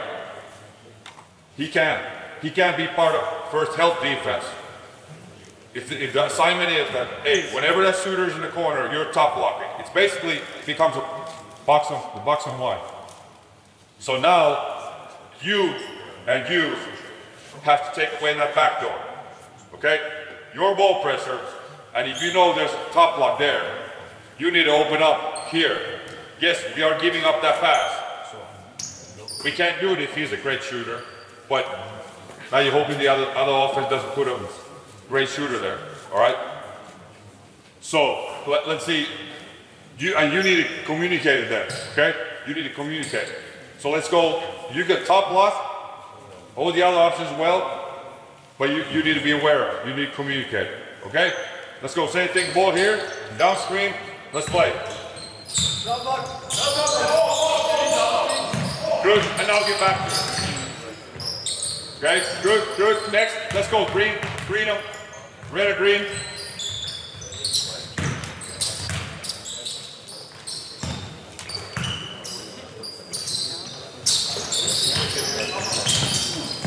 Stop. Stop. Die haben gesagt, wenn du nicht siehst, ne? What was your, go back to the screen situation. Ball here. Where is screening? Stop. What was your position? About right there. Was he top blocking? Were you top blocking? Not really. Yeah, at least not successfully. All right. Well, did he communicate top block, or you just went there? Yeah. Okay.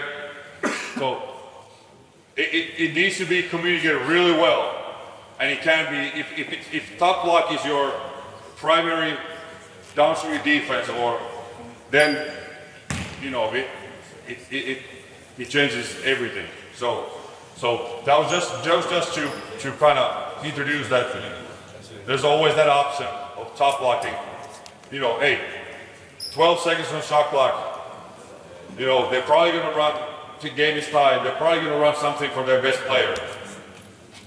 Let's make sure that their best player doesn't come off the screen and get the ball exactly where he wants, because they're going to go downstream, ball screen. All right, last time out. Well, how do we do it? Either we can bully, we can switch, or you top block and just send him somewhere else. A lot of times, little technical decisions can save a game. All right, so there's a lot of details here to be added, but I wanna kind of warn myself and you coaches. More detailed rules and techniques you give players on downstream defense, more they start to think, especially their personality that they want to please a coach, it slows them down. I would encourage, at least, you know, for the first part, to give them, what is our goal? We do not want to get the ball here. We want to get it one step further somewhere and disrupt the timing. That's our goal. Our goal is to be bullied, be physical before the screen, riding off that downstream. And then let the artist, which is the players, like we talked yesterday, give them a frame. This is how we play downstream defense. And let them explore what's good for them, what's good for their body. It's unbelievable the ability that some of these players have to not get picked. You know, somehow be able to spin off that. And it's something you can't teach. There's other guys, they somehow find the pick. Even though they might be quicker and stronger, they find the pick every time. It's that magical magnet I talked about yesterday. Somehow they always find the offensive player in the screen. And then they look at first you guys and then the rep. All right? Last thing I want to talk about is a special situation that, which I'm glad I think it's coming more and more prevalent again. It's a cross screen, post cross screen. You know, I love play for big guys at low post. So give me a passer. I don't need defender there. Give me a player here, defender. Give me a small guy here, defender. Big guy, defender, and weak side here with the defender. Right? It's 5-on-4. Okay, one guy here, and he's defender. Okay. All right. Hey, go white and black. Let's go quick. Go white and black. Just get rid of those. Okay. White offense, black defense. White offense, black defense. Okay, good. All right. Please get the ball. Yeah. All right. Yeah, you got, yeah, okay. Ball is here. Any way it comes from, you know, let's say it's a UCLA cut, whatever. No, you're good, yeah. All right. I'm talking about just a classical T game. Cross screen, down screen, okay? So now, what I mean with that, black team, just step away 1 second. Cross screen. Yeah, go to block, down screen for shooter. I mean, you can have it side, it can be back pick, down screen, different variations. You see this coming, okay? Let's go back now and give me defense. And this is the way we have been solving this for a long time. One, we want to be, again, active, not reactive. We understand that we don't have the biggest guys, so we want to be smart and disrupt the timing of the other team. So when you go set a cross screen, first of all, you got to communicate. That's easy, all right? I know the old way is, you know, you come here, balls to screen level and yell, you know, pick, and you bump. But you know, we found it a lot of times you get in foul trouble, plus you get caught on the screen and all that. So you set a ball screen and you fill the empty post. We have a term that you fill the empty post. If the post is empty, ball's on that side, you are, instead of being under a basket, you come all the way to a post. Fill the empty post. That's where offense wants to get to. All right, so you're here, yes, you are a head turner, but you're filling the post. You take it away. And what we do here is, and this is hard, and I had to fight against, I was a player who wanted to be smart, and when I see cross screen, I jumped early to meet him, but I lost that conversation, that battle. So you jump on the top side and push him down. You push him this way, you push him down, all right? And you know you have help there, okay? But you cannot be in two places at the same time, correct? And when you are coming off that down screen, go. What you guys could do? Who can help? Who can take this guy? Yes. It's a two-man switch here. You are furthest from the ball. You are right here. This pass to your player with a good ball pressure, with their target being post and down screen. That's the last thing they want to get to. So you are here communicating, and when he's coming up, you are in an absolute perfect angle. You never ever look for me to screen. You are looking for him. Where the hell is he? Right? So when the shooter comes up, go. You can shoot right here, untouched. And now let's go back 1 second. Let's go from start. We started the whole session. Hey, we want to be physical. So, and this is, okay, this might be a part of scouting, but smart players start recognizing, hey, this is, okay, it starts looking familiar. There's probably downstream coming. You don't lose anything by, making sure you're there on time. Cross screen. Yeah, at this time, you might think, let's get in there, boom. And at the same time, you're physically here, but you're looking him in the eye, right? Because you see, if he looks there and passes, you can still get there. But now here, be, and give him a little nudge, and again, bully, and you can shoot off, right that, boom, and now you're here.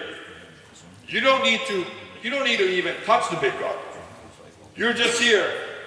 You feel you guys have good communication. He's back. Boom. I'm back here. All right. Let's go. Let's go full speed. We got 4 minutes. Let's see what all we can do. Let's go.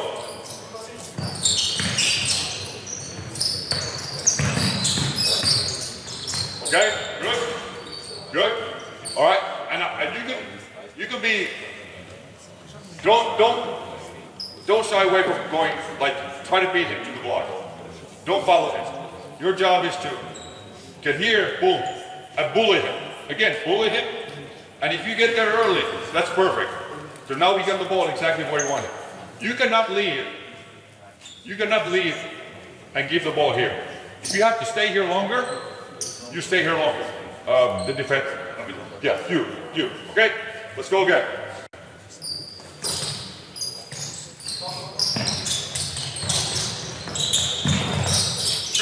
Good. Let's go again. Switch.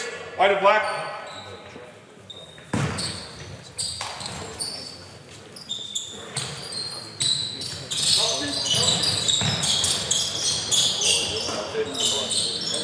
All right, we got caught. Go again. Last one. We got caught. Yeah, it's a switch. And hey, this small guy, you cannot be in two places at the same time. Your number one responsibility is here. Take away the deep catch.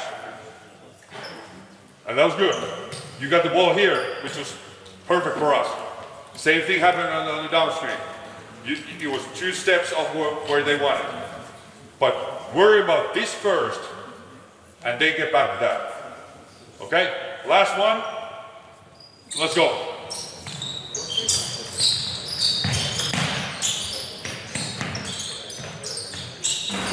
perfect, perfect. If we had defender on him, that pass would have been 1 second late. Good closeout, we've got that. Encourage players to be physical. Referees are not looking at anything, everything. So teach the players to be physical on the lower body, nudging with the shoulder, with the hip. Then when it becomes a grabbing game, that's where basketball turns ugly. And that's where the guys who flop get advantage, right? So, thank you guys.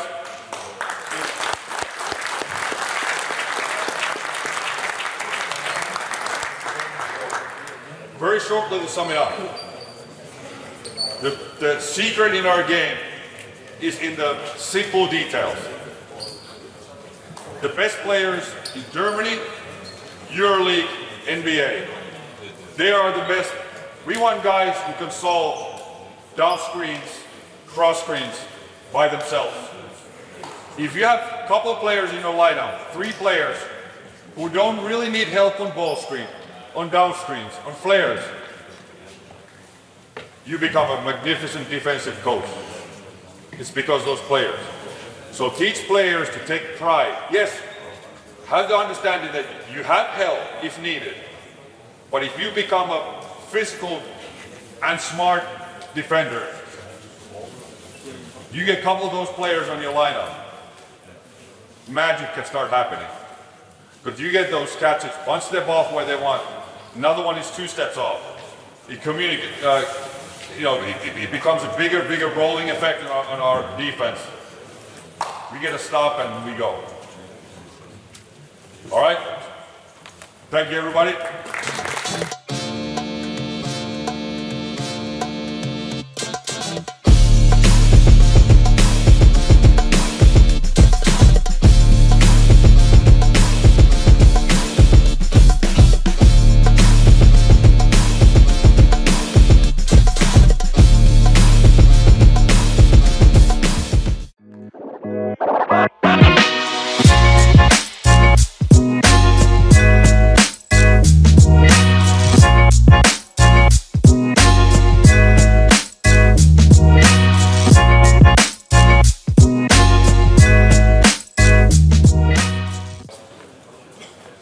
Good morning, everybody.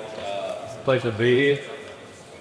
This is my fifth one of these in 3 days, and I've always loved coming to Germany, and I really appreciate the effort you guys put in. And I said it the other day, and I mean it, that it's a correlation to the international success that you're having at the top levels. It's this effort to come in, improve your coaching. The thing I didn't mention, and I think this is really important, I really enjoyed watching Hanno coach through some concepts, and I always try and just pick 1 or 2 things and add it into what feels good for me. Now I'm going to talk about pick and roll defense today. It's something that we did when I first went to Chicago to coach the G League team. The mother club was doing it, and then I did it. Now, we had the 2nd best defense for that season in the G League. And the G League can be crazy with the roster rotations. We were able to maintain a high level of success defensively. All right, offense was another story. But we were able to maintain a high level of success defensively, even though we had 28 players come through the rosters of that season. So I really do enjoy this. I've learned a lot from coaching it. A lot of Australian teams start to do that now. And the thing about defense, and I was watching it, in most possessions, the majority of possession, there's a closeout, there's a one-on-one, and there's a rebound. Most possessions, sometimes turnover, of course. And I think when you're coaching competition, I talked about the importance of that yesterday, you've got to cover those things. Now, normally before I do this, I'd start doing one-on-one first. I would do that. If the players knew, hey, we're doing today I'm going to do one-on-one and I talk a defense, they know they're going to be working. And then we fall into the 3-on-3 stuff. But Coach has already mentioned that a lot of problems are solved defensively if you can instill good communication habits. And the communication isn't just the verbalization of the instruction, telling the player where the screen's coming. It's also the teammate being responsive, listening, and being able to respond. And I mentioned watching eyes to decision making. When I'm coaching defense, I want to see if communication has been said. I obviously want to hear it, but I also want to see the response. So where you stand in drills is a really crucial element to how you teach, okay? For any sort of coverage, you have to be mindful of your team's capabilities. Now, what I'm going to talk about today, bigs have to be a little bit active, and it doesn't suit every big. But when you see what I'm teaching, it really helps you become aggressive with switching. Even you can instill the skills in with the guards. Okay? I did like teaching this style, and what I learned from this style of pick and roll, it's a rotation style of pick and roll. It really drove cohesion with the team because we started doing that early in the preseason. And even though when new players came in and out of the roster, because we had quick cohesion, we were able to maintain a high level. And the new players came in and they just fought into what everybody else was doing. So I'm going to start with this. Give me, I would like a big, two bigs for white, black here. Give me a point guard here with the ball. High guard, sets defense. And then let's get me two guys that cut the shooters over here. Where's the fellow that was making shots yesterday? Okay, I want you guys to stay in this part of the floor just for the sake of the drill. Now, just say it again. There'd be some one-on-one before we jump to this, but I want to get to some teaching. Okay, so in the NBA, and the reason we put this in, the guards are so good. And you know, when you watch, they're so skilled. And we want to quickly get two on the ball. And what we want to do is five are guarding the ball. So when something happens, the screen's going to happen. And I'm going to talk about nuances here in the corner. You're coming off the pick and roll. I'm going to be here. You're going to roll. This is what I want from offense. I'm going to be here as a bailout. And then we get to live 3-on-3. So that's what we're going to do, fellas. Sounds that? All right, so let's do this. Okay. I want to talk through the nuances about, first thing, physicality and communication. It's your responsibility when you see the screen starting to happen. All right? You have to get connected. Now, I want you to get connected and be physical early. I don't care how it looks. Okay? As the point, you're going to call. You go call screen right. Let's just keep it simple, okay? Sorry, screen left, all right?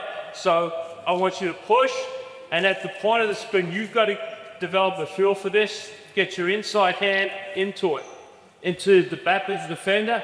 When you hear screen, all right, and the direction left, you have to connect. I want you to connect and direct. Got it? All right? You keep, all right, the small in the back, okay? And as you're coming off, you've got two dribbles to get back in front, all right? I'm going to cover you for two dribbles. All right, come back to hip. As this is happening, give me quickly, just give me two guys there, quick. And two guys here. Just move the screen over a little bit to the middle. Quickly. Just want to slow the coach to see what I'm doing. Okay? So we're at the screen. Anytime on our side of two, we're zoning up. You're going to get to low. You're going to call low. All right? And then you become the sing guy. All right, and you have to guard 2. The pass that we want, all right, is to go to there before there. That's a higher percentage shot. We want to discourage corner 3s. Now, the secret sauce to this, I believe, is your hand crushing and your hand techniques. If you get out early, all right, with play, and the guard comes off, you can have a little swipe at the ball. Now come back. Just give it to it. The swipe at the ball, you want to go connect and direct, right? The swipe at the ball is with your inside hand and out. You don't have to get the ball. We just want the guard to do this. Just twist a little bit. That's all we want, all right? I've got my hands, so a moment at a time we've got our zone back here, so they're helping you. And then I've got 2 dual, bang, and we've got this. Now, as he rolls, he comes off the screen. This is the hand pressure, okay? All right, you can give him a little hedge if you want. His responsibility is to stop the throwback. My responsibility is to stop the buffet pass. Have we got that? All right, so let's go through this slow. Let's just step off. You step off. Step off from that corner for now. Hey, if you guys want to rotate in, get a different color top, we've got 3s. Okay, let's go through it. Oh, I love the word, I love it. So, back in the day, young coach, we'd be doing this 3-on-0 for 10 minutes. All right, and then we go through every option. We go 3-on-3, all right, for a little bit. And then we just stop on the shot. I like to keep it live. So that 3-on-3 FIBA stuff, I'll put myself here. Now, if you give score, I'll let you do it. Score. If you need to throw me the ball, you can throw me the ball. I'll move it and we'll play 3-on-3 like we've been doing. Okay, with an outlet. Is that clear? Okay. All right. Let's go through a little bit slower. First repetition. All right, stop. You do not want to get caught under. And I think you can be more physical. Come back here. I jump on the talk and I jump on the physicality early. If you don't do that, you're in trouble.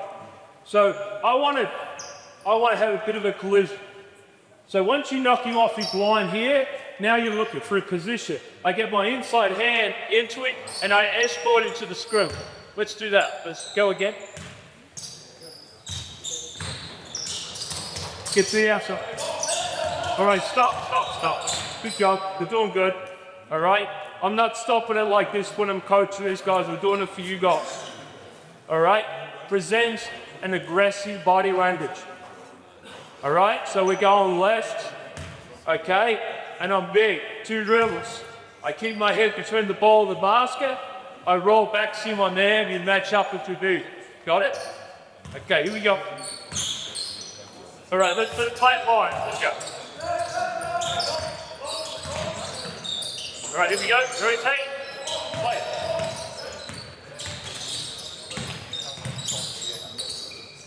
Outlet. All right, eyes 3 on the cat. What are you doing? We're playing. We're not robots. Once we get to the 3-on-3, we play. Okay? And I think what just happened there is important. When you want to start, we get into broken play basketball, we don't want it to be robotic, you keep repeating, because we have a shot clock thing we've got to deal with. So, fellas, I talked 3 days ago. What did I talk to you guys about? On the catch. Eyes on the rim. He did a good job with his shot. But every time eyes on the rim, we want to make quick decisions with the basketball. Defense. Every time you're on the ball, once you hit, all right, have your hand up and your ball. All right? So let's go again. Now on the ball here, come out and screen. Wait, you got a call. So you don't know. You want to hear it, because if he can get into all right? And this is what we want to navigate with this part. We want to get our, whoa, come back. What it was like here. All right, we want to connect and direct, right? How's the physicality? Now, heel, get your heel, get your hip, and get your hand through there. All right, get skinny. All right, and then once you get there, what can you tell him? back. Tell them to get back, however you want to do it, right? Okay?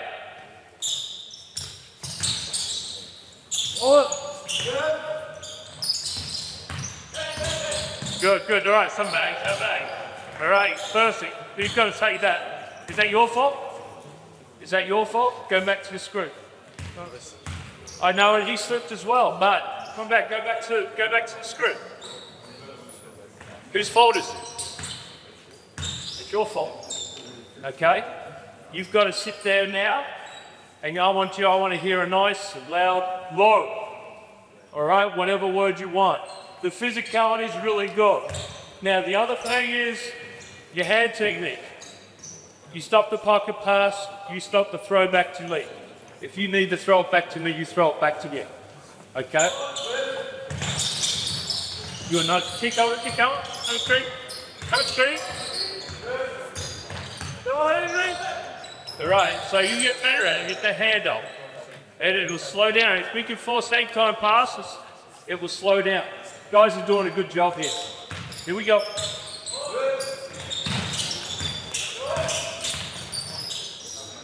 Hand up. Right, stop. The ball becomes alive. What are you going to say on the forwards out? Nice and loud. What do you say? What do you say in your team? Help. Don't stop talking. Got to keep communicating for the whole process. Hey, this is what I like. I like the physicality. I think the hand technique's a bit new, but I want you to keep working on it. And then when it gets kicked out, I want you to keep talking, okay? All right, let's play this one. Here we go. Leave that. Hey, I want that back there. I want that back. I just want, wait, just put it back where it was. And not that deep. That thing was on the blue line. Yeah, on the blue line. All right, let's go. Bring him back. Get rid of that red thing. Oh. Okay, so that's the basics of it. All right, so now let's talk about this. Let's bring the ball carrier over here. The hardest thing we dealt with this type of defense, put the screener down there. All right, okay, was when the ball went to the side of 2. So now there's no throwback. So when I first started teaching this defense, I'm watching what the mother club's going through, and then I'm looking at it, well, how am I going to teach my younger players that aren't as talented? The hardest concept, let's get 5 guys out. Let's get 5 guys, just 5 guys. Let's get 2 guys here, 2 guys back in that corner there. Quickly, come on, work 4 minutes. Why you wear it, Brooke? That is bad. That is very, very big. All right, so just ignore that for now. Just come up. Screen comes into it. Right? Physicality is excellent here. Right. All right, now. Connect and direct. All right? You don't want to get like this because you're actually giving your body, you want to get skinny. So you want to get that heel through. Okay? Before he rejected it over there, right? We don't want that. We want to connect. You want to just keep flat. All right, now this is the hardest concept. As right when the ball is coming towards you, and this is where communication is. This is outside of 2, all right? You want to go into the ball here, and you're dropping back here. And this is where your hand technique's important. All right, so just go back to the point of the screen, please. Okay, so you want to make a clear ball if you can. Remember, you're not responsible for him for a bit of time now. All right, you're responsible to help. Okay, as you come off this. All right, hand technique. You want to stop that throwback. You've got the pocket. Okay, once you secure it, all right, you've got to let him know. And then on the run out, you're going to have your hands up. All right, you're rolling to the basket. And then we're releasing each other. All right, let's go back to here. Yeah. All right, I'll just put this in the 5 and then I'm going to show you how we teach it in the 3s. Okay, you have to split the difference. What a lot of young players do is just get dragged into the paint here and it ends up being a too long a closeout. Okay, All right, so you want to split the difference. Remember, you want to keep the ball between you and the corner play because we want to force a hang time pass. We got that? So as he comes off, he rolls it. If he moves the ball on, we got to close out and we're pulling across and helping. Come back. Come off it. Lift up in that corner, lift up, hold it, roll, lift up, ball goes to there. Close out, we got physical, we got that. All right, and then we're back into our health of this. Okay, step off, go back to threes, please. Go back to threes. Right, you ready to go? Here we go. Good talk. Play it.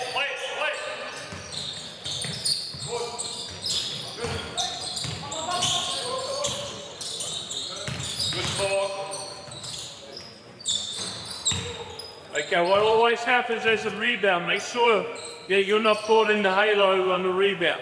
Flip it over. Guys, let it rotate in.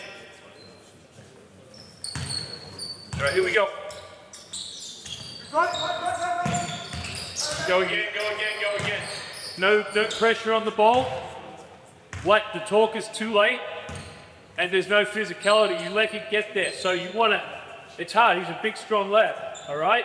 But if you can knock him off his line, like get him here, all right? To knock him off, he's going to stand up. If he stands up, he doesn't have good balance. All right, now when he comes to the screen, I get my inside hand on his head and I'm nice and wide. He tells me to get back, okay? Let's go, let's be physical.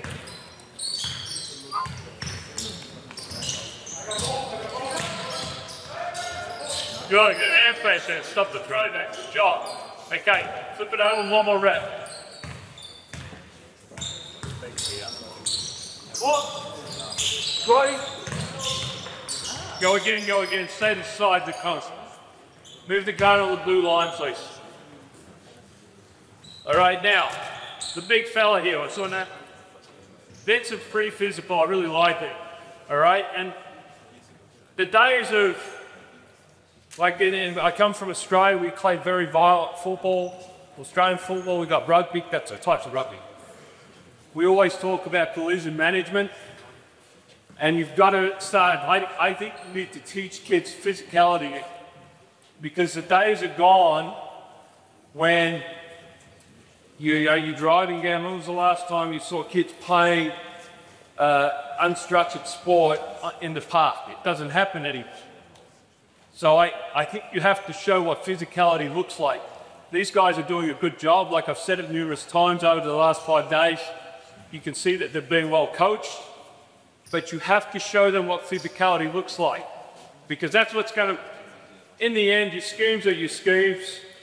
Your communication and your physicality is what's going to help you, okay? Let's move it on. Let's do this. All right, so let's go to the corner there. All right, let's give me 2 guys. All right. Okay, you've got ball here. They got ball here. Let's put you in the corner. Let's put you. Okay. Okay, you're both offense. Go get a red top. Go get a red top. You're on that, get on that slot over there. Both of you. Yeah, you two. Pause. Zoom. Whisper. Pause. This is the hardest part of this defense, is the rotation element. And when we break it into threes, like I said earlier, you're going to be offense.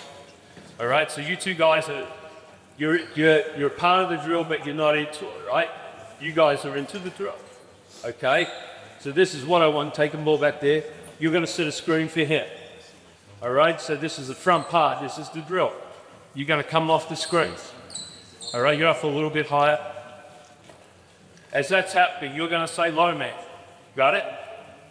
All right? And then what I want, you just take one dribble. Now, you're dropping back just a little bit. What I want with though now is your technique, your inside foot's up. Because you're either going to close out there or there. Got it? That's important. All right, I want you to come off, throw a drop pass, take one dribble into the paint, okay? And now you can throw it out to either or, and then you step off the floor. We got that? Now, when we do this stuff, I don't have a lot of assistant coaches. That's not a problem in the NBA. We have too many now, all right? So you get to here, ball goes to there, then you become an outlet player, you become an outlet player, and we play the 3-on-3. We got that now? All right, let's go through it. Yeah, once the ball comes out of the guy in the pocket, all right, once the ball comes out of the guy in the pocket, it becomes 3-on-3 again. We got that? You want good communication, and I'll get it to some teaching in a moment. Here we go. Boom. Go, yeah. A little bit more of a feel. Just come off it. Just come off it. Here we go. Quickly. Oh. Hold it. Stop. We're too deep. We do not want you inside the lane line. Okay? You've got to play two. All right? He's playing the ball. You've got to play two. When we've got two on the ball, everybody else has got to play two men. All right, here we go. Go. Go.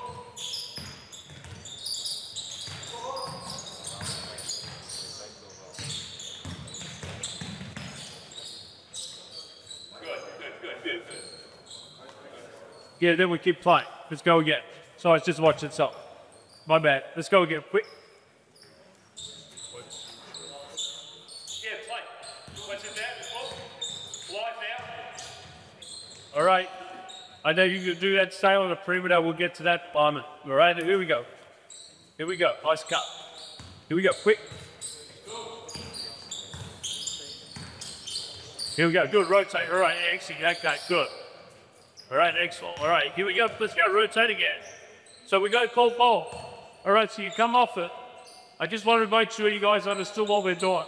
All right. You throw the ball in. You're a sinker. You have a short closeout. If you're in the low man position, you've got to keep composure right here.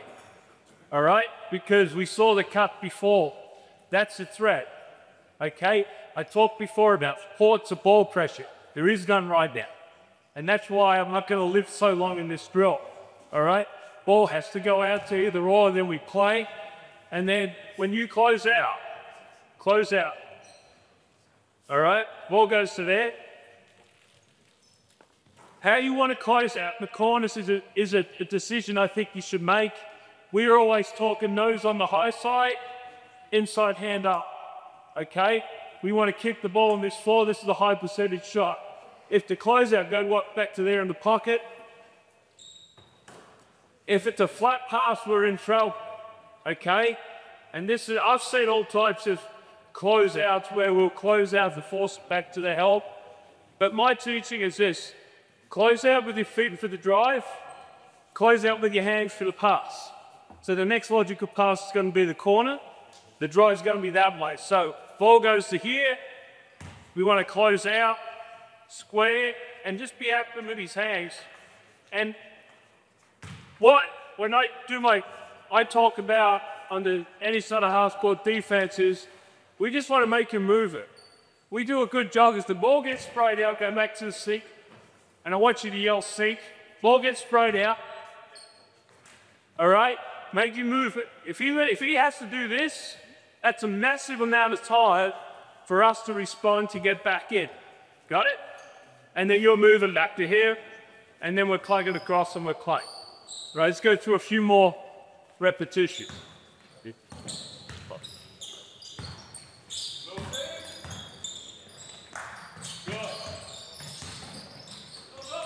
Box out.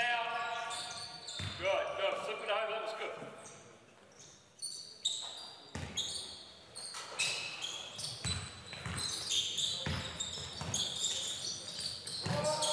Oh.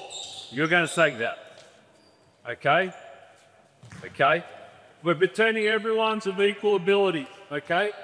And this is the thing, like, you're going to yell sink. Okay, so you're saying low.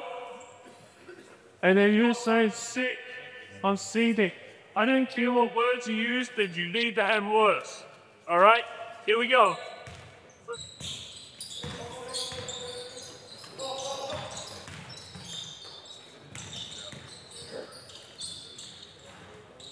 All right, stop. Oh, what's the problem there? What was the breakdown? And I didn't work on this in the beginning. It was the closeout. We had 2 closeouts that just opened up the drive lane. When you close out square. Now when we get to 5-on-5, it's going to be easier for you, but do a better job with your closeout. I think you have to work one-on-one a lot in your basketball development. All right, 2 more reps. Here we go. Move.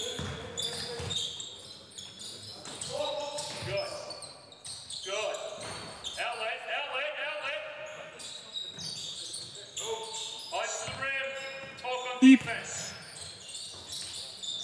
Lock out. Good. Outlet. Pipe will score.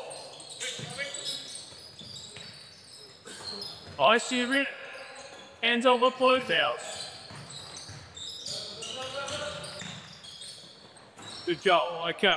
One more rep. One more repetition.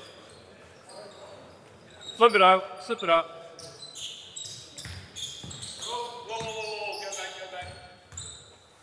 This is start this, it starts. Start there. Okay. All right. Guys, listen to me.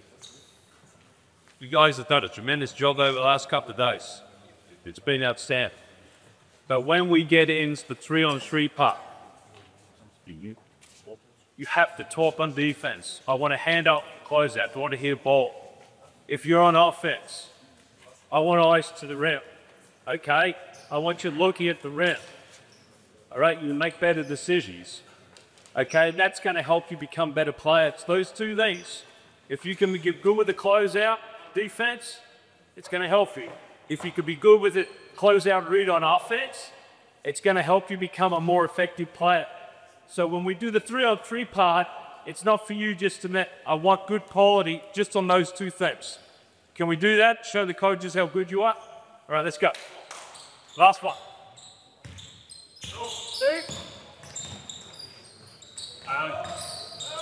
Good. Move.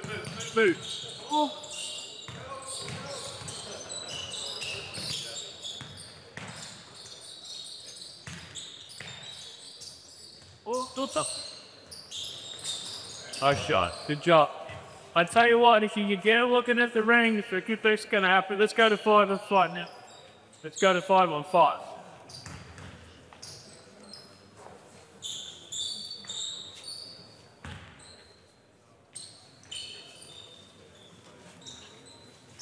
Okay, you guys see position? Let's make sure we got guys that are in it. All right. Okay. All right, so let's do it the other way first. Let's bring the screen for here. You come up to here. You go move down. No. Ball's here. Middle pick and roll. You're here. All right, so we're going away from the side of 2. All right? So remember what I say. On the ball, I want you to establish physicality and escorting to the screen and communicate early. Once you hear the talk, I want you to connect and direct, and then you fight the square. As the screen's happening, who's responsible for the throwback post? All right, who's responsible for the pocket? Who's responsible for the baskets? Okay, who's responsible for the corner? All right, inside foot up, remember, okay? And what's going to help you, mate, is physicality and communication. We good? Okay, here we go.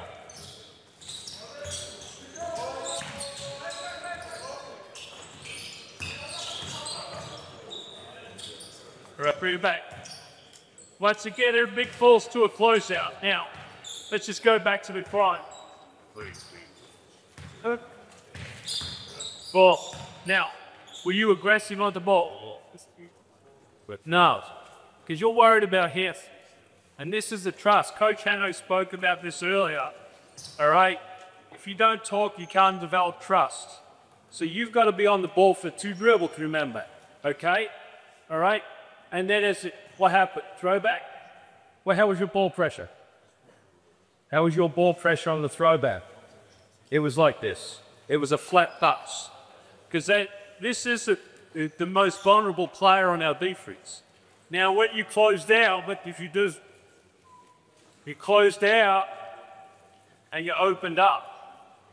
Got it. All right, you just, fellas, play a rough-loaded one-on-one if you want to become a good player. But that's the skill you've got to learn if you get good at this stuff.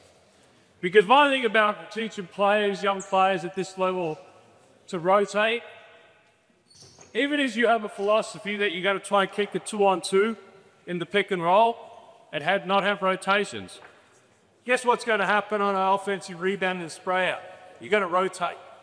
There's always going to be a guy to drive. So these kids are trying to get better at it, but you have to, I think it's a crucial skill to teach to help your defense go to another level no matter what your philosophy is. All right? Okay, let's go through this. Let's go one more rep. Good. Good job. We just off foul the guy. He's underneath the master, but foul. That was a pretty good rotation. Could be a little bit more aggressive on the corner closeout. Flip it over.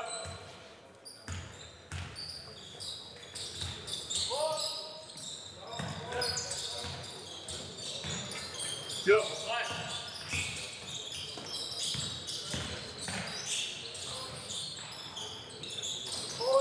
5, 4. Right, go back to the beginning. Go back to the beginning. Let's go right back to the beginning and recreate it. Hold it. Just walk through it. I just want to show the coaches what I saw. And we're really weird. I fixed that and recreating the fry. All right? Because I think they've obviously done something like this so they're well aware of it. This is pretty good. I still think this is the secret sauce of what you do with your hands. So that you came off it. All right? And then what did you do next? Shaked it up a little bit, and something in your bag, all right? Then you threw the ball over there, okay? And then when you're rolling out, what did you do? They did. We got to get your ass here because we've done our job, right? We've negated the pick and roll. We've done a pretty good job. Now we've got guard. And that's where we're getting into that. And that's why I always want to go to that 3-on-3. They did a decent job with what they're playing against the offense. The physicality pushed you back. You got the first pass out, and then we forgot just to get inside of your normal defensive principles. All right? All right, let's go. One more release.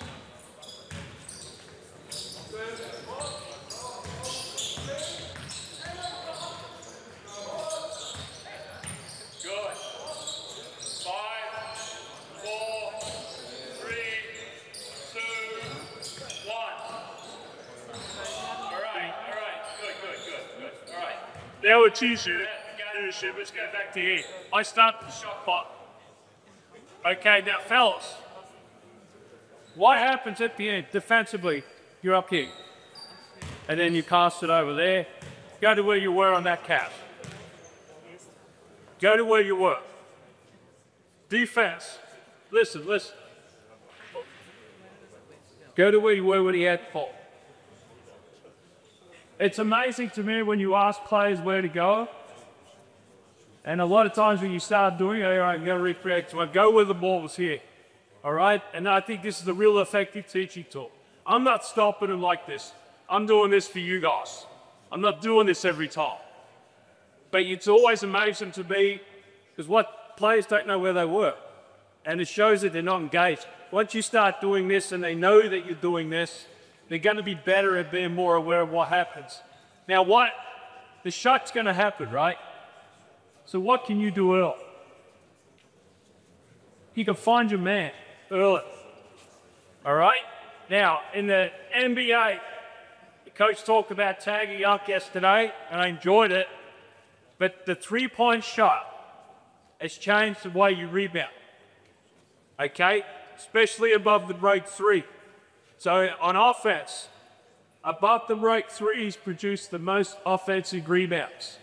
And when we do this, a lot of teams, we still have the problem with, because it's been so build in the kids as they come up is to just drift inside, just walk in. The shot goes up, and there's a long rebound, and then that's the next possession for our opposition. So we know the shot's going to happen. If he's inside the lane, we want physicality, early physicality. But if he's outside the lane, we want you to secure the lane lock. So we want to make sure, so boxes and elbows. So you're going to contest the shot, you're going to check to see if he's coming in, and if he doesn't come in, we're looking for this long rebound. All right, and it's a numeric proof that offensive rebound, off the break threes produce a lot of more offensive rebounds than any other type of shot. Okay, so let's go again. Let's have the ball carrier here. All right, so now we're going to go towards the side of two. And when I was teaching this defense, this was the hardest concept, all right, that I felt the mother club was having. So this is the first thing I addressed, and I think it really helped. Okay, so once again, we come and walk it inside. And then what we've got to watch, a lot of teams like to do what, fellas? Cut the guard. So you've got to make sure the corner guy's your priority, all right? When it's coming towards you, we want to make sure you're up to the level, work that spike. Because if you twist here, we could get a twist. You're not always going to be that cool. Boy. All right, I love it though, I'll help you. All right, be connect. Okay, if we can get a little sweet, see what, just make it do that. It buys time for everybody. Ali has to be a little thin. Okay, all right. And then as he comes off, you're taking the pocket pass, you're taking the throwback if he lifts up. And I want you to lift up to this drop. Okay, here we go, let's go. Let's go with the rep.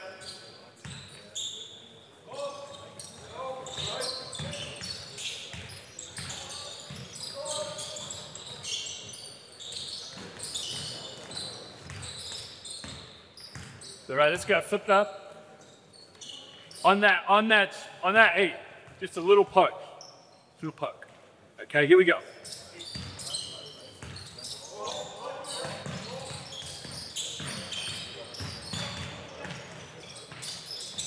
All right, hold it, wear it, break down.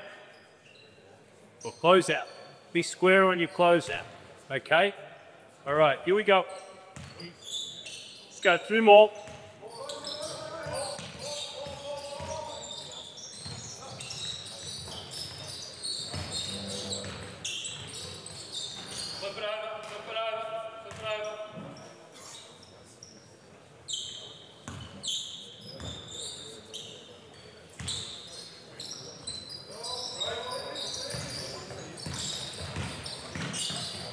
Good. Let's flip it out.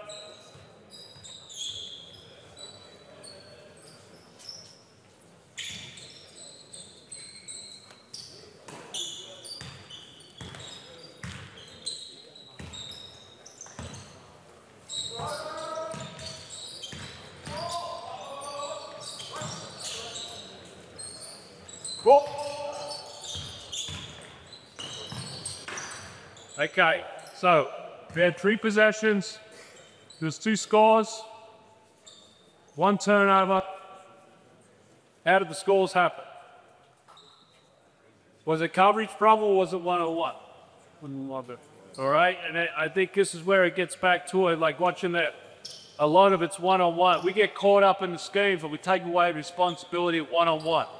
All right, so before I finish with the 1-on-1 element, what I want to just talk to you about a couple of adjustments. So let's come down to the screen. If we were having trouble containing the ball or we wanted to raise the tempo, we would blitz this. The first adjustment was to blitz. Okay, so same rule, 2 dribble, take 2 dribble, and then we'll stay in. All right, stay in. We got 2 on the ball, go on 2 on the ball. Because we've already got this built in behind, all right, and the blitz isn't flat, come back here, go back to the screen. I'm just going to talk through it to give you ideas, all right, because any sort of coverage, you need to have your base, and then the next thing you need to have a change up, okay, as far as increasing tempo, and then you need to change up, I think, to decrease tempo, okay? To slow it down a little bit, all right? We want to speed it up. And because we've already got our rotations, and this is why I like the system, we've got our rotations and our set back in place, all right? We've already got everything in place. Now, I did probably go through it well enough, but we've got to have big awareness.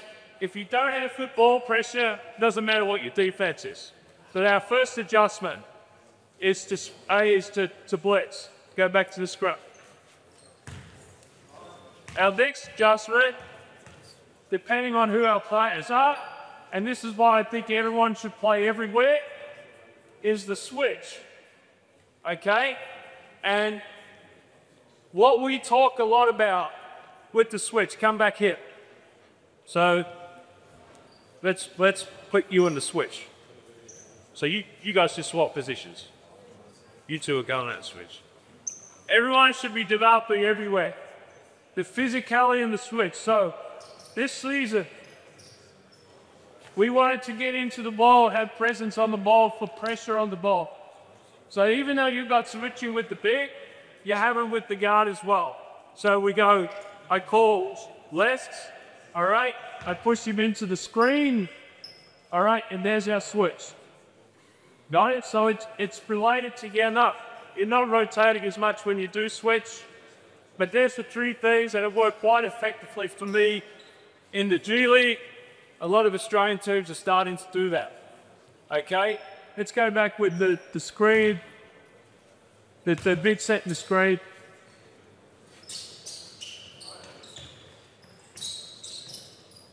You have to teach your players to learn who they're playing against as they're playing. All right? So before we saw a corner come. All right? So come off that. You're taking a seat. You're going the ball. You're hesitant on that. Okay? If you cut to the corner, you have to take the corner. Got it? And then we're in rotation. If you don't have ball pressure, it doesn't work. Got it? And we're not doing anything. I'm just talking through it now.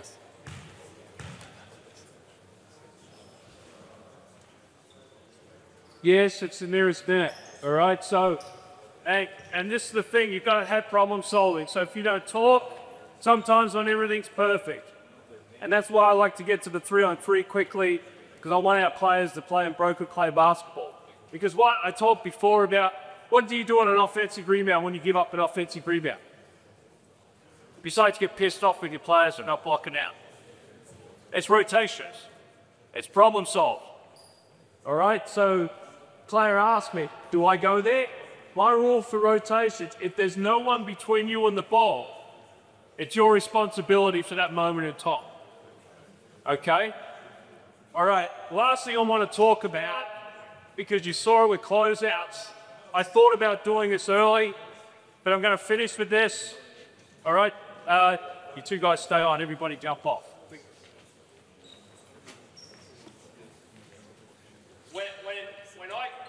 When I coach, and I'll do this next time, we always want to have push points. And so to help them with close out foot angles. So the first push point would be here, high wing, and here. Okay? The next push point, if the ball's on the wing,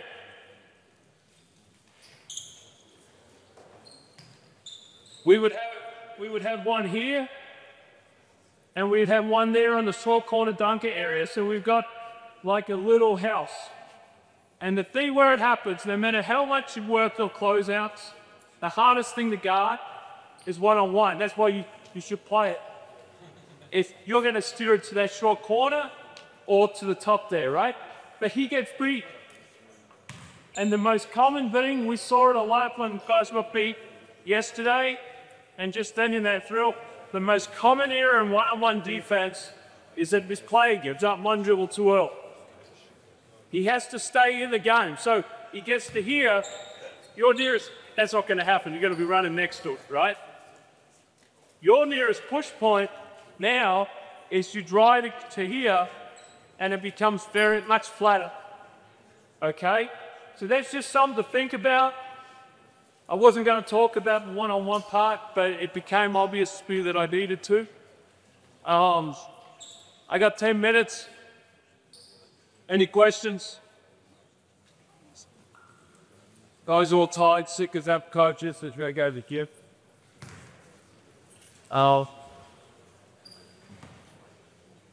Once again, like, I'll finish with this. It's not what you do, it's how you do it. And it's the ability to get your players to be on the same page. I think your two governing drivers of that is talk. Coach talked about talk a lot. And the other thing is physicality, the competition element. And I talked about Zanford before. We have to fabricate now with coaches. It's a generation change. And I think if you sit there as an older coach and you go, oh, they should just play hard and do that, it doesn't happen. You have to put them in an environment where they'll learn to play hard. The best part, jump ball. Best part for me with the teaching is getting to the 3-on-3, the broken play basketball. All right, and then you can see when we first started doing it, guys on offense had their heads down on catches, defenses are talking, so I know I'm failing straight away. I've got this nice, beautiful little drill at the front, but when we get to broken play, that's where the true evaluation comes. But the problem for us, and the problem for my vintage as a coach, it gets messy, but that's how the game looks. Like if you watched the games yesterday, there's a lot of chaos going on in the game. Okay, there's destruction, but a lot of it ends up being breakdown basketballs. They drop, can't contain the ball. So if you have these sorts of schemes and you're not working on one-on-one defense, and I believe everybody could improve on their one-on-one defense, all right, you're fighting against yourself as a coach. You're setting yourself up to be frustrated when you expect the players to perform on the weekend. Hannah, I think we're good. Any questions from anybody? All right, I've finished with this. I want to thank these young men. I think they did a tremendous... Absolutely. Was spielt sie in den letzten Tage? I've been doing this. I've been coming to Germany and I've had the luxury to jump around the world a little bit, go through some clinics like this. They're as good as that I've worked with. And I thought you guys really did a good job, and I found myself wanting to coach them as we were doing this. So they did a tremendous job. It's a really, really good representation of the club that looks after them. And it's a good reputation it's good representation of you guys and what you're doing in this country. You've got to keep working together, keep trying to get better as a nation, because now you're setting the standard for the world. The pressure's on you guys. I hope you enjoyed the stuff I could talk about. If you want to come talk to me afterwards, please feel free to come up, speak one-to-one. I'll stick around. Thanks very much. Can I do something else, Jake?